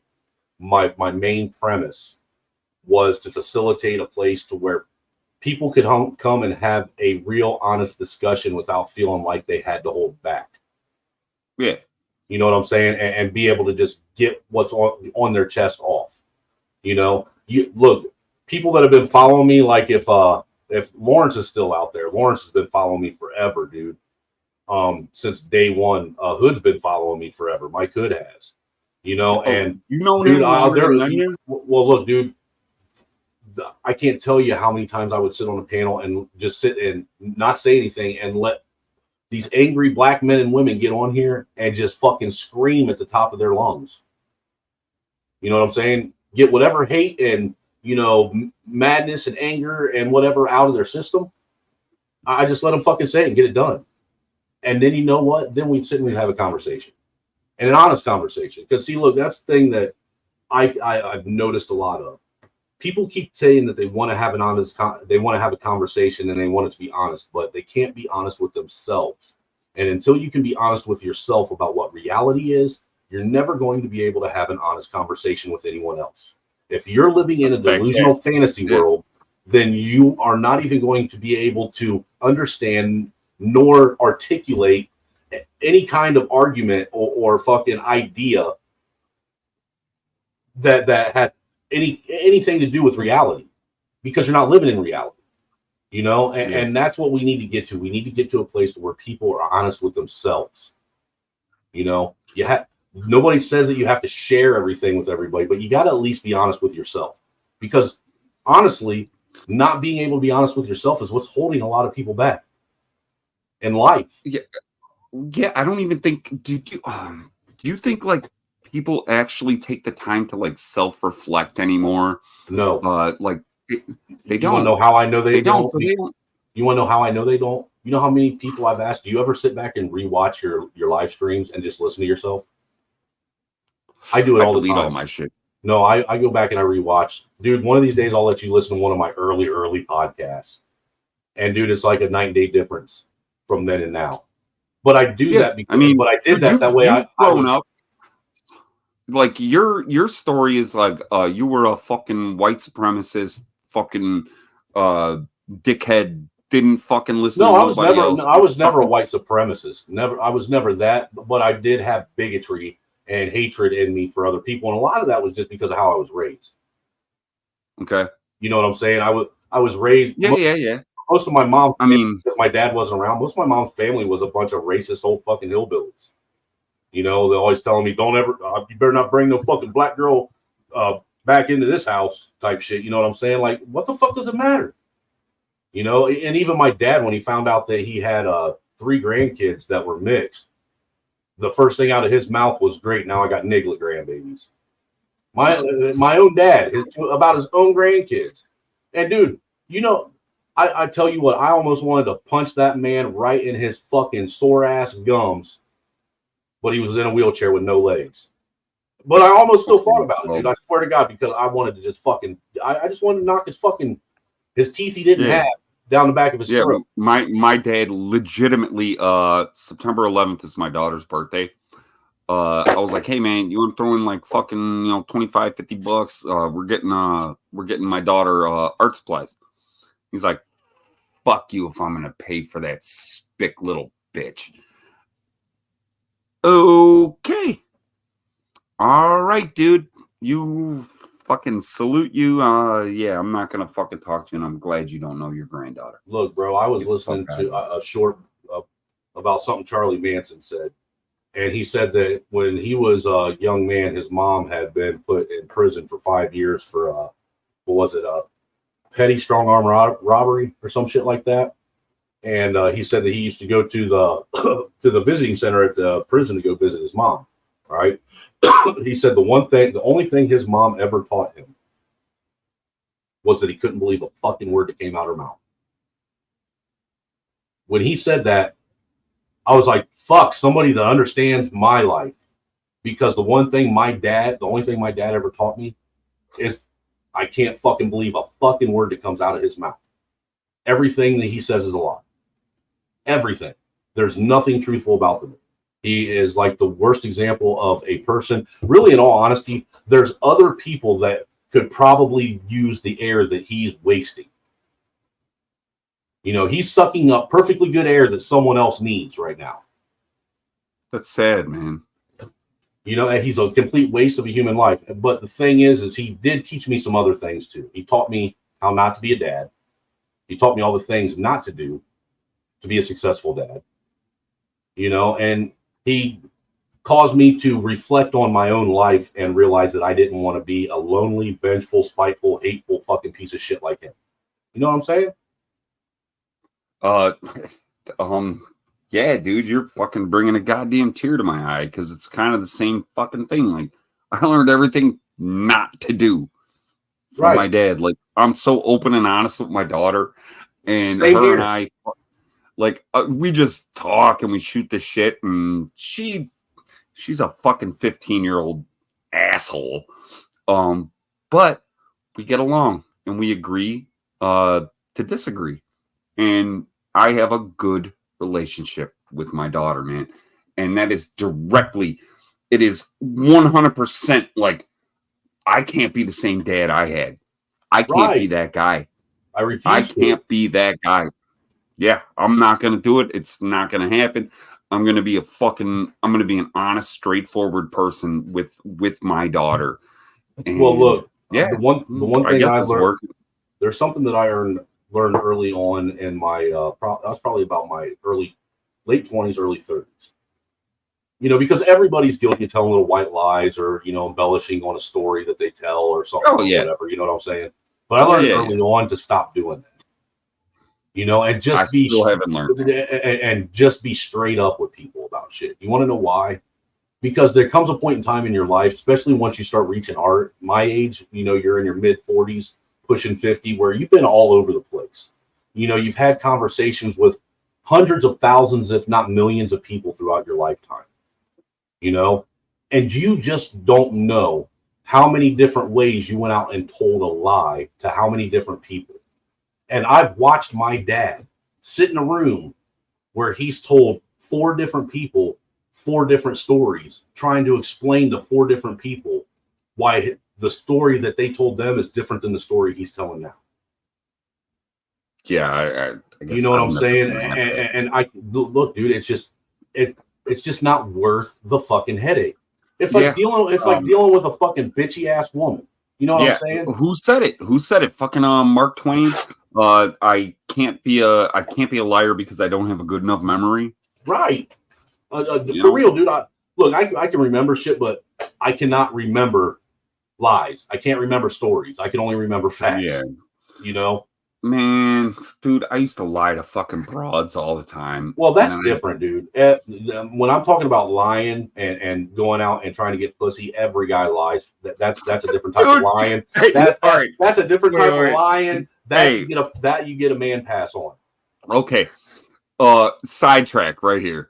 Me and my buddy Zach used to go out to the fucking bars, and we used to tell bitches that my grandfather invented the Chia Pet and his grandfather invented the Slinky. And we were fucking rich. Oh my god. Lies, straight up fucking lies. And then I remember one time I got called by a bitch because I couldn't remember if it was my granddad that invented the Slinky or the Chia Pet. And I'm like, it was one of them motherfuckers. And she's like, I think you would know that. I'm like, yeah, I fucking lied. Like, I fucking lied to you.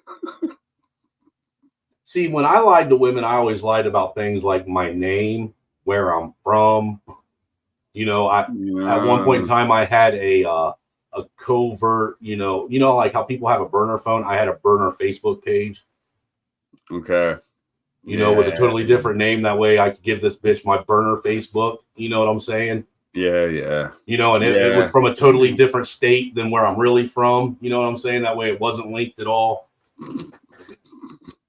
Dude, look, I'm gonna tell you what, I got fucked over so many times by women that I turned into a fucking straight up womanizer. My mom thanked my wife because for marrying me. She said my mom, before she died, she actually thanked her. She said, I want to thank you for giving me something I never thought I'd see. And my wife's like, why? What are you talking about? What's that? She's like, my son being happy as an adult, as a husband, and as a dad. I never thought I'd get to see that. I really thought that he was going to die alone, an angry, miserable old man in a wheelchair like his dad. Now you're, dude, you're a straight up cat, man. I appreciate that, sir. Now I got nothing bad to say about you. That's shit, man. I've seen fucking assholes up on your panel, and you're like, hey, get them motherfuckers some time to speak. Like, fucking A, man. I appreciate that kind of shit. You deserve what you got right now, man. And I know Miss Snowman, she was in chat earlier. And she's got to put up with you. Hey, dude, it takes a special type of woman to deal with me. Bless her heart, man. Bless her fucking heart. For real, dude. But it takes a special man to be able to deal with a redhead too. Man, who you talking to? What? Redheads. Dude, just as well as I do, not every man's qualified nor got the skills or the ability to deal with a redhead the way she needs to be handled. Oh, she's a redhead. I thought you were talking about yourself. No, my wife's a redhead, dude. My wife's a Scotch Irish Welsh, dude. You're fucked, dude. Never fuck up, man. If you need a fucking spot, dude, I am not. I ain't scared. I ain't scared. I am, dude. I am not scared of that soulless fucking being at all whatsoever. And that's what I told her mom the first time I met her mom. Her mom said, "You know, she's Scotch Irish and Welsh. That means she's a drunken fighting bitch." I said, "I ain't scared of her." I'm staying. I said she ain't nothing more than another fucking redheaded demon in my life. She might come find my ass. I'm staying up. Fuck out of this one. You deal with that on your own. My mom didn't like her at all though when my mom first met her. Did not like her at all. Why? Probably because she's a redhead, and my mom's a redhead. My sister's a redhead. Oh, no. It's not one of those mommy fetish things. You know what I'm saying? What it is I'm Irish. A big portion of my family is redhead. You know what I'm saying? So I've always liked that redhead thing. I like my culture. It is what it is. But my mom couldn't stand her. Could not stand her. She's like, she just doesn't seem like she's your type, Brian. I don't understand why you're with her. I was like, what are you talking about? She's 5'4". She's got a big ass. She's got big tits, and she ain't got no kids. How is she not my type? Mom, shut up. How is she not my type? What are you talking about? I said, and this one doesn't even back talk. She doesn't ask me to buy her shit. I said, I can go. I was like, I can take her on a date and us go on a walk through the woods and she's happy. You know what I'm saying? I didn't have to spend money at all on her. That's a fucking keeper. You know, and I'm mute when I roll smokes. Hold on. I'll be honest, but you know what? She grew on my mom, you know, and my mom saw how happy that she made me, you know, because that, I'll be honest with you, my wife gave me something that I never thought that I'd ever see in my life either. And that was, I never thought that I'd be able to see one of my kids actually grow up from start to finish. You know what I'm saying? Without there being that whole watching your kids grow up through pictures shit. You know, I got a son and 2 daughters with her that, you know, that I know that I'm going to get to see grow up. My son that I have now, Mikey, he's 8 years old. That's the, prior to him, the longest I'd ever had a child in my life on a regular basis was 3 years, and they were cut out of my life. Got to be a dad for 3 years, and then it was part time. You know what I'm saying? On their terms, type shit. Yeah. This woman actually lets me be a husband, a father, and myself. Hold on, See, you said lets. You said lets you. Yeah, what she does let me. Just like I let her be a wife, a mother, and herself. And the reason why I say let is because she is actually the first woman I've ever been with that I feel comfortable actually being myself. Yeah. You know what I mean? Where you don't hide nothing. Yeah. You know how we are as guys and as human beings. We all have something deep down inside that we're ashamed of, that we've done, that we don't want to share with anybody. You know, there's certain things, certain quirks that we have that we try to hide from people because we don't want them to judge us over. You know what I'm saying? Think about it. When you're generally when you're out with other people, you're never truly yourself until you're alone. I don't know, man. I've been pretty honest about the shit that I've fucked up with. I legit broke my ex's collarbone by I horse collared her because she sprayed me in the face with a Febreze. I fucking felt so like miserable and terrible about that. Like I should have never. Like what, the fuck, man? My high school baby mama, the girl that I got pregnant in high school, when she was pregnant with me and her son, she was like, I think about 5 or 6 months pregnant. I came home one night. She fucking punched me in the face, then went running through the trailer we lived in. I went running after her. I fucking raised my hand up, went to fucking crack her, dude. She spun around. I hit her in the back of the neck and knocked her out until I killed her. She was pregnant. Like she dropped straight down to the fucking floor, dude. Like just dropped straight down like a fucking tree trunk. Straight down and just sat down and slumped over with her head between her shoulders on her chest. That's fucked. And I thought I killed her. I shit you not. I was scared as fuck. You know, I've done some pretty horrible shit too, but that bitch deserved every bit of it because she used to fucking put her hands on me. Look, this bitch was almost 6'1", dude. I'm 5'11". Men, here's some advice for you. Do not ever, ever, ever, in no circumstance, ever date a woman that's taller than you. Ever. Because that Amazon bitch will try and fucking dominate you every day of your life. She'll do it while you're awake. She'll do it while you're asleep. She'll do it while you're at work. She'll try and fucking screw you over with work. She'll fuck your friends over. So she will do everything in her power to try and emasculate you. That's what these fucking big ass Amazonian bitches do. I never had, man, I'm 6'3". I'm 6'3", you know, 240. Well, that means you got to date someone that's in the WNBA for them to be taller than you, motherfucker. Straight up, man. But no, I think dudes like me and you, dudes like Ray, dudes like dirty folk, like all of us, we have to be honest about what the fuck has happened with us and women, because I'm not an abusive motherfucker. Like, I don't want to go beat up women. Neither am I. But you know what my mom taught me as a kid? My mom was an abused wife. I watched my dad beat the fuck out of my mom several times. Bro, I watched my dad almost kill my mom and then try and commit suicide after he did it. If I could show my ass on this stream right now, you know them prong collars hold for on. dogs? What I was going to get at, dude, is even with that, my mom even told me as a battered wife, don't abuse a woman, but don't ever let a woman put her hands on you and think that it's okay. You have every right to defend yourself, even against a woman.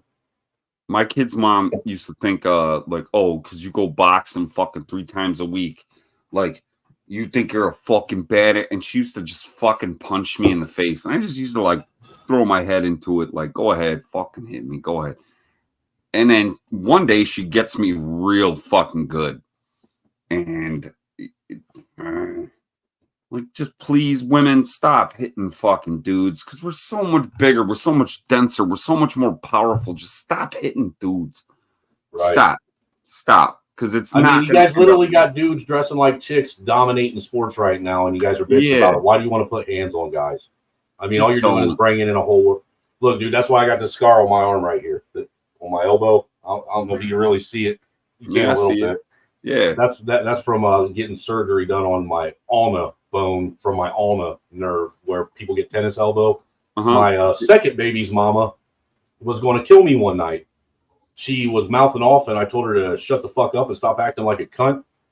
And I went to walk out the back door, and then I heard her come running across the floor of the kitchen, spun around just in time to put my hand in front of my face and block a fucking 12-inch iron skillet from cracking me what was going to be in the back of the head. That bitch was going to kill me. No, that would have killed me, dude. Bro. Yeah, that would have killed me, dude. Because she hit me so hard, it took that. You know how you got that little knob right here in your elbow? Yeah. She hit me so hard that fucking broke that bone there and shoved it right into that nerve to where my fucking hand locked up for fucking 6 months. Dude.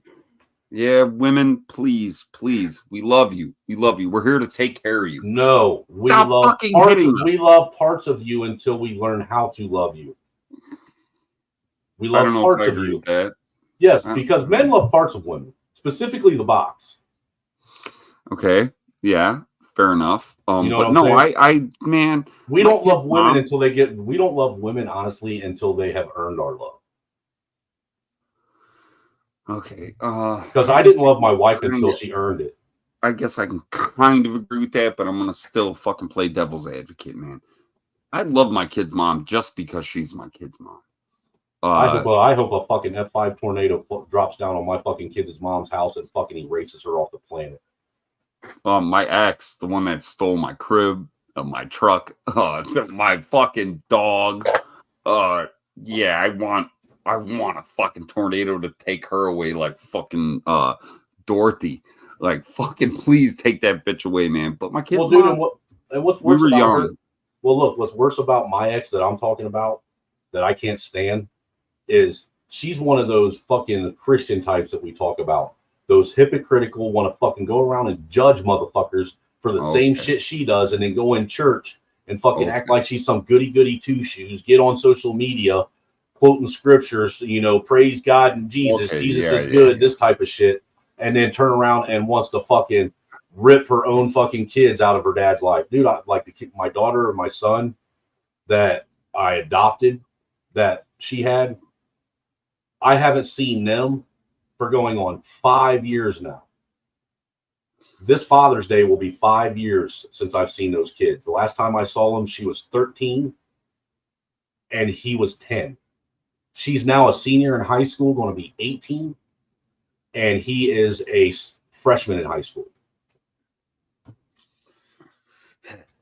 And you know what bugs me the most about it is the system in this country will fucking go after a man if he try to, if you don't know how to correct the system yourself, will try to do everything in their power to imprison you, to take your ability to go out and work and provide a living or even have some semblance of a normal life.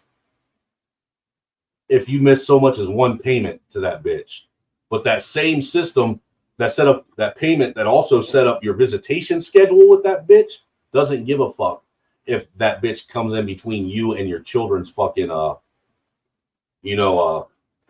bond as a father and a daughter or a father and son. They don't care how bad they fucking destroy those kids. Because look, the truth of the matter is my daughter and my son, the only reason why she took them away is because they were happy when they were with me and they were miserable with her, and she started seeing it. That's the only reason, dude.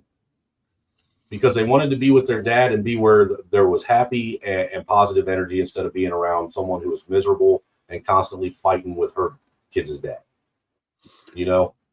And I was like you. I'm one of them guys that I'm honest to my own detriment about shit. Like my uncle, before he died, one of the things he told me, he said, Brian, there is a such thing as being too honest. I was like, what do you mean? He's like, you just don't have to tell everybody everything in detail. Too honest is almost worse than being dishonest at times. All right, I don't know if I agree with that. I don't know if I agree with that, man. There's certain things that people just don't need to know.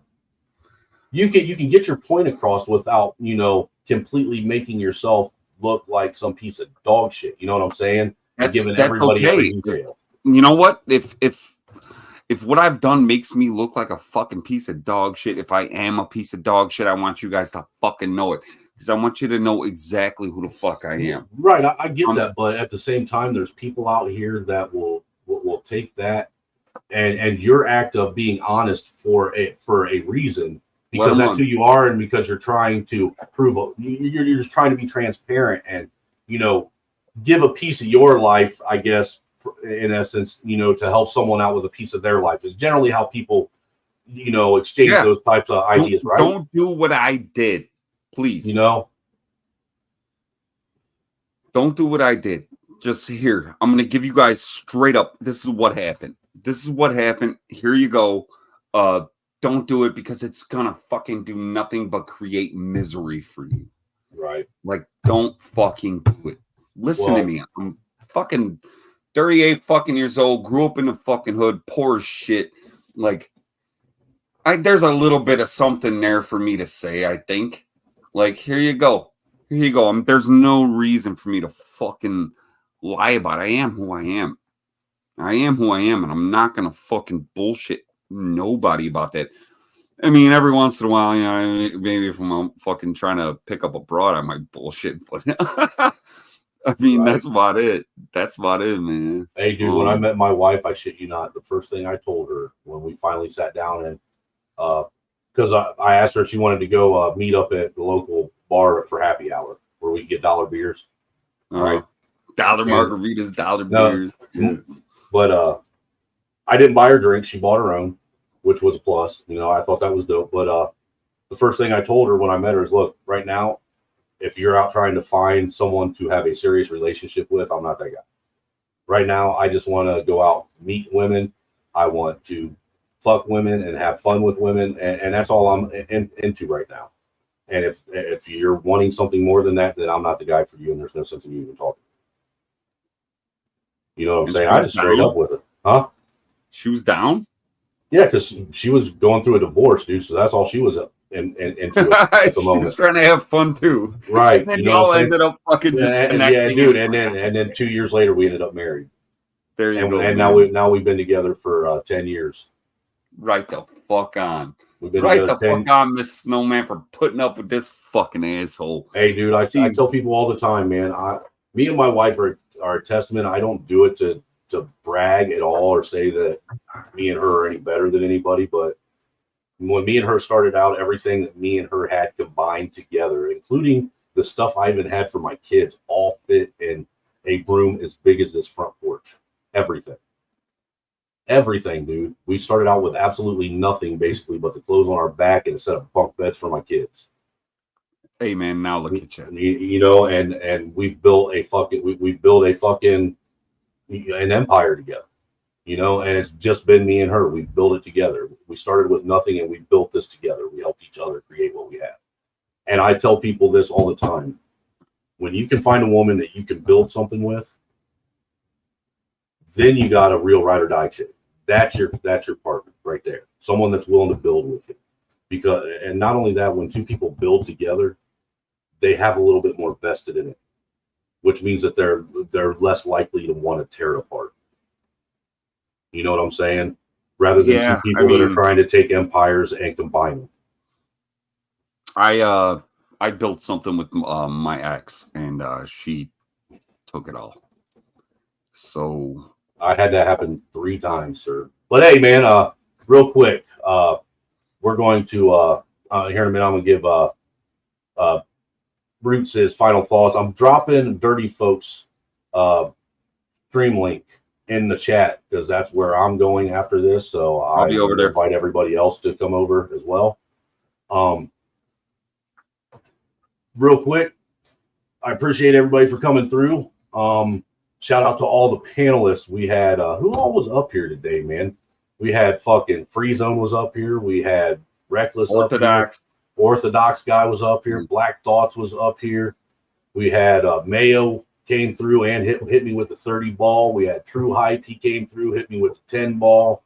You know, who else was up here? We had Ragnarok was up here hogging the mic. You know. Hey, the only one that wasn't up here was fucking Not Lies. Right, you know. So shout out to everybody that came in. And we had Truism, Words of a Storm Crow. He was up here right from the jump, right from the beginning. So I like that motherfucker, man.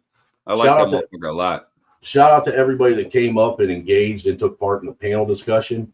I appreciate it. I hope that this continues like this and more people will start being encouraged to get up and take part in the discussion. This is going to become an every Friday podcast now. Friday at 5:30. This I will guarantee.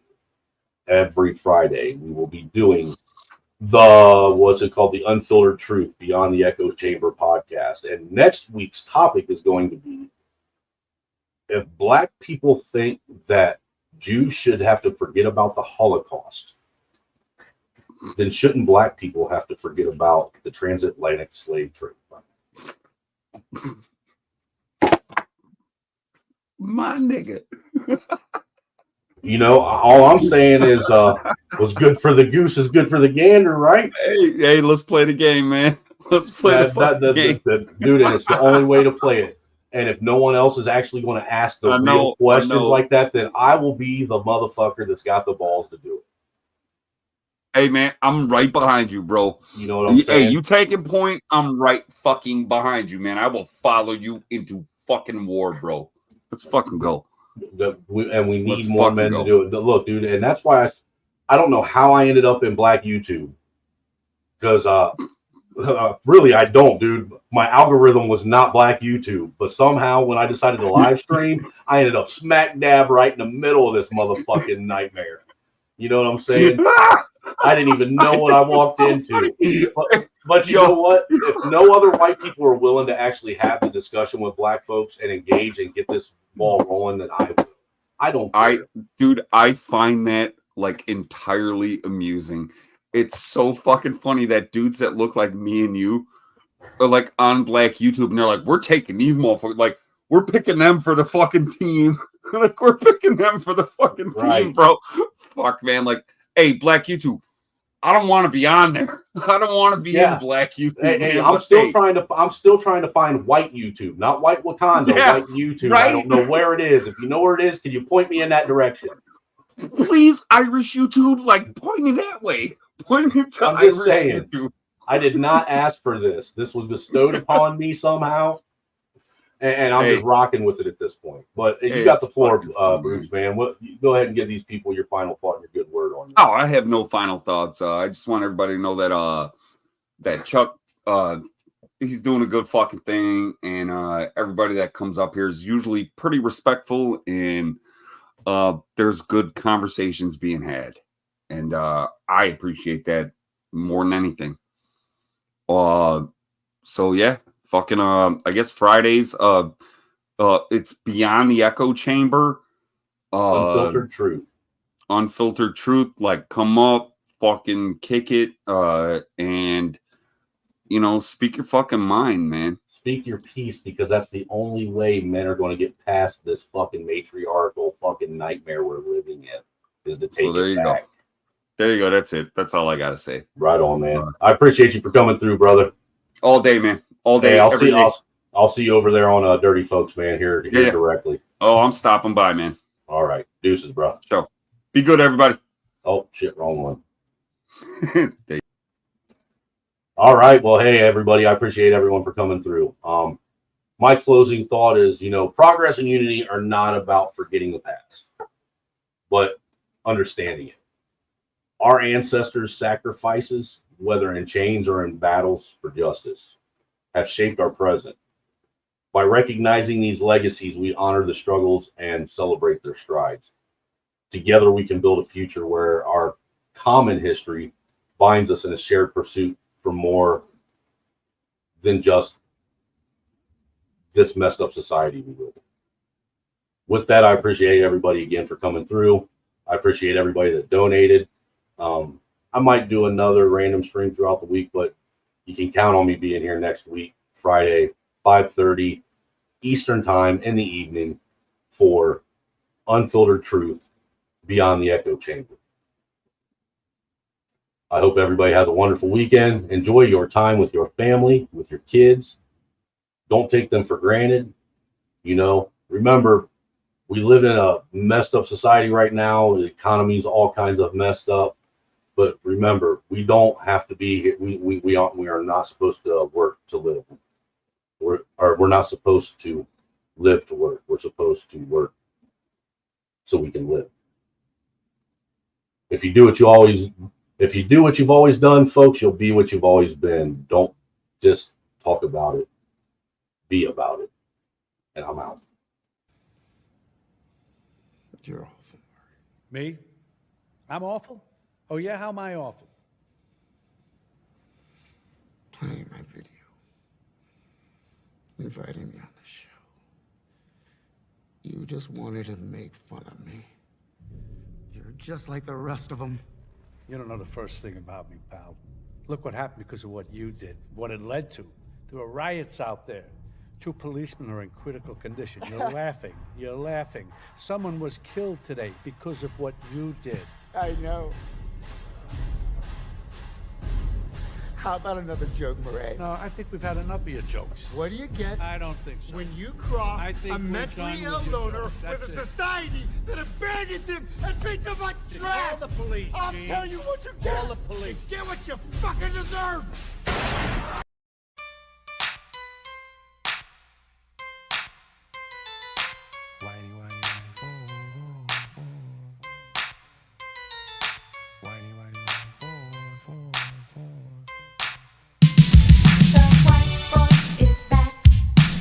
And you know he could never be whacked. The white boy is back.